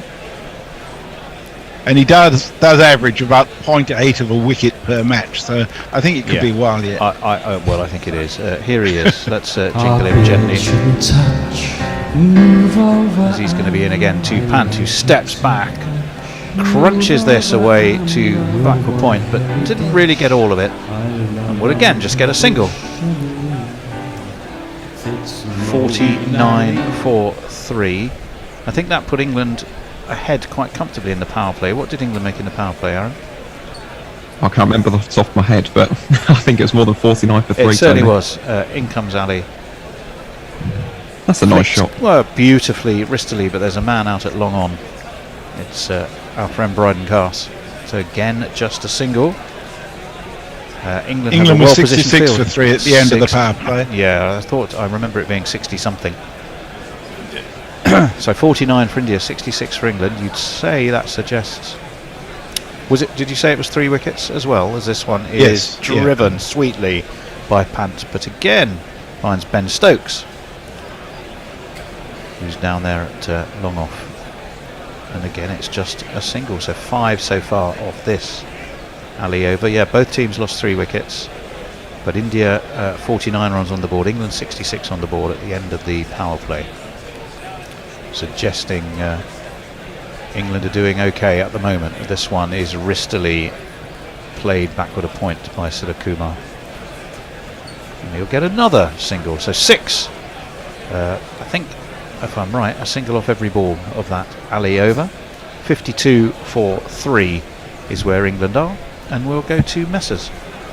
The dread proud Rowan is ever on the lookout for double entendre. She says, there's this absolute corker from Cricinfo the other day, spotted by my no longer mini Surrey fan, who is now at the same human maturity level at 16 as me. Oh Lord. And it's a quote. It says, some issue with the sight screen, and Rohit shouts, sorry, early enough for Willie to pull out. The the Willie pulling out joke we've had a few times. Not to say it isn't funny just about every time, as this is played off the back foot by Surakumar off the bowling of Cars. Out to deep mid-wicket, 2 fielders converge, but they can't stop Surakumar taking the single. He'll move on to 9. Rishabh Pant will be back onto strike of 8. With 8. 53 for 3. Tony, I have tell to you, ask. by the way, that Rory McIlroy is 2 shots ahead. Is he? Of Hovland and 3 shots ahead of Smith and Young. As we wait for Cars. Down leg side. Good stop. And I think he got enough Well bat, done. so he got some bat on it. It was a beautiful stop by Rishabh Pant. By no, not Rishabh Pant. What am I talking about? That'd be impressive. That would have been very impressive by Josh Butler, of Yeah. course. As I was conditioned to think wicket keeper, and then there he was, and all of a sudden I thought, oh, yeah, Rishabh Pant. But obviously he can't bat and keep off his own batting. Although he is a bit of an action man. Topley, the man of the hour, very much so. The man of the last 2 games. His 6 for his record-breaking 6 for. As this one is smashed by Pant backward a point. Is it going to be stopped? Oh, I think he did stop it. Has he stopped Oh, that? I think Overton got a hand on it. The ball went underneath him and behind him. He thinks it didn't touch the sponge. We're going to have probably 2-3 looks at it to At least. affirm that. But I actually think he fell over it. Ooh. But he stopped it enough. That's mighty close. So we will have a look. He stops it. He then flicks it back, and I don't think any of him, big fellow even though he is, had crashed yet, made its way into the sponge. What do you reckon? I would say that's not. Well, here's the angle that's going to tell us. It doesn't appear to have hit the boundary. He stops it. Yeah, his fingers hit the boundary just before he did the ball. The question is whether it was at the same time. So, okay, so that's interesting. Yes, a part of him had touched the sponge and then removed itself from the sponge. That doesn't mean it's therefore counts as a 4, though, does it? No, I don't think it is he 4, actually touching it at the time, isn't it? So I think under that interpretation, which I'm pretty sure is right, that'll be 3, not 4. You never know. That might be a crucial stop from Craig Overton. In fact, to make it even more confusing, as he tries to flick it back, he brushes the sponge, but he's not in the movement of the final flick. What have they given in the end? They didn't give it as a 4, did they? No. Cast in. That was a good ball. That was Surakumar gets lovely. a little bit of a bottom edge onto his toes. Well bowled. A Bryden Cast, 85 miles an hour. And we're looking at Craig Overton because for a big chap, sometimes known as Lurch, or at least by us, that was an extremely lively bit of fielding and a decent piece of quick thinking as well. But players these days, Aaron, are so adept at knowing where that boundary sponge is and being able to sort of contort themselves around it. As this one is again pushed away into the offside with a high elbow by Surakumar. Well, 100%. It's something which is taught very early on now, isn't it, in cricket, in terms of that spatial awareness around the boundary rope. You see them practicing it, It is. all the times. It's a staggering innovation in the game, isn't it? Did they end up? I think they ended up taking just a single because they were convinced it had gone for 4. So it wasn't 3. Rishabh Pant has cost himself 2 runs by just not running. He thought, that's gone, I'm done. Cast in. Onto his toes goes Surakumar. Slaps it away to back point. David Willey in his sun hat does the fielding. This time they do take 2. And at the end of the over, India move on to 56 for 3. Bit of a rebuild for Pant and Surakumar. They're doing it pretty well. Number 7 for Cast. And we'll go to misses. Leah says, right now, India are ruining the fact that they didn't select Rahul Tewatia. And Anil Harris is with us. Hello, Anil. He said, can you imagine how the world will go crazy if Willie got out Pant, so now we have to cock. I've got to tell you that pretty well all of these combinations have been worked and reworked, but they still have their humour every time they come back again. Willie in, taken the edge, gone. Now Willie has slanted one across, I think. No, we're not. We're looking at Lords. Yep. Yeah. That's 2 replay wickets you've taken today. I know. Tony, that's pretty good going. That's really, really frustrating. Moeen Ali, of course, is in the attack. Got his 2000th run today in ODIs. That's just pushed away to the offside. They get a single. Better To running. be fair, I that don't time. think there is a single ball-by-ball commentator on Guerrilla Cricket who hasn't taken several replay wickets. No. Particularly when they're in identical kit. Yeah. And you'd expect him to be bowling anyway to a certain extent, although I should have known Ali was on. What is interesting, I mean, aren't you always taught at school, Aaron? Well, we'll just wait for Ali. As this one is played off the back foot, beautifully away through extra cover. I think it's going to be caught by Ben Stokes. It is. That should get them 3, I would hope, on this occasion. Just a couple there. Just a couple, thank you. Aren't we, I certainly was, you run until you're sure it's a boundary. Oh yeah, and Rishabh 100%. Pant was absolutely guilty of going, well, that's gone.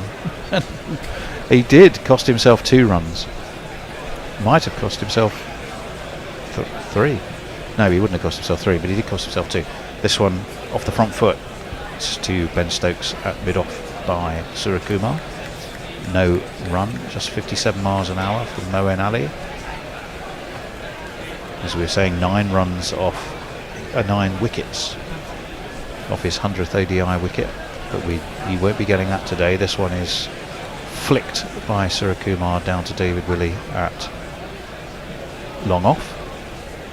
60-3 are India. It's the end of the 14th over. Ali gets through them pretty quick, and we can go back to the messages from Messi Jazz. Well, we're actually up to date on Moeen Ali. tweets. What's going on here? It's only 2 more balls to go this over, Tony. Oh, right. Yeah, okay. This is... I'm having a nightmare. Forget everything I said for the last hour and a half, probably. Ali round the wicket. I believe this is the last ball of the over, barring some sort of no-ball disasters like last night's Blast final. Oh, that was good, wasn't it? Wasn't it just? Away it goes towards mid-wicket. It is the end of the over. It is 61-3 for India, and we will go to messages from messages.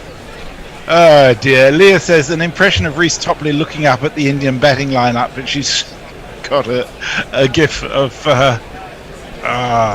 it's some superhero with an X across his face. I don't know my superheroes, Leah. I'm sorry, but yeah, Topley's been very impressive today, hasn't he? And Ords as well. So it's been interesting these games. So this is now the 6th white ball game between the 2 sides, and we had one reasonably interesting game as the 3rd T20, wasn't it? Well, England are retaining that gap, by the way. 74 off for 4. England were after 14. India 61 for 3. So the moment still, but there is that Pant effect that could happen at any moment, which is not a chat up line. 61 for 3. And England are going to bring Overton into the attack. Well, after that fabulous bit of fielding. No, I won't say it. It may be best. In comes Overton, and it's nibbled away into the onside by Rishabh Pant for a single. I think the rule is if you have to think twice about it, that's probably reason not to say it. Doesn't usually stop me, mind you. Well, no. His 7 matches, he's got a bowling average of 54, which is not exactly impressive for Craig Overton in ODIs. His first ball has gone for a single. He's bowling. The next delivery will be to Surakumar. He's coming right arm over for this, and Surakumar defends, but Overton gets a warm round of applause from wicketkeeper and captain Joss Butler, because that really would be any scoring shot off that delivery would have been terrific. It was a perfectly placed delivery as he turns his considerable frame. Again, it's on just a shade outside of off stump. This time Surakumar can guide to 3rd man and jog an easy single. halfway through the 15th over. It's 63-4-3. I mean, England in a way, Aaron, England's bowling's been by and large too good to really get after, hasn't it? It has, yeah. The line and length's been very disciplined, in particular Topley. The opening spell was exceptional, wasn't it, as they show him on the screen, speak of the devil, if you're an Indian fan, but it's been very impressive. Overton around the wicket, Pant skied this, but if you're going to flash hard, and he's edged it, but there is no third man, no slip, and away it goes for 4 down to third man.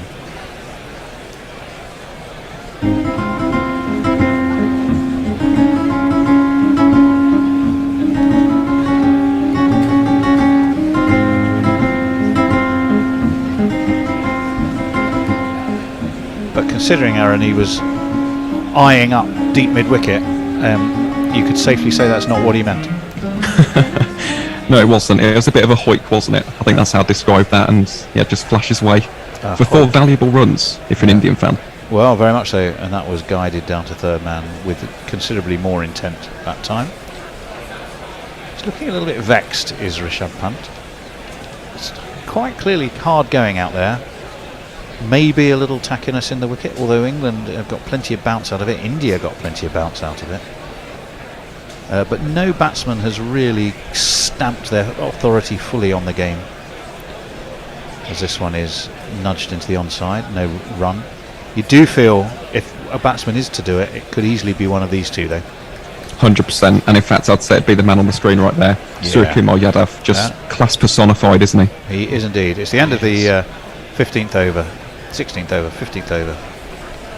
68 for 3 is the score. And we're going to go and see who's talking to us, messages. Well, we're actually up to date with tweets. I just looked at the over comparisons. The next 4 overs, England only scored 6 runs, so there's a good chance of India overtaking England in that respect. I think it's worth reminding those of you who are listening who are not already patrons of the desirability of you becoming patrons at patreon.com/Guerrilla Cricket. As in comes Moeen Ali around the wicket. Pushed away into the onto the offside by Rishabh Pant. Takes a single, brings Suryakumar back onto strike. Moeen Ali, a very natty pair of blue shoes he's got there with orange flashes on them.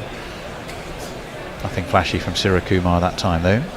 He's just whipped it away down to Johnny Bairstow, who's patrolling deep mid-wicket, takes a single. So they're rotating the strike, but not imposing themselves as yet. But we know that if they do, that scoreboard can tick along at some speed. In comes Ali down the track this time, and he's been dropped. Did he get anything on that? Even if he didn't, that's a stumping chance. It was a stumping chance he should have had because he was a long way down. So either a stumping has been missed or a catch has been dropped. Rishabh Pant and Moeen Ali are having a chat about it. Big old chunk of turn. He definitely hit it. It was the stump. Funny enough, I don't think he did hit it. But it beat Butler, bounced out of Butler's glove, and then Joe Root thrust up an arm from first slip, and he couldn't get there. I don't think he did hit that. I'd like to see that again.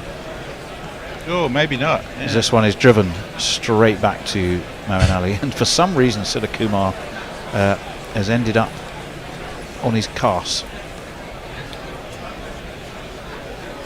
Yeah, that is a wild shot, though, isn't it? It was a wild shot, Pant. but it turned a lot more than I think he was expecting. What's Moeen Ali got this time? Straighter and on off stump. And Suryakumar cuts, but cuts straight to extra cover, and there's no run.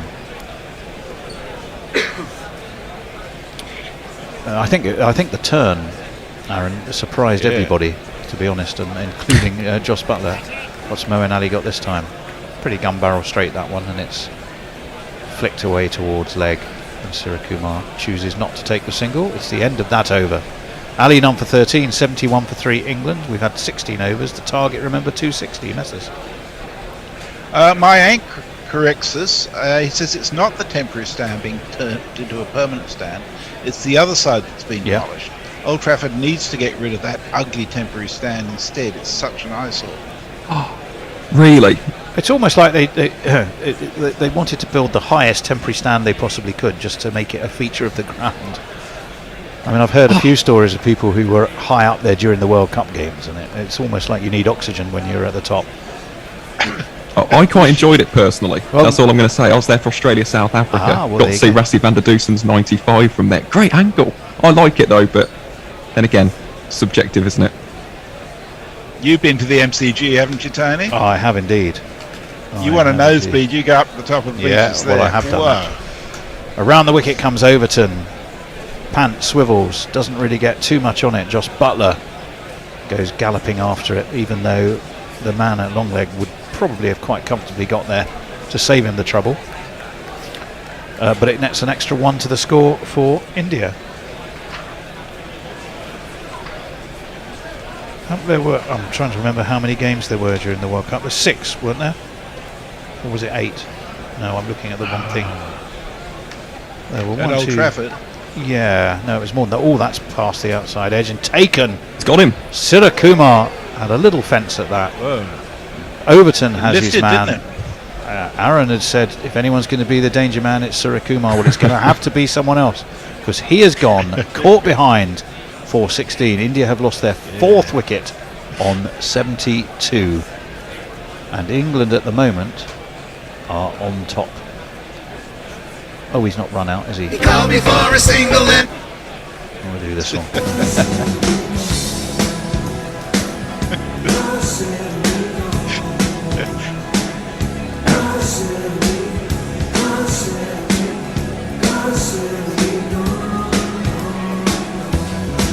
But a similar ball to the balls, Aaron, that Topley was having success with, delivered from did he come around the wicket, Overton, on that occasion? I need to see that again.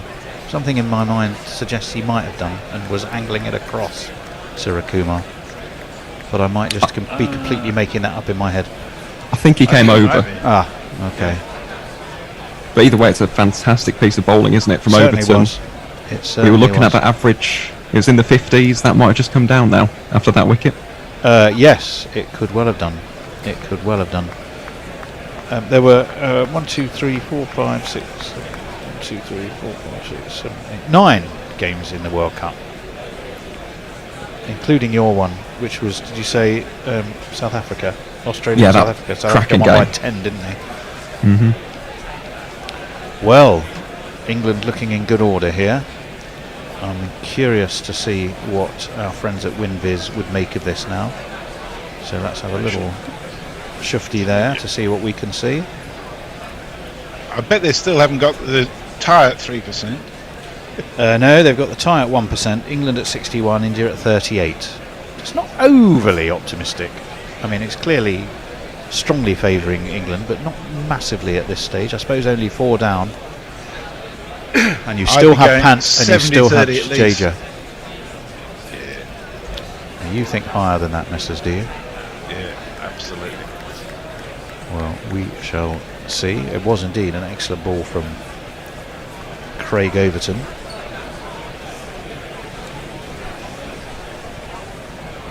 .259, remember, is what England made. 260 is what's needed. We're watching the wickets to fall. Reece Topley again. 3 for him. And it was the big 3 as well, or certainly the top 3.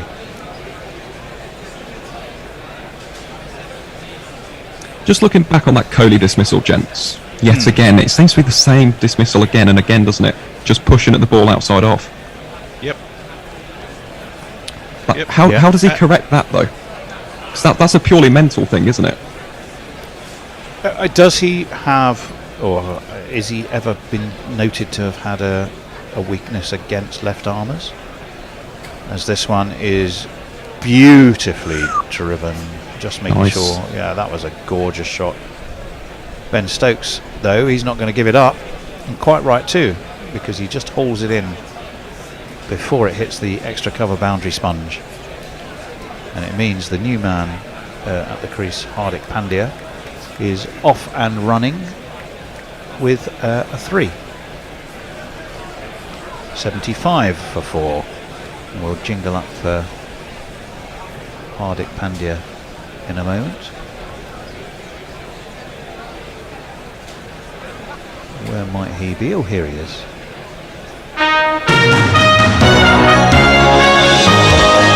And in breaking news, Hardik Pandya. It's always struck me as a weird jingle. Yeah. It's outside of the box. Yeah. Seeing him as a news flash. Overton around the wicket to the left-hander, Rishabh That's a Pant, shot. who plays what I can only describe as sort of a windmill or helicopter cut down to backward point quite magnificently for 4 runs.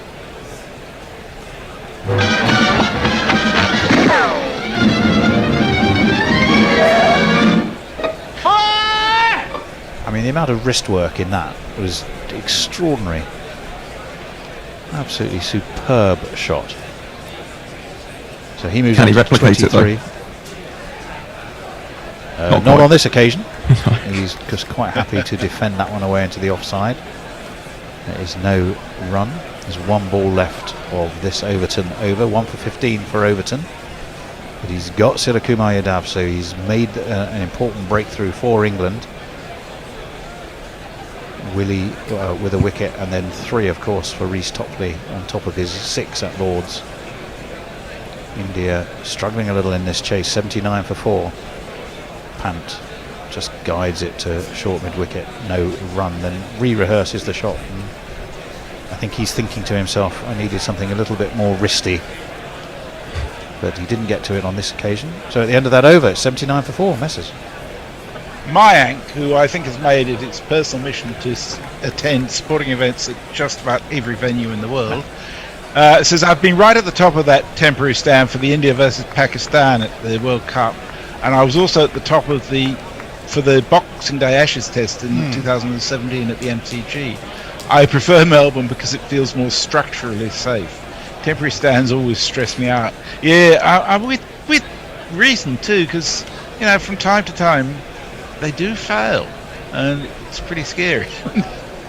Well, Bryden Cass is going to be bowling to Hardik. He'll be hoping that Hardik fails, but he doesn't on this occasion. He just a little bit of spice there after. Well, there was. It was one of those. It was pushed solidly enough by Hardik back to Cass, who shaped to throw down Hardik Pandya's stumps. Quite why, I don't know, because Hardik hadn't exactly come too far down to him, had he? And I can tell you at the end of 17 overs, England were 82 for 4, India was 79 for 4. So they're very closing the gap a little bit now then. But then England did have that slump, didn't they? Yeah, very much As we so. wait for Cass, who's in, defended by Hardik to short mid-wicket. No run. 2 dot balls represents a pretty solid start to this over. 7 off his first over, Bryden Cass. 79 for 4, India. Yeah, it was quite spectacular how rapidly England went from 100 to about 20 in the 20-mile-an-hour zone for a while, wasn't it? In terms of their speed. And they picked up very quickly after. Carson again from the Statham end, steered backward a square by Hardik. Bairstow runs into field, and they take a single. Hardik moves on to 4. Rishabh Pant comes back into strike. I was just about to look up something about Bryden Cass. Very thoughtful looking Rishabh Pant. Trying to plot however he thinks he can engineer the quickest, most effective counter-attack for India. It's now 32 degrees. That kept possibly a little low. It was quite quick by Cass. It didn't get up as much as Pant expected. And he did well to lay a bat on that, didn't he, Aaron? He did. That's a little bit of inconsistent bounce there. That's interesting for England, and on the flip side of that, quite worrying for India in what presents an already tough chase at Old Trafford. Well, that is true. It's another reason, and I wouldn't be surprised to see that 61% that WinBiz were talking about just notching up a percentage point or two. in comes Cast, full driven That's back gorgeous. past him magnificently, but didn't really get quite as much as he wanted. Ben Stokes again goes herring after it, and it just means a single on this occasion. Now, it's interesting. How right you are, Tony. What's Winvis that? has just moved to 66%. There you So go. 5% up, yeah. Wow, that's quite the shift. Well, it's a bit, yeah, I suppose it's sizable without being enormous. Interesting how Ben Stokes chased that. There was another fielder would have got there, but he couldn't stop himself wanting to be there first. Cast in, crashed away through cover. There should be a man on the deep cover boundary. There is. It's Liam Livingston. It will restrict them to a single again. England seem to have the knack for a lot of this innings so far of having fielders just where they need them. Whether that's being signalled by the dressing room. We were debating that earlier, Aaron. I'd be interested to know where you stand on the dressing room code that tells Joss Buttler and previously Owen Morgan where and how, which bowlers they suggest might be best at any given moment in the game. It's an interesting one, isn't it? It really is. Nathan Lehman is the man behind it, isn't he? England's team analyst. He is, yes he is. Personally, I don't mind it, but again, I'm a man of innovation. I quite like stuff like that. But I can see why people are against it, because again, does it cross those blurred lines in the game of cricket? Is it properly sportsmanlike? Does it give teams an unfair advantage? You can maybe argue for that, but Overton in again, a sort of a checked pull by Hardick down to square leg, takes a single. We were just looking at the South Africa squad, a few names unfamiliar to me, but if you're a patron, our Bishop and Bear guest this week was Mpo from our South African team, and he was giving us the rundown on all kinds of about the structure of South African cricket, but certainly a sort of a player-by-player view of some of the more interesting new names that you're going to be able to see if you don't know your South African cricket that well. This one's guided to mid-off, no run from Rishabh Pant. So genuinely worth a listen, because Mpo really does know his stuff about South Africa and South African cricket. And if one or two South Africans are going to be unfamiliar to you, then a listen to that will tell you an awful lot about what you need to know about them. 83 for 4. This one is worked off his legs by Pant. I'm just going to check, see he got any bat on that. I think it might be given as leg byes. He looked about to signal it, didn't he? His umpire Illingworth. What did you reckon, Aaron? I think that is a leg bye, surely. Yeah, I think that was a leg bye. It's the end So of... no, it's not. Winvis flow with the wind. All of a sudden, it's back down to 54% for England. That's nuts. Overton in, defended by Hardick, out to the ring of 3 on the offside, no run. 86 miles an hour from Craig Overton. 28 years old now. That's scary, isn't it, when you think of when he first burst onto the scene? Well, yeah, best of 2 for 23 versus Pakistan at Cardiff in 2021. His best ODI figures. He's in again, and this one is squarely met but defended really by Hardick. And again, there is no run. Just good, economical and effective bowling from England. We've seen some variable bounce. It makes you wonder why what Winvis have seen chaps to suddenly pull the row back a little bit on their England chances of success. Oh, they're going back to 51%. I mean, it's just nuts. And that one was bottom edged by Hardick to a ball that rose on him a little bit, and of course it's the bat's fault, which he has a good look at. But you're right, 51%, 48%. That's stupid. Well. I mean, maybe they're taking. They've suddenly realised how much England did slow down in their innings. Anyway, who's with us, Messrs? Billy Bond says we need a player with the surname Fanny to face Willie. And never mind that. Where's the draw in win visits? At it's at 0% now, Colin. Well, the draw, it would be. The tie was at 1%. I don't think they changed that. Have they reduced that now? It's down to 0. Ah. England 42, India 46. Oh, suddenly the tie's gone up to 1%. It's leapt. It's leapt to 1%. It's just crazy stuff. That used to make me laugh when they used to read the chart shows out as we wait for Cars. And that's too quick for Pants, who wears it on the pad, but it was just outside of off stump, I think. Yeah, when they used to read the chart show on a Sunday, and it'd be it's a massive leap of one place for whoever it might be, for the Rolling Stones. So here you go. This is the betting on Sportsbet in Australia. It's got England at $1.44, India at $2.75. I reckon that's about right. This is our last over as a trio. 84 for 4 are India. I think, well, possibly one of the considerations for WinViz, as I'll just wait as Cars is in. Bat angled nicely by Pant, but just steering down to Overton at third man. So again, just a single. I wonder if one of the factors might be if Richard Pant is set at a certain point, do they allow for the fact that he can be that match winner? If he'd have gone, he crosses the pant line. Sorry, I couldn't resist. Yes, 85 for 4. As we wait for Cars in wide. Top edged, is he going to be caught? No, he's got over the top of Overton, and Overton's a tall man. Over long leg, gone for 6. It was a dangerous, no it's not. Was he given that as a 4? Yeah, it's gone over Overton for 4. He came in a bit too quick. Oh, good lord. It's one of these there.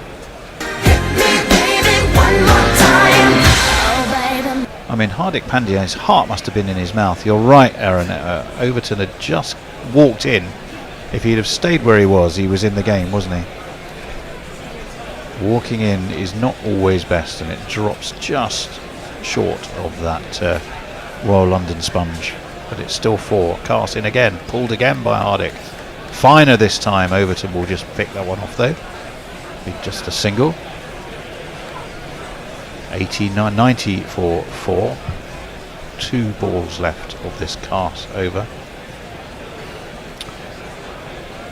Hardik's on 11, Richard Pant though on 25, and that we think is, if he was to be the batsman removed, I have a feeling you might see quite a sizable shift in that WinViz winometer. Cast in, flicked away just wide of mid-off Willie Fields. Bit of a wild throw as he fell, but neither batsman really was inclined to do anything about that. So it's just one more to the score. Score is 91 for 4. England after 20 overs were 91 for 4. Well, there you are. That is close. That, I suppose, is a good enough rationale for WinViz to haul in that English optimism. The last ball of this cast over, number 17 for him. It's down leg, it's helped on its way. That will be Overton. It was a horrible ball to finish of that over from Cast, and it's gone for 4. 1 2 ka 4 4 2 ka 1. My name is Lakhan. My name is Lakhan. Cast looks quite rightly upset. It's the end of the over, 95 for 4. Where do a little shuffle? But I just can't remember who's shuffling to do what. I know I'm shuffling out for a bit. I'm on ball by ball, so I shall take over Tony. We've got Nestlers on socials. I believe we've got Colin as well off the back of bang on. Hopefully watching Scotland's 8-wicket victory over Nepal. Must be in a good mood today, eh, Colin? Yeah, I was watching that, definitely, 100%. Not watching this. Well, you need to watch it now. And for those who have just tuned in to Gorilla 4 today, India currently 95 for 4 in the 20th over, requiring a further 165 runs. Rishabh Pant on 26 at the crease, Hardik Pandya on 15 from 12 as Craig Overton comes into bowl, his 4th over, driven beautifully down the ground with some disdain by Rishabh Pant for 4 more runs. I'm not sure if anyone has the jingles because we all appear to be at our respective houses today. But We can sing a 4 jingle. Go on, Nestlers, I'll pass that over to you. 1, 2, 3, 4. There you go. Beautiful. You don't get this on Test Match Special. That is why you tune in to Guerrilla Cricket. We've had melting roads in the Tour de France today. Have you? Yeah. Well, I haven't. I'm not racing at the moment. Fair enough, Nestlers. As Overton races in to bowl here to Rishabh Pant, angles it into the pads. There is no run there. Who's winning the Tour de France at the moment? Jonas Vingegaard, who's a Danish guy. Second place is Primoz Tadej Pogacar. It's all to play for. 3 days in the mountains next week in the Pyrenees. Yeah, it's all up for grabs now. Thomas, as they once said. It's not a bad life, is it? Really, all those vistas and beautiful scenery. Yeah, I don't know if they get to see much of it when they're going along at 70k an hour on a flat. Then comes Craig Overton again to Rishabh Pant, just shoulders this one away. There'll be no run there behind to Jos Buttler. India currently 99 for 4. Colin, I have to ask, actually, in terms of the series so far, have you been quite surprised with how low scoring it's been? Well, off the back of the Test series, definitely. The main surprise is how England have went about their cricket rather than how India's went. I mean, you would say England have been less than impressive. Yeah, they haven't been great. Someone who has been good today, though, Craig Overton. Again, that is another dot ball, as they say in my neck of the woods. A dot ball is a hot ball, and he's bowling quite a few of them in today's game. As Moeen and Jos Buttler converge in the middle, I wonder what that conversation is about. Would love to be a fly on the wall in that situation. Someone did ask about Geoffrey Archer, so I had a little Google to see the estimated that he'll be back bowling in September. Right. And there is a potential. Well, that's me excellent who news. asked about him. In comes Overton again to Rishabh Pant. Pulls this one away quite nicely out to David Willey. At Dean Fide leg, pretty easily fielded, and I believe that'll just be 1 run for India, and that brings up the 3 figures again. We don't have any jingles. Nestlers, over to you, mate. 100. Beautiful. There you go. I'm not doing the 100 jingle, it's too long. People would switch off in droves. After that lovely rendition from Nestlers, we do just look at the comparison.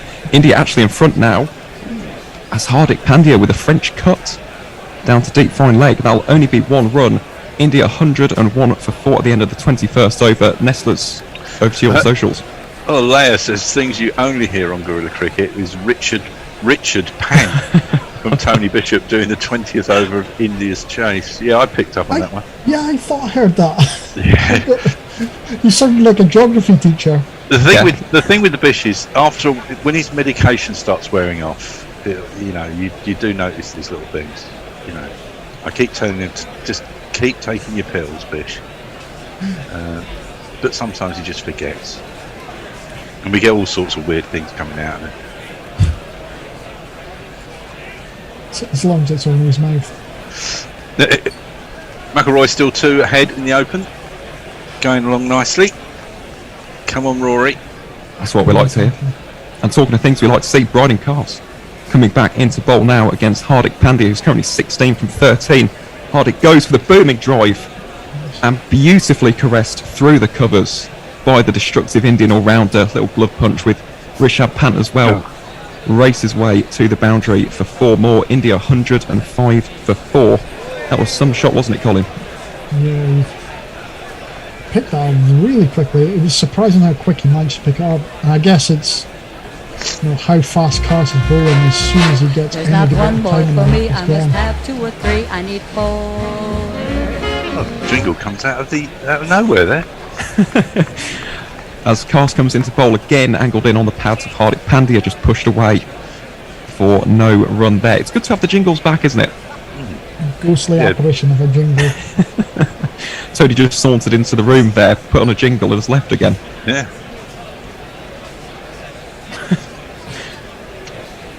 Right. It's like I've got the heating on indoors at the moment. It's going to be horrible tomorrow, isn't it? With the heat wave. It'll be fun for Tomorrow and Tuesday, yeah. I think it's meant to be about 40 degrees here in the Midlands as Cars bowls in to Hardik Pandya. Driven straight back firmly at Bryden Cast, who deflects it to David Willey at mid-on for no run.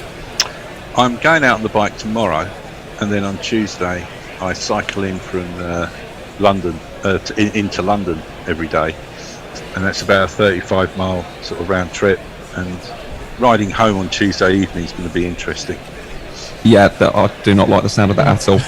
It's going to be very sweaty. It's like the Tour de London. Yeah.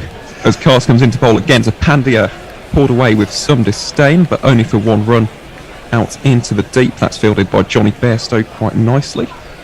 There is a nice cream van halfway home, which I'm going to definitely take stop at, I think, tomorrow. Well, Nestlers, it's a beautiful setup that for me, because I've been on Twitter today. I've been looking at the socials myself, and there's been the great debates when it comes to hot weather. For you two lads, and of course for the listeners, what is your go-to ice cream or ice lolly when the weather exceeds 30 degrees?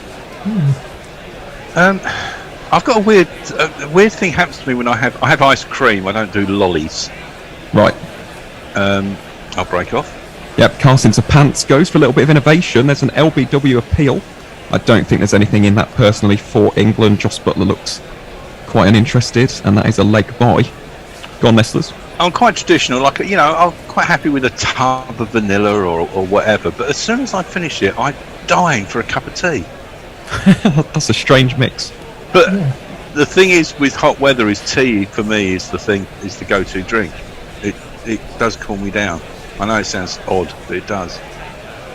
That is a strange combination. Colin, we'll pick up on your combination in a second as Cast comes into bowl to Hardik Pandya. That is paddled away to deep fine leg. I believe that's Craig Overton with the fielding. India move on to 108 for 4. Nestlers, any updates on the socials? I think everyone's melted. Wouldn't be surprised. Yeah, they have, yeah. No, Jeff Perkins. Nestlers crossing the picket lines once more as the Amalgamated Jinglers Union withhold their services. Yeah, sorry, Jeff. We may need you in a minute, though, Nestlers. We might need you, unless Tony saunters back in at some point and clicks the button again like he did beforehand. Just hit bloody singles, you bastards. Or that. Yeah. Colin, what about yourself then? Go on, weigh in on the debates. We've had a very unorthodox combination there of vanilla ice cream and tea, as Craig Overton comes into bowl now. Hardik Pandya heading into his 5th over. And that's a nice ball again from Craig Overton. He's been very disciplined with his line of length so far today, just banging it on that, that good to short length, angling it into the body, and Hardik can't really do anything with that shot. So Colin, what is your go-to? Go on. I don't think I have anything weird, but I would tell a story where I was at work and I was having ice cream and someone picked up that I was blowing it, as if you were as if you were eating soup. Overton into Hardik. That one is crashed beautifully onto the offside. Should just be a single fielded by Johnny Bairstow. And yes, that is one more run to the Indian total. Yeah, so my brain sort of had programmed itself. I'm holding a spoon, therefore I'm eating soup, and therefore I need to blow it. But it wasn't until someone picked up and went, what are you actually doing there? I thought it was a case of it was that cold that you've blown on it to kind of warm it up a bit, but goodness me. Overton into Pants. It's not a great delivery there from Craig Overton. Quite loose down the leg side. Fortunately for England, David Willey does come around to cut it off. That will just be one more run to Rishabh Pants. I mean, for me personally, gents, I'd love to know your opinions on this. I don't think you can beat a twister. On a hot day, a classic twister is a must, isn't it? I actually don't know what a twister is. No. What's a twister? You're joking. An ice lolly. It's an ice lolly with, I think it's pineapple ice cream around it. It's like light green and dark green. Oh, I know with what the you strawberry centre. Oh, it's brilliant. Nestlers, you must try one. Get one tomorrow on your commute. Or Tuesday, as Overton comes in. Ball's on a good length to Hardik, who plays and misses at that one for no run. Twisters are brilliant. So are Magnums as well. Oh yeah, really nice. I do like a Magnum. The only thing is with Magnums is they do fall apart. I do like a tub. You're in control of a tub. A Magnum just seems to disintegrate after a bit, especially in hot weather. You have that one bite, and then suddenly there's one massive piece and the others fall into segments, don't they, as Hardick pushes this one into the offside. A bit of a misfield there. And that is going to be cut off by David Willey. Just one more run to Hardick Pandya. Just looking at Rishabh Pant here, currently 30 not out from 45 balls. He hasn't looked at his best so far, has he? Seems to be quite rushed on the ball in this game so far. I think he's waiting for someone. That's what I feel like. I think he's waiting for a particular bowler to come on to then go at them. I'm not falling for that one, Colin. As Overton comes in to bowl to Rishabh Pant, that one is pushed quite firmly into the onside for no run. India 111 for 4 at the end of the 23rd over, still requiring a further 149 runs in order to secure victory at Old Trafford. Nestlers, any updates on the socials? Well, I knew this would happen, and it's the Dread Pirate Rowan, one of our older listeners, I believe. Good to have you back, mate. It says, we're all fans of mint cornettos in our house, but Great choice. You can't beat a Solero when it gets really hot. That's a bit fancy. A Solero? Yeah. I was not expecting that. Leia's telling me she hasn't melted yet, but I'm thinking about an idea for a podcast a friend and I had yesterday. And she leaves that hanging. Well, we need to know. Yeah. Could be about anything. Could be about Napoleonic era history for all we know. Could be about cricket. Could be about Sepak Takraw and the cultural importance of it in Southeast Asia. Of course, yeah. Could be Leia, about let us know. UFOs, there's plenty of them. Yeah, there are. There are tons of those. And talking of things that are out of this world, in comes Moeen Ali to have a bowl for his 4th over. Is Tony going to play the jingle? I think he already has today. It's on his phone. He's standing, staring into space. Moeen comes into bowl here. Hardick Pandya pushed into the offside, fielded quite smartly there. I believe there should be no run. Yep, there is no run there for Hardick. Currently 24 of 23 balls. I'm just looking at Moeen Ali's stats in this series. He's gone over 6 runs and over so far, just taken the 1 wicket.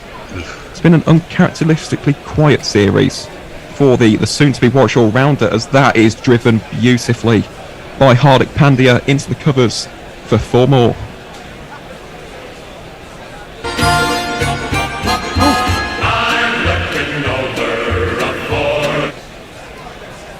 There we go. It's good to have the jingles back, isn't it? It is. It just feels right. The big thumbs up. From the Bishop.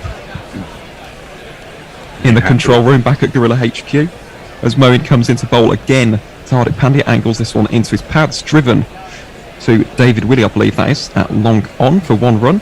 India just ticking over quite nicely here, to be honest. That required run rate probably won't go too far out of control should they retain their wickets here.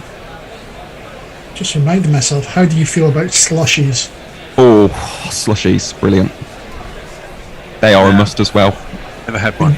We bought one for my son's birthday. A machine. What, a slush puppy machine? Oh, so just a slushy. Moeen around the wicket here to Rishabh Pant. Feints for a single. There's no run there though. That would have been an almost suicidal single there for Rishabh Pant. I know times are tough, but bloody hell. Here you go, son. And you should be thankful. Alright. In my day, you were glad to have the price of a cup of tea. Ali again into Rishabh Pant. Again, he goes for the run. Tries to fake out the fielder. There's no single there, Rishabh. Waste of energy.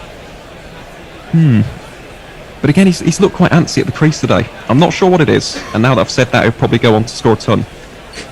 But Rishabh hasn't looked himself just yet. And again, he's put it in exactly the same place. 3 balls in a row. There is no run there for India. The visitors currently 116 for 4 at the end of the 24th over. Nestlers, any more additions to the great ice cream debate? He's in a rut. Oh, blimey, it looks like it. What have we started here? Indeed. Leia says, I recently had an excellent salted caramel ice by the banks of the Liane River here in Hanover. A Solero is a very strong choice as well, though. Jersey Oak says, I like ice cream when it's melted but still cold. It's called beer. Right. Dread Pirate Rome picks me up and says, when you say older listeners, sorry, I mean, you've been listening for a long time. Long-term listeners. Long term. Mrs. Luigi Magpie says, a root beer float is the best. Ice cold root beer and vanilla ice cream in a tall, wide, thick walled glass mug with a side of salty chips. If those of you who remember the Wimpy Bar, or are you too young for that? I've been to Wimpy's in Swanage. The banana float. Oh, that was something else. In comes Topley, change of bowling here for England. And Hardick dispatches that one with disdain straight back down the ground. Tony, reload the jingle. Rough-end Richard.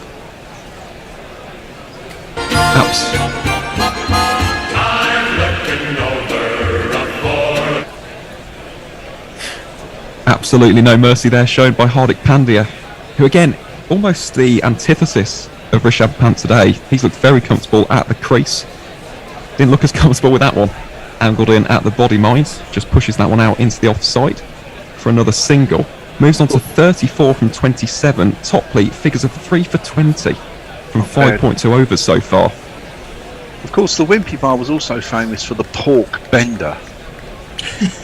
I don't know if you remember that. It was like a pork sausage in a horseshoe shape with it sort of cut like that. Absolutely disgusting. Not a fan, Leicesters. No, that's a nice shot from Rishabh Pant. There is cover there for England though, in the form of Johnny Bairstow at deep square leg. That looked a lot better from Rishabh though. Seemed to have connected quite early there with the ball. Doesn't look too happy with himself, mind. Probably thought that should have gone for 4, or if not 6. But that is the 50-run partnership from just 49 balls. This is vital for India in a run chase like this. Unlike England, they've got to take this deep, haven't they? England might rue the fact that we didn't bat for more than 48, 50 overs. As Topley comes into bowl this time around the wicket to Hardik Pandya, who squirts that away for just 1 run.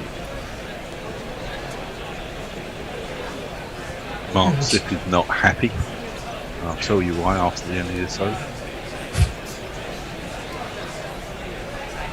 Tell you what we can be happy about though, Reece Topley in this series. I think he's averaging about 6. He's taken 9 wickets over the course of it so far.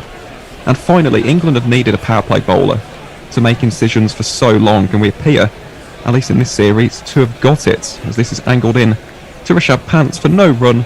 Gone then, Nestlers. Why isn't he happy? Well, he says, enough ice cream chat. The van hasn't been down our road for years. I could murder a twister right now. The best we got here in northeast USA was the Lemon Cup. Do you get the cheesy music, Mark, in America that we get here? I can't think of American ice cream vans. Neither can I. Rishabh Pant on the final ball of the 25th over. Pulls this out into the onside, fielded quite smartly there by Johnny Bairstow. And that'll be 2 more runs to add to the Indian total. India 125 for 4 in the 25th over, still requiring an extra 135 runs in order to take the 2-1 series lead. And of course, wrap up that trophy by the end of today's proceedings. In terms of the ice cream chat as well, lads, have to ask, what are your thoughts on a classic 99 with a flake in? Yeah, absolutely. Can't beat it. It's the go-to one, isn't it? It's good, but it's not. There's far better out there. You're only having it for nostalgia's sake, you know. It'll do. You know what I mean? Sometimes it'll do. It'll do. Umbre Nuevo says, "Hola, you've just reminded me that despite my misguided happiness that I will be holed up at home tomorrow, I'm supposed to be in the sweatbox of Shepherd's Bush Empire. Ice cream, ice lolly, or sadly even beer, it doesn't matter, they won't help." I was in the sweatbox at Shepherd's Bush Empire on Friday, and it was a sweatbox, but Social Distortion were very good and very loud. You wouldn't want to be there on Tuesday though, would you? Fuck no. No, exactly. No. That'd be quite the experience. It might be a once in a lifetime thing. The 100 Club in Oxford Street on Tuesday, that'd be the worst.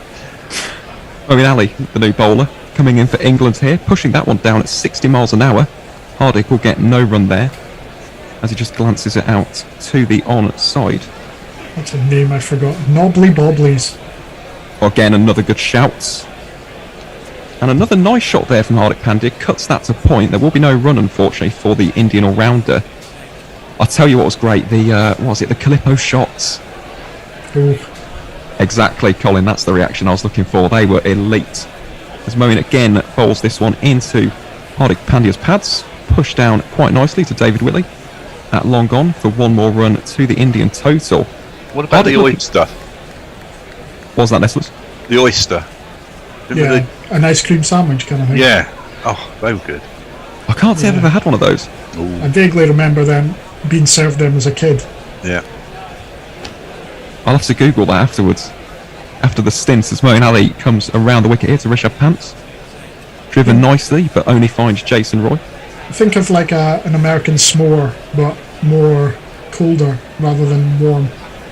Right, I was going to say, s'mores a melted marshmallow, aren't they? Yeah. As Moeen again comes into bowl to Rishabh Pant. That one again just glanced out into the offside. There'll be no run there. Just looking at the scoring rate. Sorry, Colin. That's all right. Sure. So Rishabh Pant is on 35 from 54 here. Hardik 36 from 31.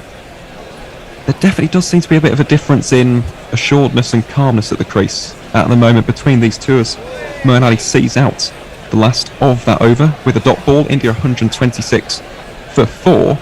Nestlers, what the social saying? I think you're right, though. I think Pant just looks a bit angsty. Mark Zip says, yes, we do get the cheesy music. The one that makes me laugh the most is the tinkly version of Greensleeves. Yep, we get that. Somewhere online, there's a fascinating article about the guy that basically invented the box that plays the music and cornered the market for many years. And Mrs. Luigi Magpie confirms we do have the music, and in urban areas we have bike vendors. I lived in Texas for 15 years, and the frozen and cold treats with a Mexican product line were delicious. Tamarind ice is tasty. Sounds nice. That just has a nice ring to it, doesn't it? As Reece Topley comes into bowl here, driven into the offside by Hardik Pandya for no run. Yeah, I can't say we have those little ice cream bikes here in the Midlands, but they do look quite tantalising, don't they? Yeah. I mean, there's an ice cream van that goes around here. Typically, he hasn't been around in the last few days, but you guarantee he'll be there on a Tuesday evening in November. Just when you need your ice cream. Yeah. But won't be there on Tuesday when you actually need it. Reece Topley again around the wicket into Hardik Pandya, and that is dispatched with authority for 4 more runs. He's looking good, isn't he?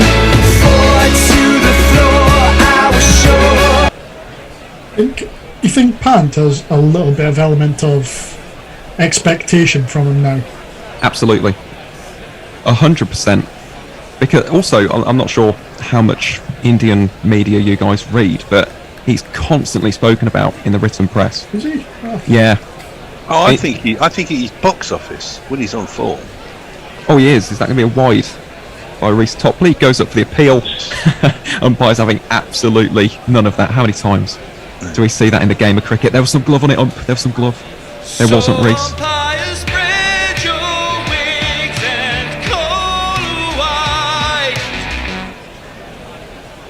That might be my new favourite jingle. That's the appeal to try and distract the umpire from giving the wide, isn't it? Yeah. Shout at him, loads of noise.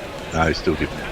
Ooh. Oh, that's a cracking shot straight back down the ground by Hardik Pandya. Races away for 4 more. Moves on to 44 from 34 balls. India 135 for 4.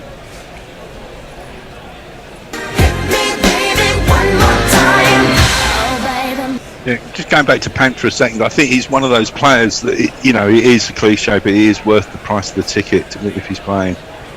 100%. Yeah. I just want to see the reaction from Pant on that shot, because from my first reaction, it just looked like he bowed. Topley again comes into bowl to Hardik Pandya. There'll be no run there, though. Well, I've got some news from our very own Hendo coming up after this over. I look forward to that. How's your teeth, Hendo? Poor man has had some recent dental work, which has kept him off air. Oh, okay. And yeah, he's been in some pain, been in some bother. In comes Topley again. This one angled in at Rishabh Pant. Hardik Pandya even, as Rishabh Pant scampers through for the single. Half sounded like a personal threat. Yeah, we needed a bit more context on that than how are your teeth. Sound like you just socked him. Yeah. Oh, your teeth. Hey. No, he's poor man. Topley coming into bowl, the final ball of his 7th over here to Rishabh Pant, currently 35 from 50. 5 balls, that's going to be another wide, isn't it? Yes, it is. Down the leg side.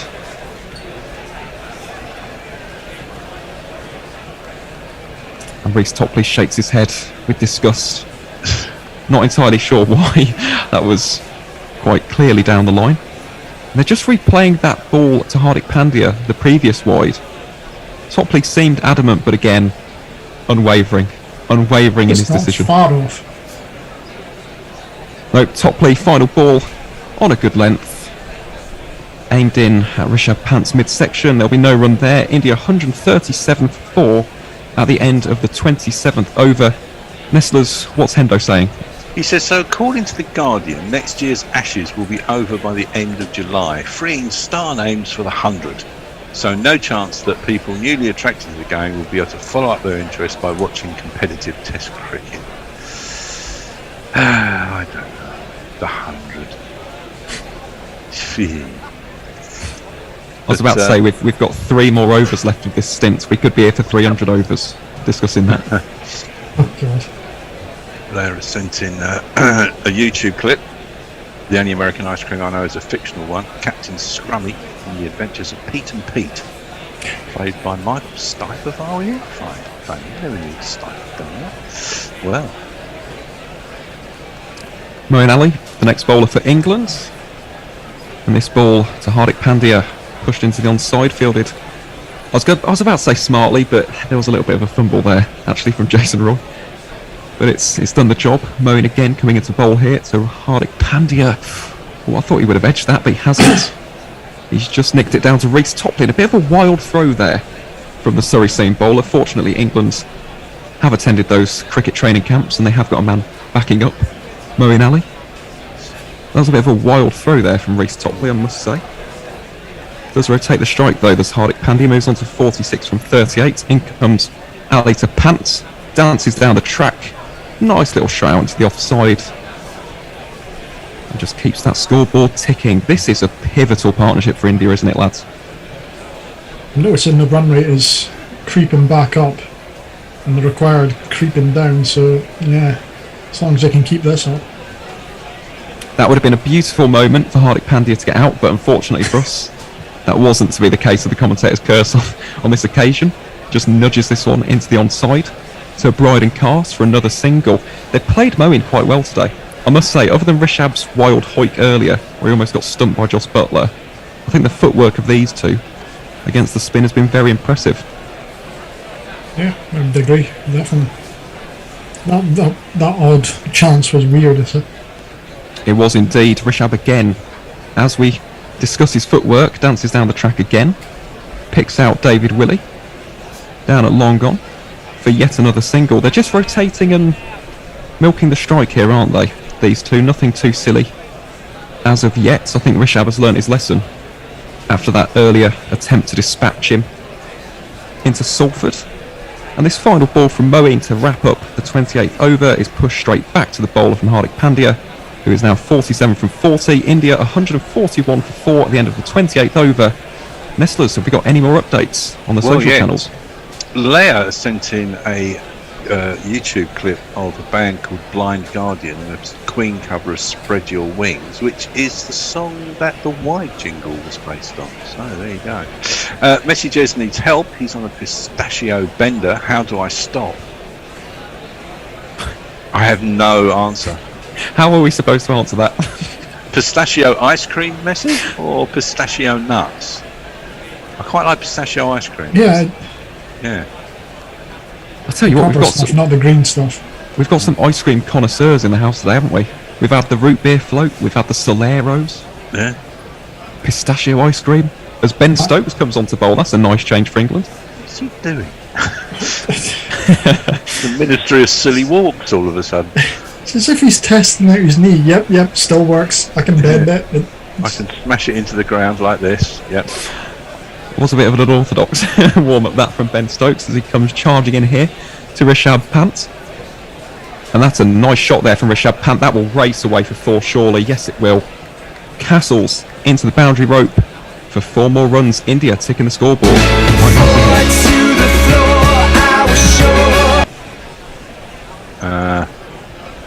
See, I got up in Stokes, and he called me a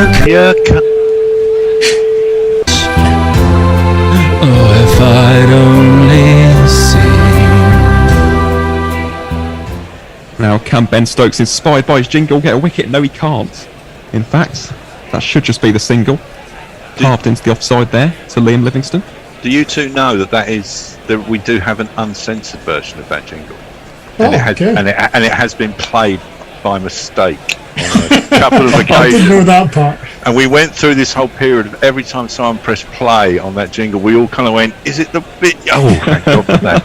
Because it does say what you think it's going to say.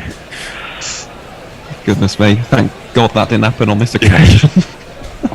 As Ben Stokes comes into Hardik Pandya, who's on 47 from 40 balls. This one tucked into the man at deep. Fine leg for just 1 run there. And of course, you probably haven't had the delights of the Dean Peak jingle, which is one of the classics. I can't say I have, Nestlers. No, I think Tony's looking down at his phone, he's not hearing, and he won't play it.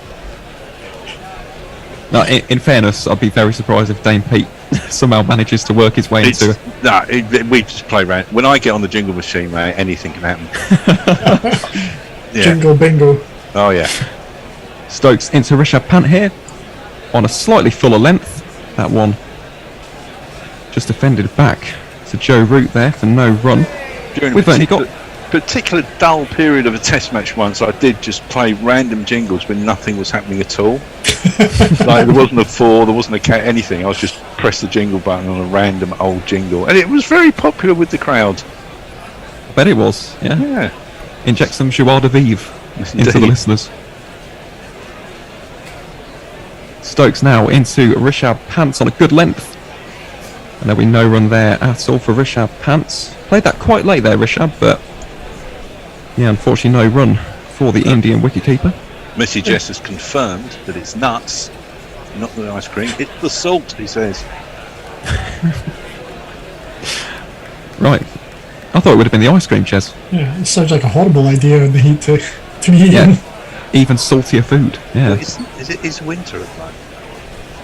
Oh, true, but an Australian winter is like our spring, isn't it? As Ben Stokes comes into bowl here to Rishabh Pant. That one actually just bounced up on Rishabh Pant slightly. Wasn't the most convincing shot into the offside, but that will be 1 more run fielded by Liam Livingstone. India 148 for 4 at the end of the 29th over, requiring a further 112 runs to victory with 6 wickets in hand. Nestlers, over to you. I do like pistachio nuts, but the whole process annoys me of getting out of them, especially when you get those ones you can't split open. That's every nut, so. And you're desperately trying to get into your pan. And there's plenty there that are already split, but you can't be beaten by that one nut. Leah says the Dame Pete jingle will one day be recognised by the UN as the cultural world heritage that it is. See, we've piqued your interest now, you two. You haven't heard it, have you? It's quite unique. It does. It's got some auto tune in it, and it's got the bear singing. No, it hasn't. No. Oh God, yeah. Now you've picked it up. Now we're talking. It's a work of art, honestly. It's quite a unique thing. But any minute now, Messages is going to message us saying, if you play that jingle, he's going to leave because he hates it so much. And it has made some people, I think it actually makes some people feel physically sick. To see this was not part of the plan coming on. Yeah. Given that a bowler is now marking his run up. Dear. Well, I'm expecting Tony in a second to play the Liam Livingstone jingle. Or the Dean Pete one. Or the Dane Pete one, yeah. Go on, Tony. You know you want to. I am Liam Livingstone. I play for the Lightning. My one-day kit is blue, but for the tests it's white. Well, after that beautiful intro, in comes the Cumbrian Cumblay into Rishabh Pants. That one guided into the offside, fielded by Johnny Bairstow, who I think just lost his sunglasses there. Was it just me who saw that? I think his sunglasses came flying off then for the Yorkshireman. He's going to be more angry than he is already. Well, if they're broke, I'll be very happy. But yeah, this is going to be the final over our stint, I believe, gentlemen, and then we're passing over. Colin, I think you're taking my job for the next 10 overs. I think we've got Al on the summarising as well, if I'm not mistaken. Was it Strauss who broke his sunglasses throwing the ball? Yes, that was a classic, wasn't it? Or was it Cook? Was it Cook? Yeah, I remember. Brilliant that was. That's English cricket heritage there as Liam Livingstone comes into bowl. Some leg spin into Hardik Pandya, guided out into Craig Overton, that is. In the covers, moves on to 49 from 42 balls. Rishabh Pant on the other hand, 44 from 64 at the moment. Hasn't looked as in control as Hardik Pandya, but again, for India fans, you won't mind this at all so far. It's all about the runs, not how they come. As Livingstone comes into bowl some off spin to Rishabh Pant, they think about the single. Fortunately, judgment does prevail. They do go against if they're it. going to take the bait here. I mean, as an England fan, Colin, I would love them to go for a big shot. I'd love it here, but I don't see it happening as Livingstone bowls this one a little bit flatter into Rishabh Pant. Drives that one into the offside to Johnny Bairstow, who's put the glasses on now, which is probably a sensible idea after what happened the last time he had them on his cap. And I'm hoping here as a cricket fan, as a commentator, I do get to commentate on Hardik Pandya's 50, where he's batted very nicely as the Indian all-rounder. And there it is, a nice little push down to long off, and that is a beautiful 50 from 43 deliveries for Hardik Pandya. Take a bow. This has been quite the innings from Hardik in Manchester today. No. Tony's not interested. No. Is he asleep? He could well be. No, he's woken up again. He's taken the wrong drugs. God. Well, here we go, chaps. Last ball of our stint as Liam Livingstone comes into bowl some off-spin. Rishabh Pant shifts onto the back foot, plays it out to the offside. Again, they think of the single. And Rishabh's almost ran himself out again. Fortunately for India, no collateral damage there. The visitors move on to 152 for 4 at the end of the 30th over. Over to you, Colin. Thank you very much, Aaron. What have we got on ourselves here? 152 for 4 after 30 overs, chasing 260. Al, what do you think so far? You think India backing on this, or? Well, if Rishabh Pant doesn't run himself out, I think it's 50-50. He is a bit very Mark Woodish, kind of starting a car. I'm going to run down the wickets even though I've just creamed it to cover fielders and things. So we'd be kind and call it boyish enthusiasm. Yeah, it's the overexcited puppy, as I would describe it. It's worth noting that India are 9 runs behind where England were at a similar stage, but with 1 more wicket in hand and 4 more overs in hand, because England only batted for 46 overs. As Stokes comes in over the wicket, and it's guided off his pads into the deep square leg fielder for 1 run. Yeah, and I think a key part of that as well, the 2 batsmen being quite well in at 45 and 51, which I'm guessing at that time England had Butler and Livingstone on 20. It was either Butler and Ali or Butler and Livingstone, but it was about this stage that England threw some wickets away. And Stokes comes in over the wicket again, and it's just dabbed down to the Billy fielder for no run. Pant on 45 from 68. Hardik Pandya on 51 from 44. Stokes for his 2nd over of the match. Yeah, it's testing up to be quite a good finish here if these 2 can keep in. Not that they're going guns blazing or anything like that, they just seem to be keeping up with the run rate. I think that's the thing. I think that's the key. They don't have to go crazy. They just have to be sensible. Yeah, as Stokes comes in over the wicket, shorter length and wider. Pant leaves it alone, goes through to the keeper for no run. sensible batting needed here. And I think that's the problem that Pant's having. His excitable puppy is just thinking, I need to smash something, I need to run, but I need to block as well.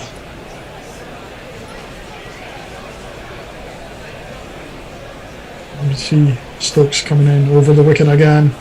Wide but on a good length, and Pant tries to cut it but without moving his feet. Barely manages to reach the ball, but dabs it down for 1 run with a sort of backward gully that manages to field it. I want to say on record how much I love my wife. She's just brought me in a full container's worth of lovely cordial, lovely cold cordial from the fridge. I love my wife. I think it would have because of that, or anyhow. Because of that, or anyhow, Al. It's just one of a long laundry list of things. Stokes comes in going down leg side and is just guided to a deep square leg fielder through for a gentle single. Yeah, surprised it wasn't an ice cream, given on our last conversations on ice creams and ice lilies. You're not going to get me onto the fact that it wasn't this or it wasn't that. This is cold liquid on a warm day. This is remarkable. Is there any ice in there, or is it just chilled water? No, it's just chilled from the fridge. Oh, lovely. Stokes in for the last ball of his over. Slightly full and slapped back over the top of him. 1 bounce for 4 runs. As Pant moves on to 50 from 71. And we have no jingler. 50. Something nifty. Batter's pitch. That's a 159 for 4 after the 31st over. Messi, anything? As ever, the Dane Pete jingle has excited discussion. I pointed out that playing the Dane Pete jingle is in breach of the Geneva Convention. Mark Zip says, yes, I'll donate $5 right now for the Dane Pete jingle. What about you, Leah? I said I'll donate $10 as the Dane Pete jingle is not played. Leah 15 anyone, 15. Leah says it's one of the proudest 20 seconds in all of human culture. Yeah, so we were discussing culture early on. If that's what passes for culture in Europe, then Australia's looking quite good, I think. And Ticklish Anna says, can't go out to get popsicles right now, but I just put some Tang in the freezer. Let's see how it turns out. As Liam Livingston continues on, his first ball quite wide of the stumps. Hardick slaps down to it, but only going straight to the cover fielder for no run. I have a question for you. Go for it. I'll let you commentate on the next ball. Liam Livingston, and he's in, and it's just dabbed back to him. No run. How do you feel about the principle of the best thing you can drink on a hot day is a cup of tea? It's good thermodynamics. I know that.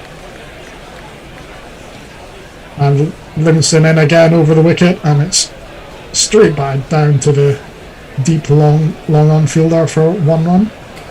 I've got mixed feelings about that one, because the truth is I don't actually like tea much. What I like is the sugar and the milk.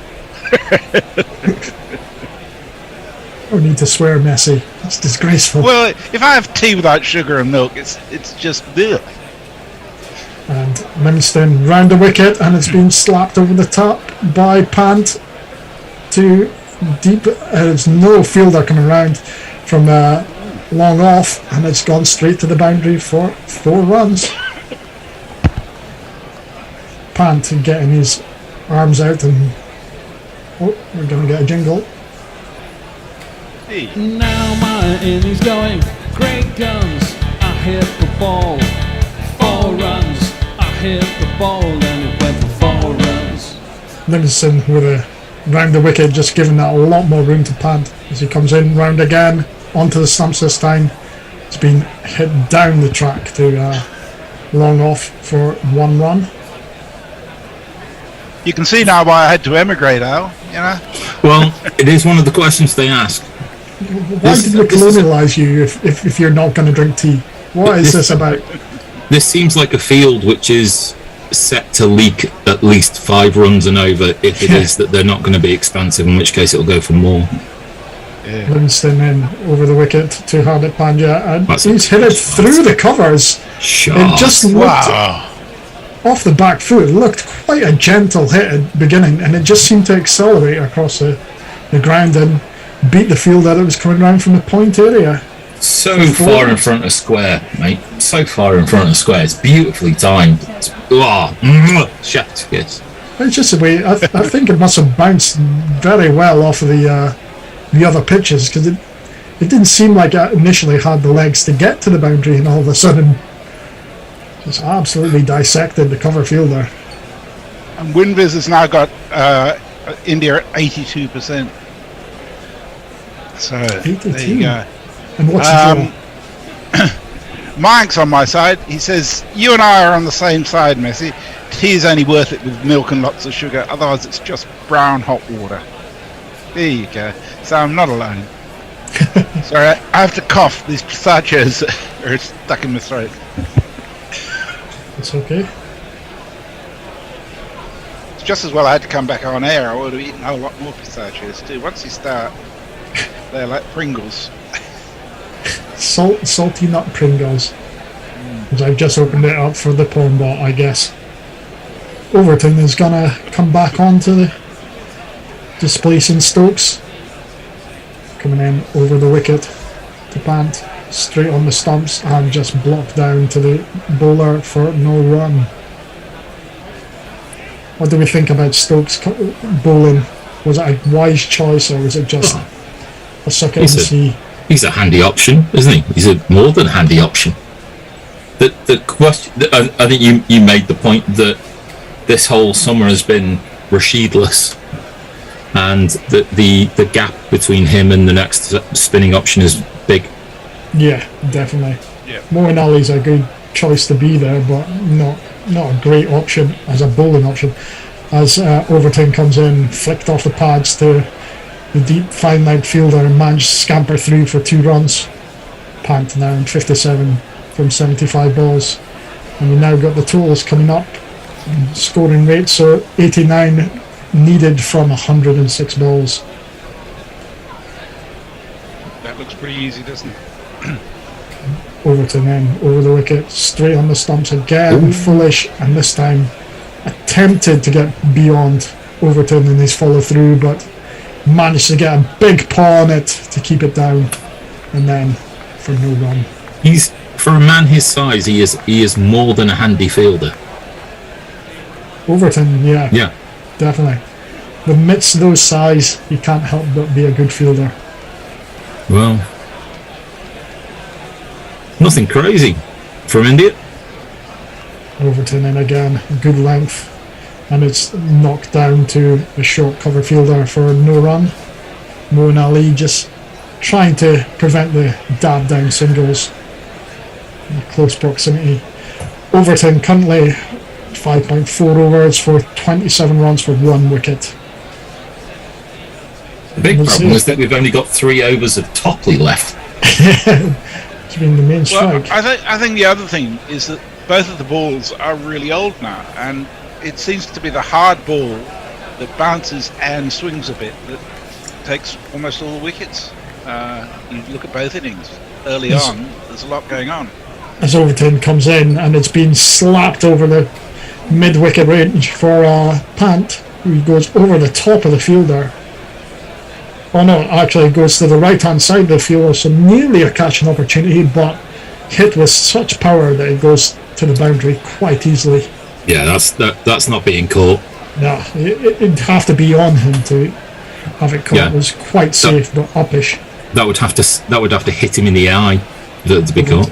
Overton then short of length, and it's been pulled round the corner. Oh dear me! For Pant, quite easily going for 4. The square leg fielders came round for it, but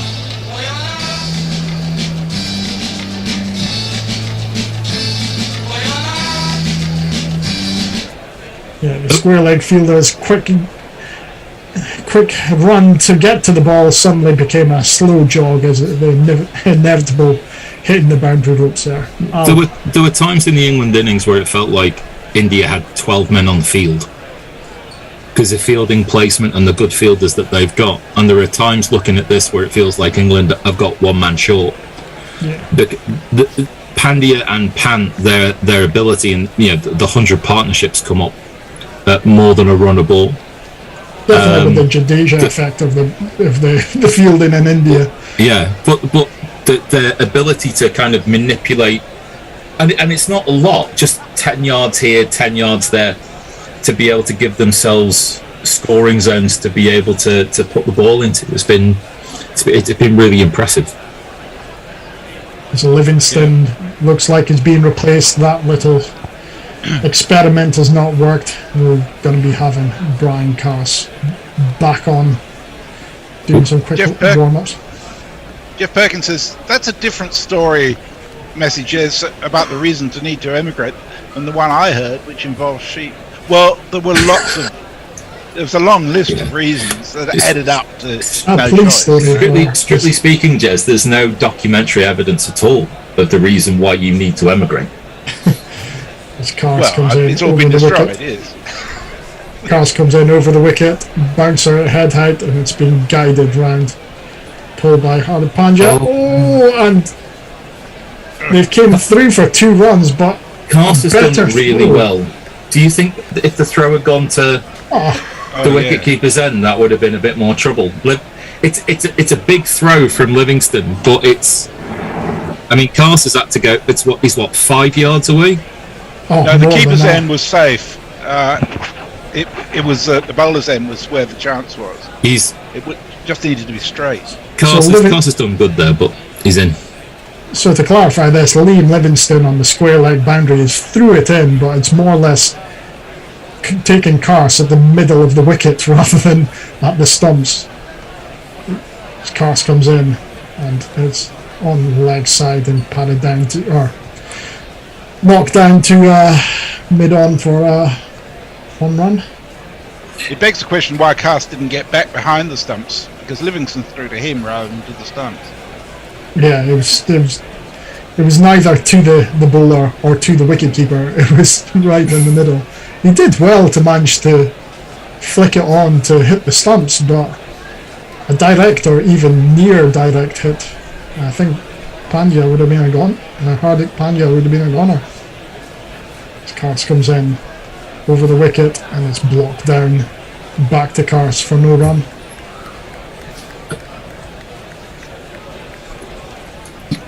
Ravi Nair is with us too. Hello, Ravi. He says, barring a further collapse, India are winning this, aren't they? Fucking yes. Rishabh. Even so, they'll only manage to draw this multi-format series 8-8. Taking the positives. India did so well bowling short. Yeah, and it seems like if England try to bowl short, they haven't got the field set to bowl short too. As Carse comes in over the wicket, and it's just knocked down onto the short cover fielder, no run.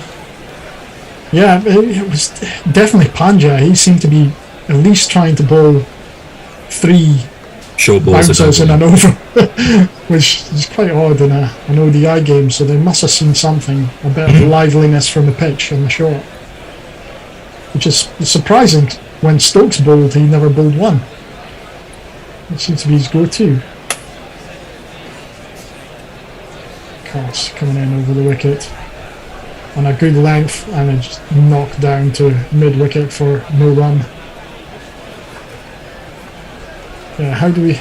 Carse seems to be a decent option in this attack, given that he's got that good yard of pace quicker than the rest of them. Do we think is... Liam Plunkett light? No, I mean that in a positive way. Yeah, I think that's a good description of what they're missing. As Carse is in, and it's well wide of the stumps. It's got a feathered outside edge through to third man. They take a gentle single to finish the over, and 183 for 4. Messi. Sorry. We're up to date on tweets as it happens. Over on YouTube, Pokey Bungfinger says it's messy winter. It could be nuts. Haran. Sorry, I can't read that.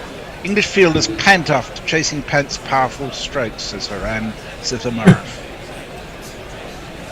And yeah, we're up to date. Everybody's a bit sleepy this afternoon. Maybe it's the heat. I think it probably is the heat, to be honest. A mixture of the heat and the inevitable feeling that India are going to manage to chase us down for. I just want, Tony, have you got a window open? I'm a bit worried about you being in that room on your own, Tony. You got a window open? Yeah. He gives us a wave just That's all right. Sure. Guys still falling asleep. I can also tell you that Cameron Smith must have had 4 birdies and 4 holes, and is now level on 18 under with Rory McIlroy. Yeah, he can do that to you with his Tennessee waterfall. Tennessee waterfall. What the hell's that? It's a mullet. Oh, it's shocking, isn't it?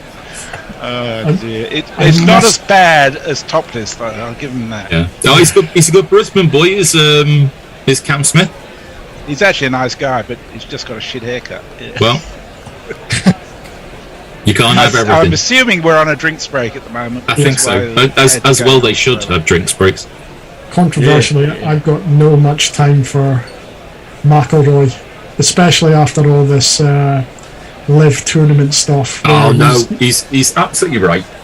No, but my point and take of it is, this is a Northern Irish man telling someone else that they should be playing in their tournament and they shouldn't be chasing the money, whereas he's gone to America to quite early on to play for the money. Yeah, but the thing. Yeah, but there's a bit different. I don't care as long as none of the LV players win, because I can't stand any of them, frankly.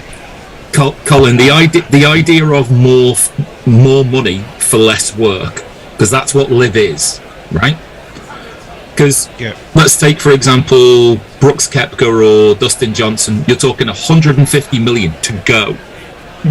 Then you're going to go guaranteed. I think it's a million. I think just for even showing up. Ooh, 4 million if you win a live event, right? Then watch out when the next IPL TV rights deal is announced. It's going to be worth billions. It's already done. There is a crisis looming with regards to cricket, because there are going to be international cricketers who forego their international career because of the contract that they can get from just playing IPL. Yeah, I would have thought that's already taken place, especially. It has. No, but more so with the next TV deal that's coming. It's just been done. Yeah, it's $6.2 billion. There you go. It's I think we worked out £45,000 per ball bowled. Yeah. So, I mean, it just seems it's obviously interesting, and all these people have taken a business decision, and you can point to the inconsistencies of business decisions that have been made by different groups of people. But I think Rory McIlroy's sticking up for the tour, and I think that 20 years ago, if this had happened, you would have saw Tiger would say exactly the same thing. He's using his position as a senior player on tour to be able to talk about it, and the fact that he's Northern Irish has got nothing to do with it. I just feel I've never once heard him stick up anything for the European tour. Well, he's still a card-carrying member of the European tour. Yeah, that's just to get in the Ryder Cup. No. He comes and plays his share of events. It's not majors and other things. He's just as much answering this from the European Tour's point of view as he is about the PGA Tour's point of view. As far as I'm concerned, it's like if you'd agreed to play in apartheid South Africa for the money. Same principle, fundamentally. As ODI comes in to continue on over the wicket and is helped down to Reece Topley, who's just floundering about on the pitch after blocking it for. Did they run 3 for 1 there? No, I think it was it was a dot ball. India continuing on, 77 needed from 95 balls. Overton in Fuller, and it's once again Pant has tried to knock it down into the short fielders and think about coming out for a quick run, whereas Hardik Pandya says absolutely not. Pant coming down a couple of steps and then retreating immediately. If they needed another 50 runs, I could see the point of doing it, but at 77 off 94, you don't have to be stupid. And Overton then short of the length, and it's managed to be pulled round to the deep square leg fielder Johnny Bairstow for 1 run. Pant moves on to 67. Farong's got some advice on tea. He says, no, not sugar and milk. Try it with ginger, lemon, tamarind, and some green chili. That thought horrifies me, Farong. I'm sorry. That sounds like a hard time. It'll clear the nasal passages if nothing else. Overton comes down. Hardik Pandya leans on the ball more than anything through mid-off and cover. Hello. Oh dear, who's that? That is a limping Ben Stokes. Stokes manages to chase the ball, but just as he gets to the ball to field it, sort of tweaks his knee. Maybe he starts limping. It looks like a knee. So he kind of slips going. He kind of slips backwards. He catches himself. He doesn't actually fall over. Yeah. But I would. He should come off for treatment right now. I would watch his movement. It's Overton then wide, and it's cut firmly through the point region for 4 runs by Pant. That was a very good shot. Day. Who could ask for more? The number of the day is 4. But the Stokes kind of incident, it seems he's running to the ball that is in front of him, going towards the boundary sponge. As he bends down to pick it up, his feet sort of slips from underneath himself and straight legs both his legs. You're right there, Jez. You're having a crisis. Sorry. It's just that Rory McIlroy just missed a huge putt by an inch and a half. Can't concentrate now. As Overton comes in and a foolish length on the pads, and Pant just heaves it down long up for 6 runs, and quite a good take in the field, in the stands by the crowd. You gonna get a job?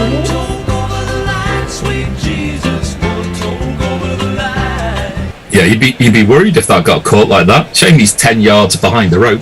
Yeah, did well, and he's very excited the fact he's caught. Yeah, I'd rather. Yeah, that's keep your exuberance to yourself. So that's he's happy boy. Messi, have you got any? Yes, Ravi has very helpfully said, for whomsoever it might concern, Ravi Naya, rhymes with lovey liar. Ravi Naya. So I'm sorry, I've been saying it wrong all this time, Ravi. I do apologise. Yeah. And if anyone can clip that sound of Jez having a crisis there. It genuinely felt like we were going to have to phone an ambulance as Cars comes in to continue round the wicket, and it's pulled to the deep mid wicket for 4 runs. It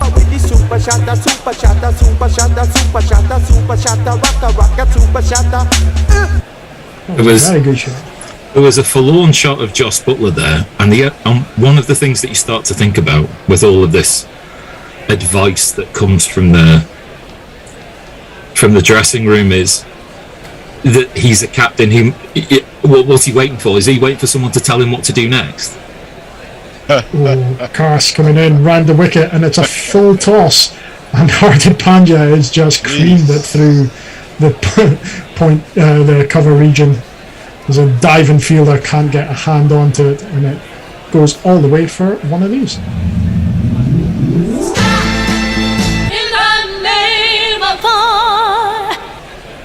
Yeah, that shot of Butler breathing in through his teeth is just emphasises what you're saying there. Yeah,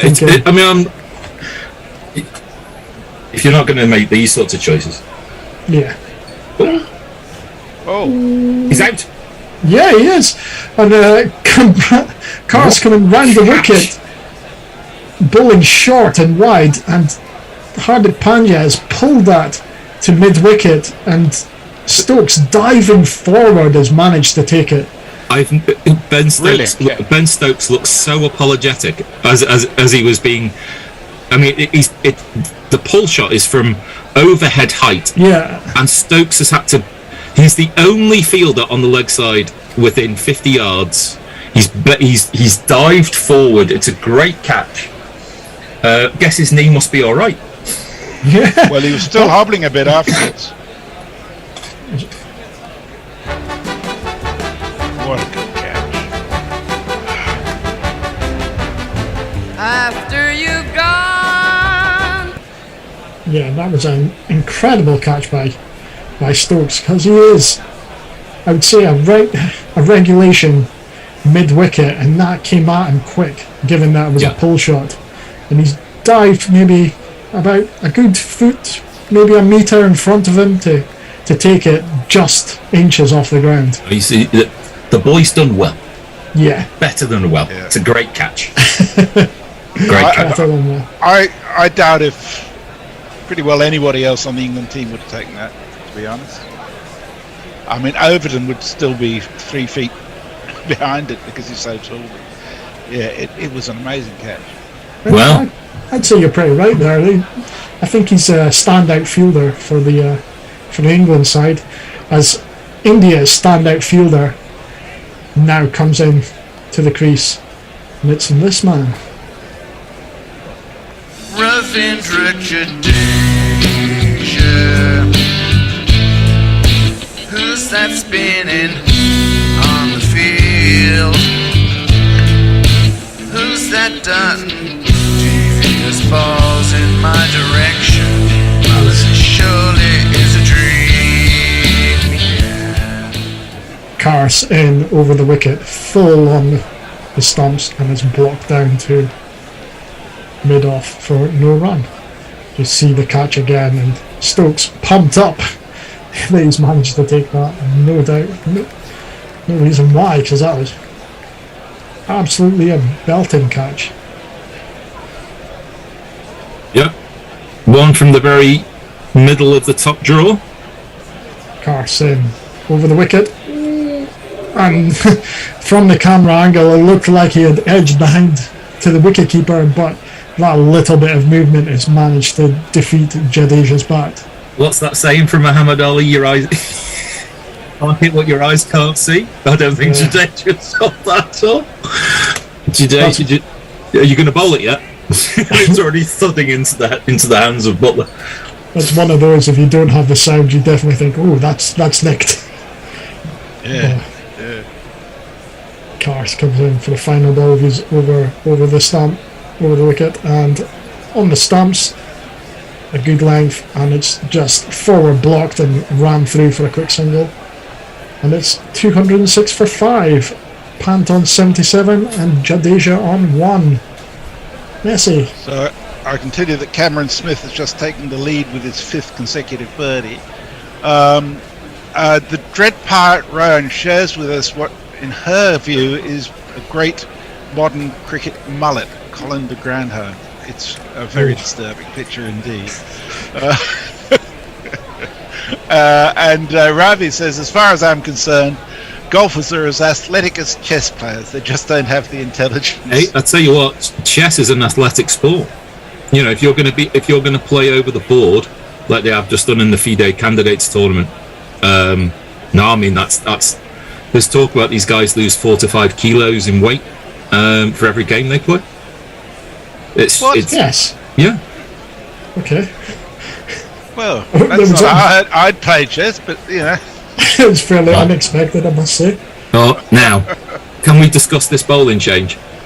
Yeah, now what's happening here is Moeen Ali's came back onto bowl as he ran the wicket, and it's on the pads of Jadeja, who just guided it round to mid-wicket for 1 run. Our beard shouldn't touch. Move over, I'm low. I like it too much. Move over, I'm low. You're one hairy dish I love unconditionally. It's Moeen Ali. The field's not that. So there's a backward point.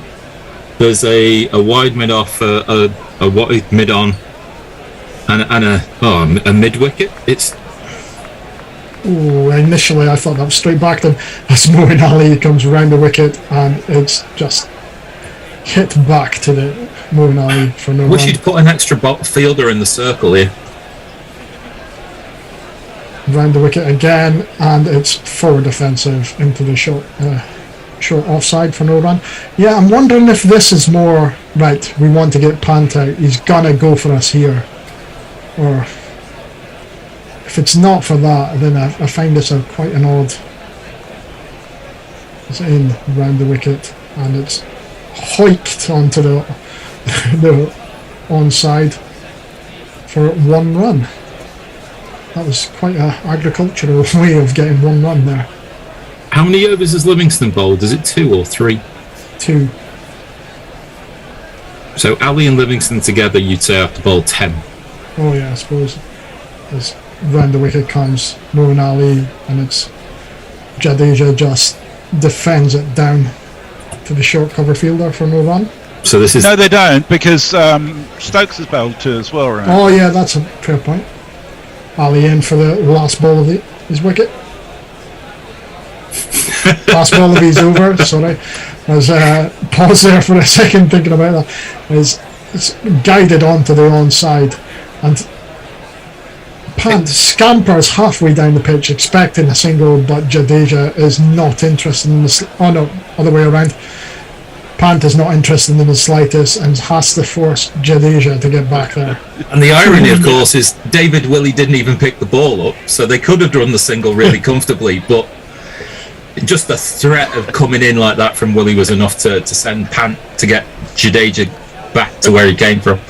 I was more shocked and surprised that Pant declined in the run. I guess he just wants to face in the next over. But yeah. It was Perky Bumfinger's not happy with us. He says, I put a pack of Lift Lemon Tea on my Asda order. You nostalgic twats got me hankering for weird refreshments from the fucking 70s and 80s. And Fat Bastard... Not a refreshment for the 70s or 80s. Says with golfers, it's always the money. It's why nearly all, including Smith, officially reside in Florida, Texas or Nevada, where there's no state income tax.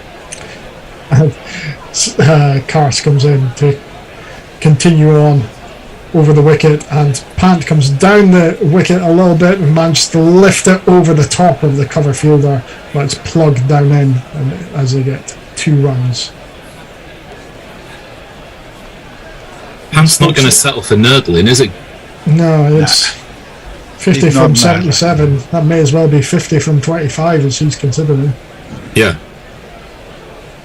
Kars coming in over the wicket on a good length and pulled off the hips quite well, but the deep square leg fielder has managed to come round in the boundary and limit it just to 1 run. Oh, they've got a run too there, haven't they, Cole?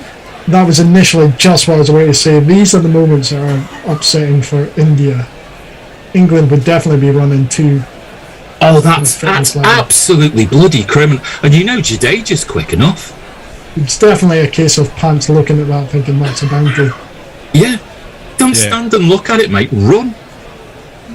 Kars coming in over the wicket to it's hot. Jadeja, and it's cut to gully fielder for no run. And? Yeah, this is Indians. I'm sure they're used to very hot and humid conditions by now. So it's 31.9 at the moment in Manchester. Oh God. It's a balmy 20 degrees here in the northeast of Scotland. Do you know, Jez, do you know what the hottest temperature ever recorded is? I think it's officially recorded. Wasn't it it used to be Death Valley, but there was something more recent than that. This Kars comes in wide of the stumps and it's cut to a point fielder for a quick run. The hottest temperature 56.5 ever recorded. or something? No, the hottest temperature ever recorded is the inside of a McDonald's hot apple pie. I've heard that joke, yeah. Hotter than the surface of the sun, that is. Nuclear. As anyone who's ever bitten into one after buying one in less than 10 minutes can attest. Cars coming in over the wicket to Pant, and he just guides it to guided cut to the gully fielder for no run. Moving on to 81 from 94 balls as Pant. Looking a lot more assured, what you would be if you're on 81, I guess. But it doesn't matter how many runs he's got. I mean, when they say, you need to get people, early in their innings and stuff like that. But it just looks like Pant's brilliant to watch, but he could get out at any moment. I reckon he's cooked, I think he's really feeling the heat. Oh, same. And it's flicked off the pads into mid-wicket for 1 run. I think he's gone. That wasn't the end of the over, was it? Yeah, I think so. The England boundary, sorry, the England dressing room was signalling 5, whatever that is. What's your take on this? Do you like it? Do you not like it? Be a captain. Make choices. Lead. Yeah, I don't like it. I think it's outsider influence. No. I just if Josh Butler isn't going to decide who to bowl and when to bowl them, then basically all of Josh Butler's thinking is now about whether to call heads or tails. Yeah. Well, I think people are seeing it all as black and white. All it is, and I think I take this on board, it is a suggestion. Here's what the data says, Josh. You may want to know this while you're making a decision. Doesn't mean he has to do it. I'm okay with that. It's different. I'm not particularly happy about it, but it's not a really big deal. They're always going to get those suggestions anyhow. On the legs, and it's guided round for 1 run.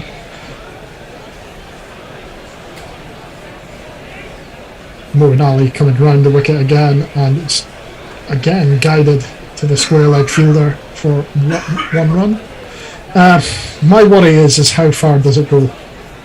Because I vaguely remember when DRS first came in, and there was individuals and teams trying to persuade the captain to take the decisions from the balcony, and I think we're not. Well, there were a couple of illegal things there, yeah, undoubtedly, but that's very different in my view.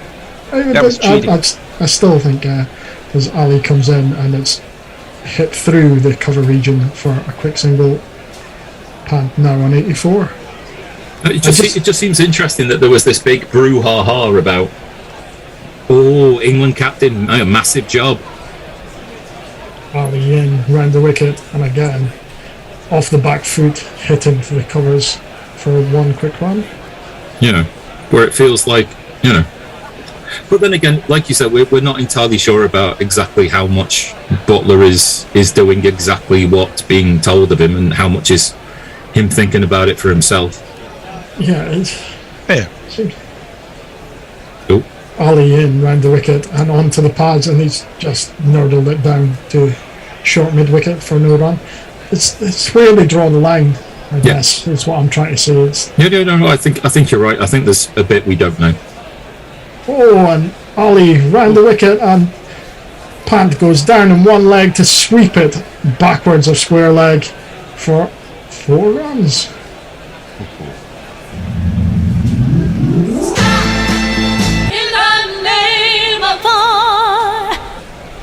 He's had to play that almost with 1 hand, doesn't he, to get that far behind square? Yeah, 1 hand does come off the bat. As I said, it's nearly, it's quite far backwards of square leg that he's managed to get this, nearly on the 45, and that concludes the over as well. I believe we've only got 1 more over of our trio. 2-2-1 for 5. Messi. Leah says your refreshment tastes so bourgeois. Here's what real revolutionaries drink: a blueberry sage lemonade with a Soviet aesthetic and a cosmonaut on the lid. Yeah, I'm sure the proletariat My mind can't even picture that. Well, she sent a picture of it for us. I'm sure the pros all managed to get hold of those. Yep. And coming back onto ball is David Willey, and Tony's not listening, so we're not going to get a jingle. His first ball is knocked back to him for no run. So Neil Harris has got a view. He says telling someone who to bowl without saying why and to what plan doesn't make sense. So my suggestion would be it's part of the data that the captain takes on board. You know, the message says the data suggests that this would be the person who'd do best against this batsman. Take it or leave it. Over the wicket, and it's guided through the cover region to the deep fielder for 1 run. Yeah, just how much. I think the ICC will inevitably either make a guided statement. Oh, come on. You know what the ICC are going to do. Yeah, stop doing it. No, the ICC are going to do nothing. Yeah, but it's been going on for a couple of years now anyhow. It's not as if it's something brand new. It's only because it happened at Lord's and the Telegraph correspondent didn't like it that it came to a head. And my gut feeling with anything is if the Telegraph doesn't like it, it's probably good. As Willie comes in and it's on the pads and guided round the corner by Pant for 1 run. There's a deep fine midfielder manages to come in to take the ball. Jadeja now on 6 for 12, Pant on 89 for 100 deliveries. India needing 37 from 63 balls. David Willey coming in over the wicket again on his pads, and this time not any bat on it, but still managing to scamper through for 1 run. I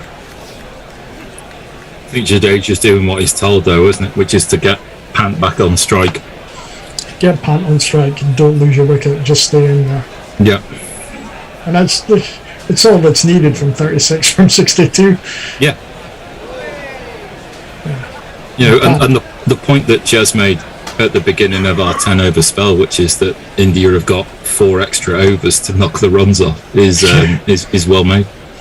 That used to be the biggest sacrilege, but now it seems to be less of. As Pant goes down on one leg and heaves this ball for 6 over the cow region. That was a heck of a shot. It sort of came out of nowhere. Let's be fair, 6 is not enough runs for that shot. That's worth more than 6, folks. That's the price of admission right there. That's why people go to watch Rishabh Pant. That Willie ball is on the stumps. It's in his area, foolish of a length. But it's gone like halfway. It's gone halfway back the grandstand. Willie, last ball of his over, a slow ball on the leg side, and it's just pulled round to or knocked off his pads for a quick single onto the deep square leg fielder, and I believe that's me done. And me, and I'll catch you on Tuesday, I think, if I'm on the radar. I've had a ball with you all. Thank you very much. And there's one tweet from O'Neill Harris about getting data, which is the next one. Data. Take care. Data. Cheers, Jez. Thanks, Colin. Data. Indeed. Quite right, Nestler, as well said. Data. If Jean-Luc Picard says it's data, then it's data. Well, it is data. That's a wristband you got, isn't it? What would Jean-Luc Picard do? Yeah. Linguistic diversity. That's all I can offer you. What would Jean-Luc Picard say? There's 10 overs left, which means, as if Rishabh Pant didn't need the help, there's going to be more fielders in the circle for our final 10 overs. They're just mopping the furrowed brow of Rishabh Pant, who is 96 not out of 102 balls. O'Neill Harris says getting data about if the ball is sticking in the pitch and that off-cutters are working better is more important, but you can get some of that off the bowlers. I'm not quite sure what this numbers thing actually means, though. Does anyone know? Well, it was a 5 they were holding up. What do you think 5 means? We think it might refer to bowling options. Yeah, I would think so. You've got so many bowlers and ends, haven't you? Is it cricket's version of Moneyball? If it is, it's probably it might not be being done badly, or being done well. Sorry, but Moneyball was not about actual play. It was about fielders who could. It was about trying to be able to get value for players who didn't necessarily provide detail of characteristics. As Overton is in for his next over, pulled by Pant to deep square leg. He'll go to 97. Yeah, it was about exploiting inefficiencies in batting characteristics like on base percentage and things like that. Not necessarily, home runs and RBIs. No. It was looking for wins in non-traditional areas. That was the focus behind Moneyball. But it was collection of data, wasn't it, by one guy? Masses. Well, not by one guy, but a whole team of people. Overton in again around the wicket. Shaw pulled by Jadeja behind square, but there is a fielder there, Bairstow, I think, who flings the ball in and singles abound. I thought it was one guy that started it though. One guy that started it, and then Bill James is sort of the godfather of modern baseball statistics. Because Arsenal bought a firm that did this, and are using them. I know that was a couple of years ago now. But I think really now analytics to some degree is in every team. That is again onto the hip of Pant. Very deliberate tactic by Overton, but a lazy shot by Pant. Just kind of comes off his backside more than anything else. I know the Bear uses it to pick commentators. Yes, based on games and who's playing, and he's got a vast sort of server farm.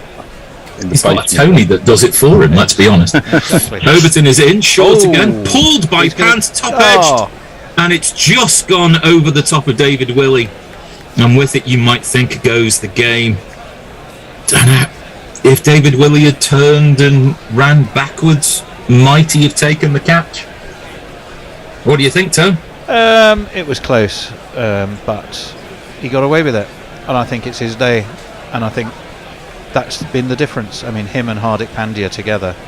England had one or two who showed when they needed to, but eventually went.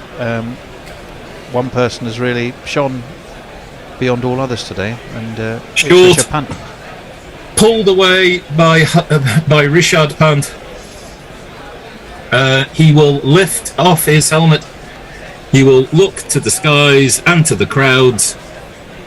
And for the first time in ODIs, Rishabh Pant has scored a century. 10, 20, 30, 40, 50, 60, 70, 80, 90, 100. Congratulations, sir. You are a centurion. I would have expected him to have one. I mean, it's only his 27th game. Overton in. Short pitch delivery again. Jadeja is not for pulling or cutting. Just lets that run through to the keeper. End of the over, 24 needed. Leia's not happy.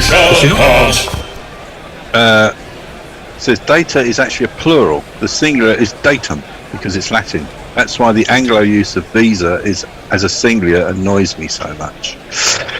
And she also says, I watched Pant for his boyish good looks and suggestive hip movements. The huge sixes are just a bonus. Thank you very much. Quite alright. And Brown Rice and Lentil has sent in a link about data, I think. So if you're that interested, click on the link and you will see all about it. Yeah, data can be anything, but data plus context gives you information.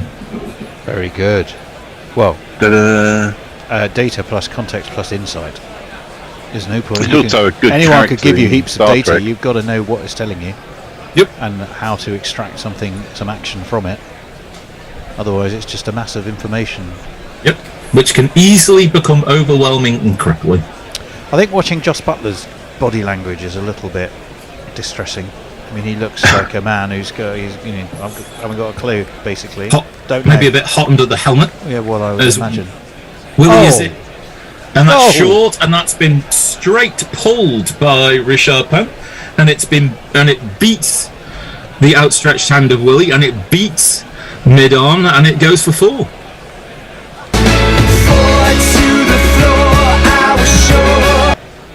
Brutal.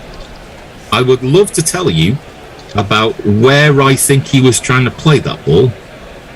Go on then, tell us. I'd be guessing. You don't have the data. I think he intended it. I think he intended it. You think that was an intended shot? I do, yes. I will take your word for it. Short again, pulled again, this time square of the wicket, and it's gone behind Livingston. And Richard Pant, I think, has got dinner reservations.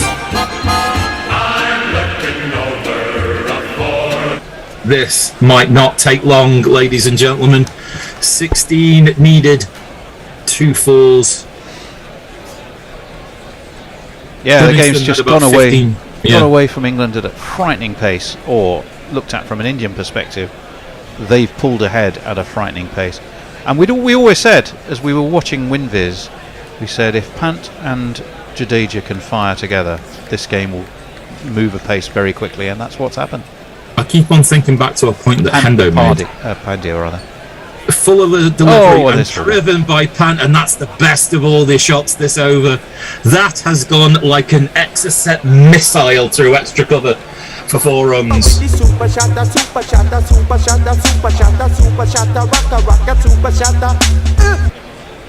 Dear me, just stunning, absolutely stunning. It was full, wasn't it, from Willie? But it was a kind of an attempted Yorker, but Pant just went, well, I don't care. Just dug it out and drove at the same time. Good luck, David Willie, in this ball, and it's been half scooped and pulled, and fine leg is not going to be able to get over, and that's 4-4, 4-4 for those of you who are scoring at home. In is going, great guns, I hit the ball, 4 runs, I hit the ball, and it went for 4 runs. Can he finish So have we got it any in 2? suggestions about what Willie's going to bowl next ball? I don't know. I'm pretty sure looking to the balcony and waiting for a magic number to go up is not going to help him. Whatever the code is, I think Pant's decoded it. Gee whiz. Yeah. Fuller delivery outside the off stump. Hit again like a tracer bullet, this time an on drive. And this might, the rate this is going, this is only going to need 1 more ball. Pant, I think, is the drive. Pant is the Bletchley Park to England's enigma. Dear good grief. I told you he was box office. He is magnificent, isn't he? This over alone, and that 6 he hit off Willie in his last over, worth the price of admission. He'll get out of this. He'll get out this ball. Well, he's going to have to want to do it with a boundary, isn't he? I mean, he's going to want to after this. They needed 24 at the beginning of this over. They now need 4. Quite simply ridiculous. Intoxicating, enticing, bewitching, and there is a bit of a conference, and they're asking David Willie, does he know where he is? Ben Stokes is like, well, I'm not bowling it. Do you know one thing I know they're not saying? What does the data say, Ben? Yeah. What's the signal from the balcony? Yeah. What do they want me to bowl? Underarm? Oh no, don't do that. Somebody tried it once and it didn't go well. Yes, yeah. There was repercussions about that. There were. I think I won't bother looking at WinViz. Yeah, I think WinViz might get. Yeah, I think the tie is out of the question. I think. So, 5 4s in the over so far. Willie in. Yorker. Right on middle stump, well bowled, sir. Good comeback. It's been squeezed out to square leg, and they'll take a single, and Pant will remain on strike. 21 off the over. Dear me, ladies and gentlemen. Nestlers, if Twitter hasn't melted, then nobody's watching. Well, Adrian Lowe has just sent a picture of a McDonald's apple pie. It is the hottest thing ever. It's just. It's the hotter than the surface of the sun, Lee. That's what. Yeah. So Rishabh Pant is now on 121 off 112 balls. Well, there's not much more to say really, apart from Richard Pant. Yeah. Richard Pant. Rishabh. I never called him Richard. I might have mumbled it because I got a bit of a sore throat. England have changed their bowling. Oh, they've let poor old Joe Root. They only need one, Joe. You have an over. Joe Root's going to lose the game for England. That was that was the signal for the balcony. I think that's a funny one. With the best will in the world. What is the point of that? What the heffing hell is this? That's a very good question. I mean, don't get me wrong. Wave the white flag if you want to wave the white flag. Put a proper bowler on. Well, hang on. I think it's a bit harsh on Joe Root, but a bit unfair on Joe Root to ask him to do it. Reverse swept by Rishabh Pant. That's going to go all the way to the boundary for 4 runs. What a meaningless ball. 1 2 ka 4 2 ka 1. My name is Lakhan. My name is Lakhan. And Rishabh Pant.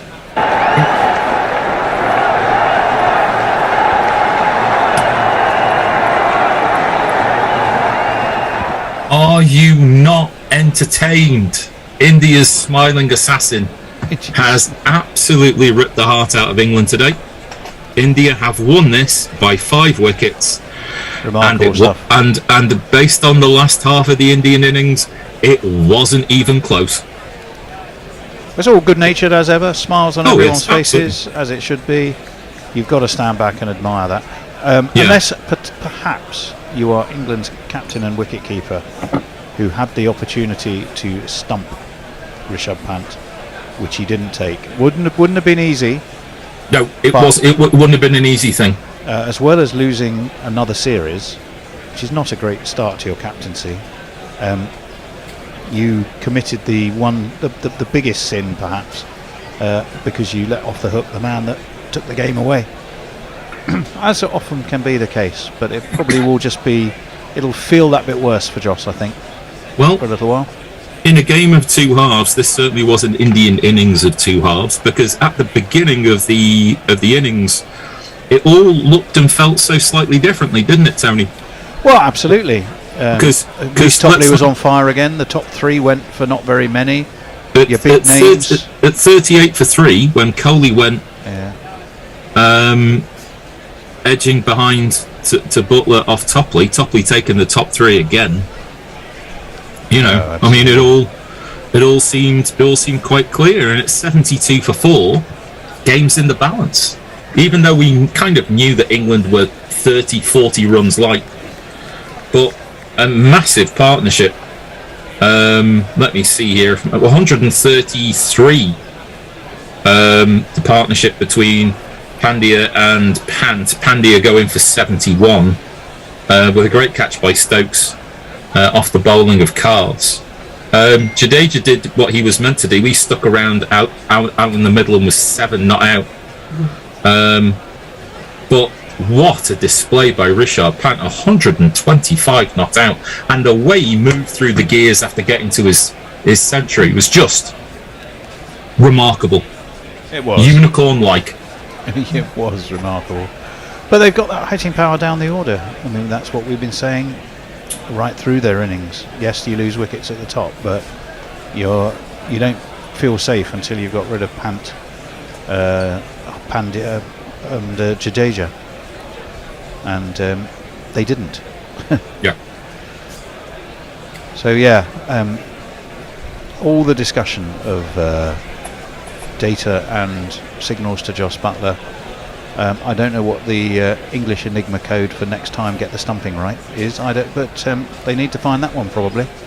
Delicate, games between. I mean, it's been interesting that the 3 games in the series have really not been contests, because India destroyed England in the first game. England were really comfortable winners in the second game, and now this. They were indeed.